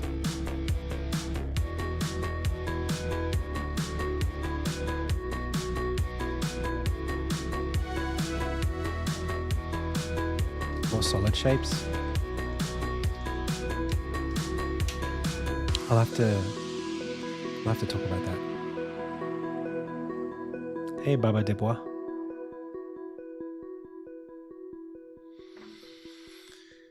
Okay.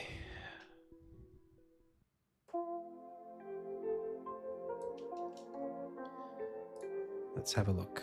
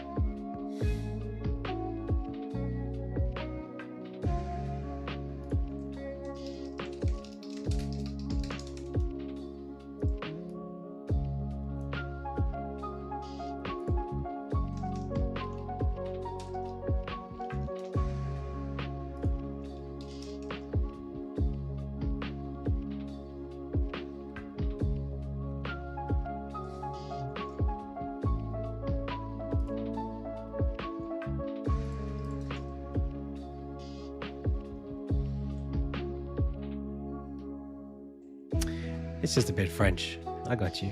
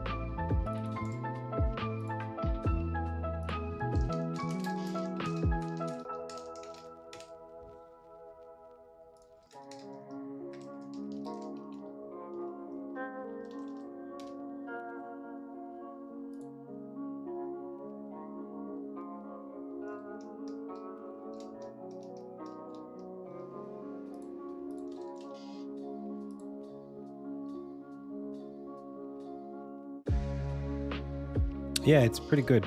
Not many people know about it.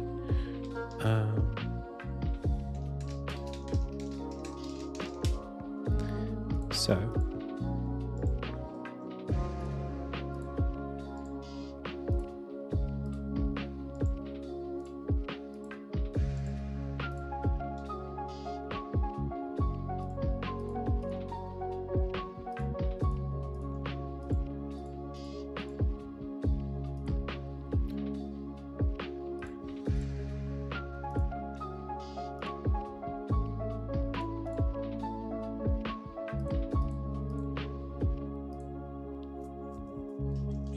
Cool.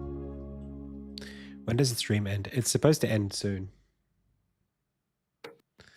But I'm just a bit, I don't know, kind of just chipping away. 1, 2, 3, 4, 5, 6, 7, 8, 9, 10, 11, 12, 13. 3 more left. It's in development, Nomad. We're about to go, next month, I'll be thinking about a Steam page for wish listing. It's 2 a.m. Go to bed, just go.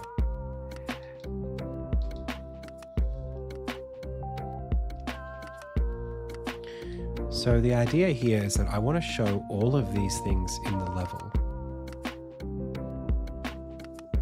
Maybe I'll just make a script for it. Or even just tint them all according to the color. I think it would be better if I use the actual colors.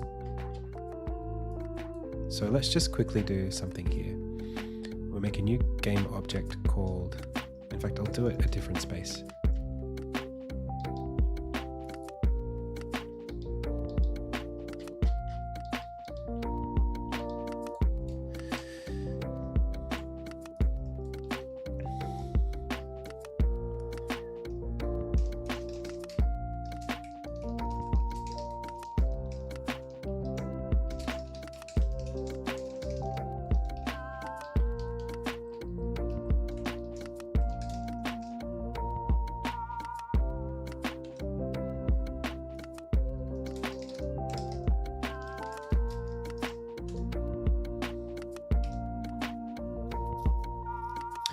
Back of the game box, I'll give you a pitch. You ready? I'll give you 4 slides. Okay. Puzzle, platforming, action, adventure, but the special abilities are hidden inside enemies. So like Legend of Zelda, a little bit of Kirby, put them together, what do you get? It's this.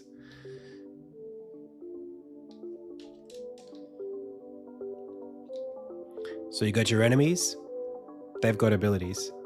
Enemies come and attack you with those abilities, you parry them, ching, and then you steal the abilities so that you can use them in the level. You can use them to do cool combat stuff, or you can even use them to do cool platforming stuff that you couldn't do otherwise. So the puzzle platforming elements are kind of trapped behind combat. You have to do combat in order to have access to your special abilities. You parry an enemy, you get your double jump, for example. But the enemy has to have the double jump sort of property, has to have that ability in it. I call them ensigns. So throughout the game, it's kind of a bit of a Metroidvania, a bit of a Zelda-like. You're going through the world and you're going to these crucibles, they're called, to unlock these abilities. And then in the world, you can claim them. Every level, they reset. So, yeah. You craft the abilities. You craft other things too. Anyway, it's a big adventure game as well. It's not just a platformer. There's quests and characters in the world, and the reason? That's a good question.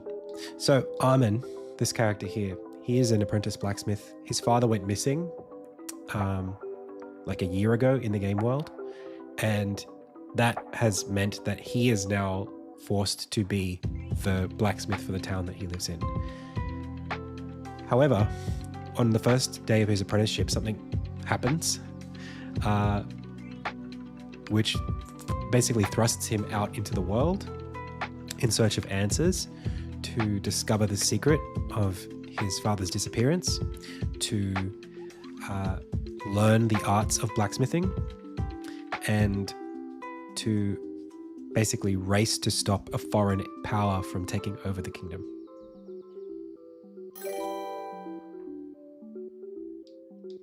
As a blacksmith in this world,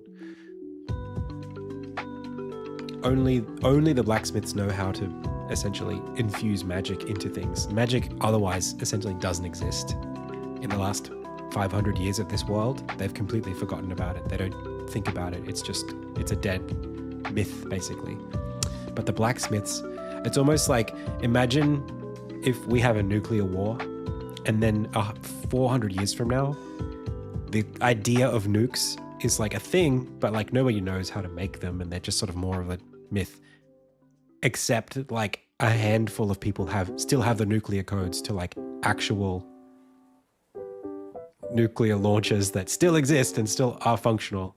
If only anybody knows how to bring the codes together, kind of thing.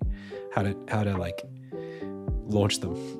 So the blacksmiths in this town, in this world, there are essentially 5 that are like, I mean, in Zelda terms, it's the 7 sages. Here, there are 4 of them. Did I say 5? Well, it's maybe 4, it's maybe 5. These 4 are like the 4 that know how to do this. And Armin has become essentially the newest one, unbeknownst to him. So, yeah. In this world, I should also mention that the races are animals. So there's humans, and then there's just like large human-sized anthropomorphic kind of like everything else. There's cats, and there's dogs, and there's frogs and badgers and pigs and all kinds of different things, foxes.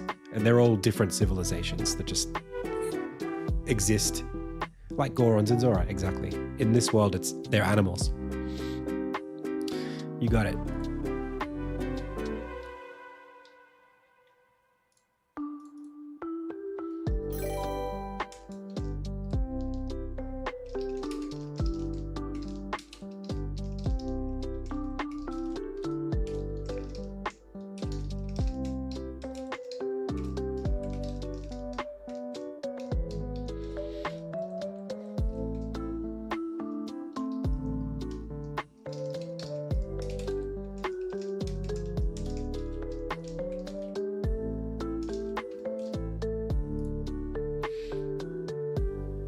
My favorite cast member? I have a soft spot for Harriet. Harriet and Wilhelm are 2 that I like a lot.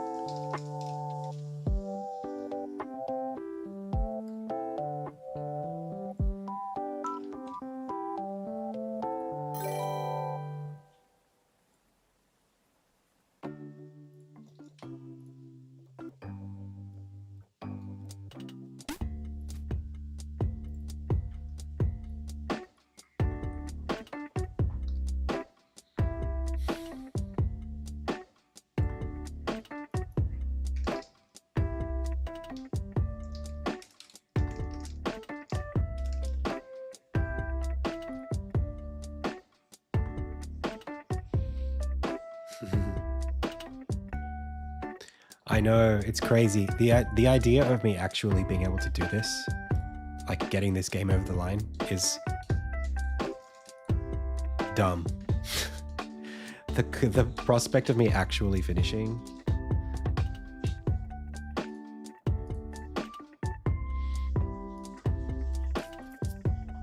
Cool. So now I want these to have an additive.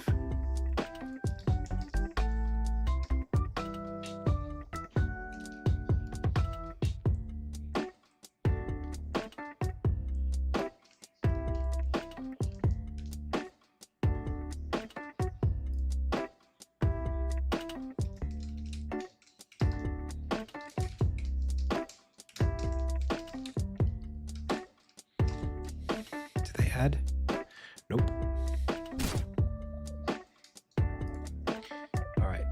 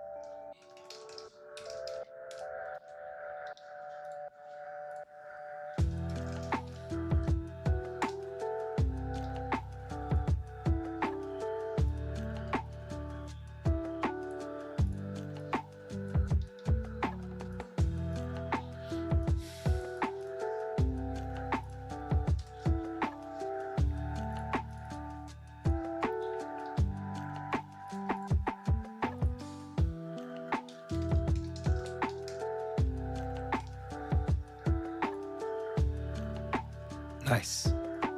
That's what I want.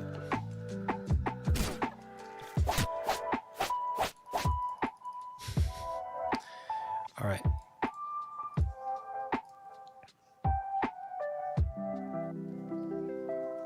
Oh, thank you. Developing another character story in the same world. That's a really interesting question. Hey, Insomniac, thanks for the sub.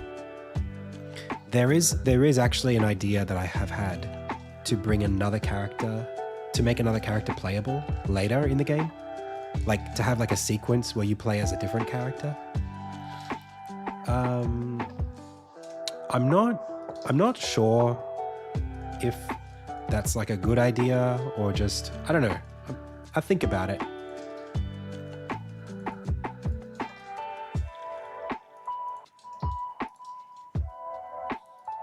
I have thought about like having like a 2-player mode.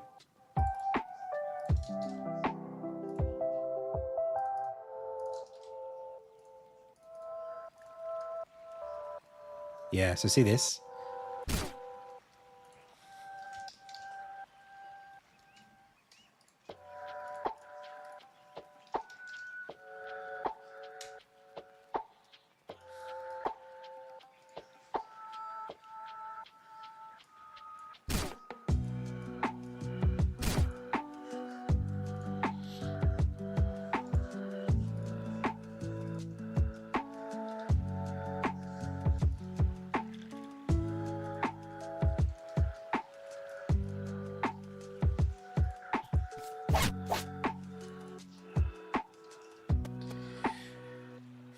They would become easy to kill. I'm thinking about co-op in a context where it's kind of... Man, that looks so good, doesn't it? If I make them wiggle a little bit.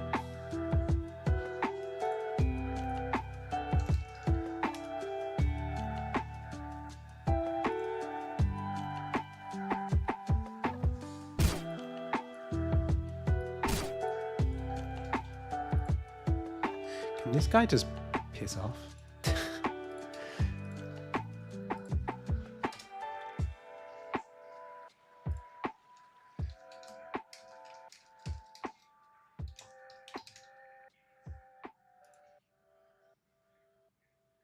Yeah, see that? That's cool.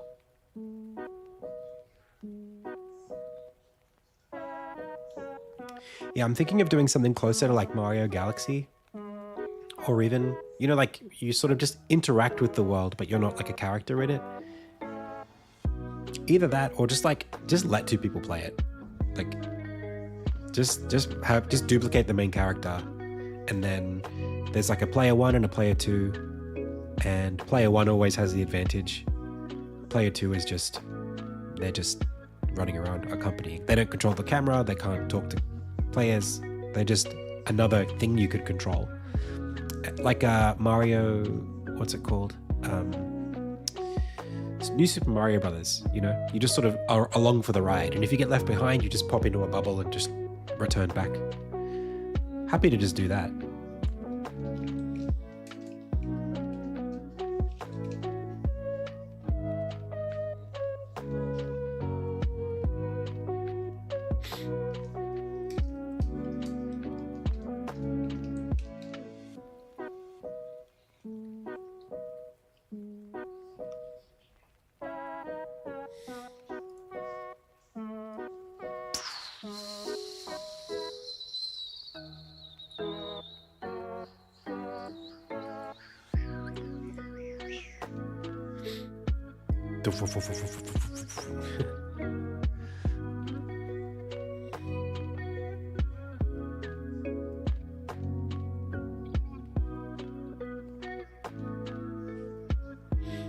I could do that. Yeah. I mean, it's not even... I mean, does it even have to be harder? Why does it have to be hard if there's two people playing it? If it's a single player game, I guess I could make it... Maybe bosses could have more health.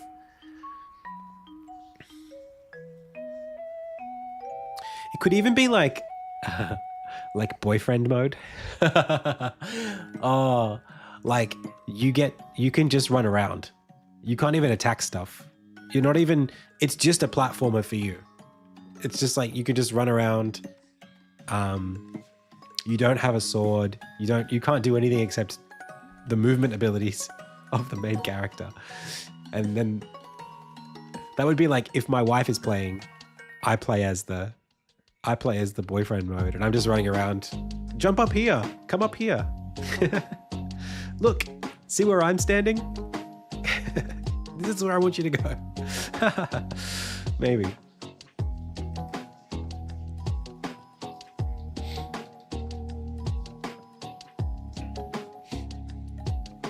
Yeah. All right, I'm gonna head off, guys. I'm gonna head off, pals. Yeah, I mean, it's not a co-op game. That's the thing. It's just not one. So this would be purely for fun. It wouldn't be anything.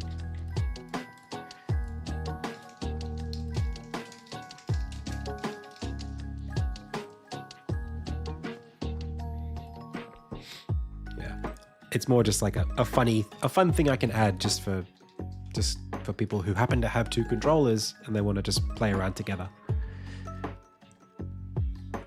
That would be a big refactor. To do combat, that would be really hard. It might take me a couple weeks to get players fighting players. That would be sick though.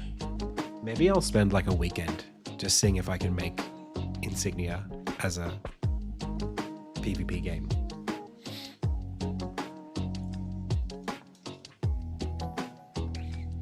You would need to, Maggie has player too. You would need a Roman cancel. Is that what you call it? Like, to like burst out of a combo if you had to?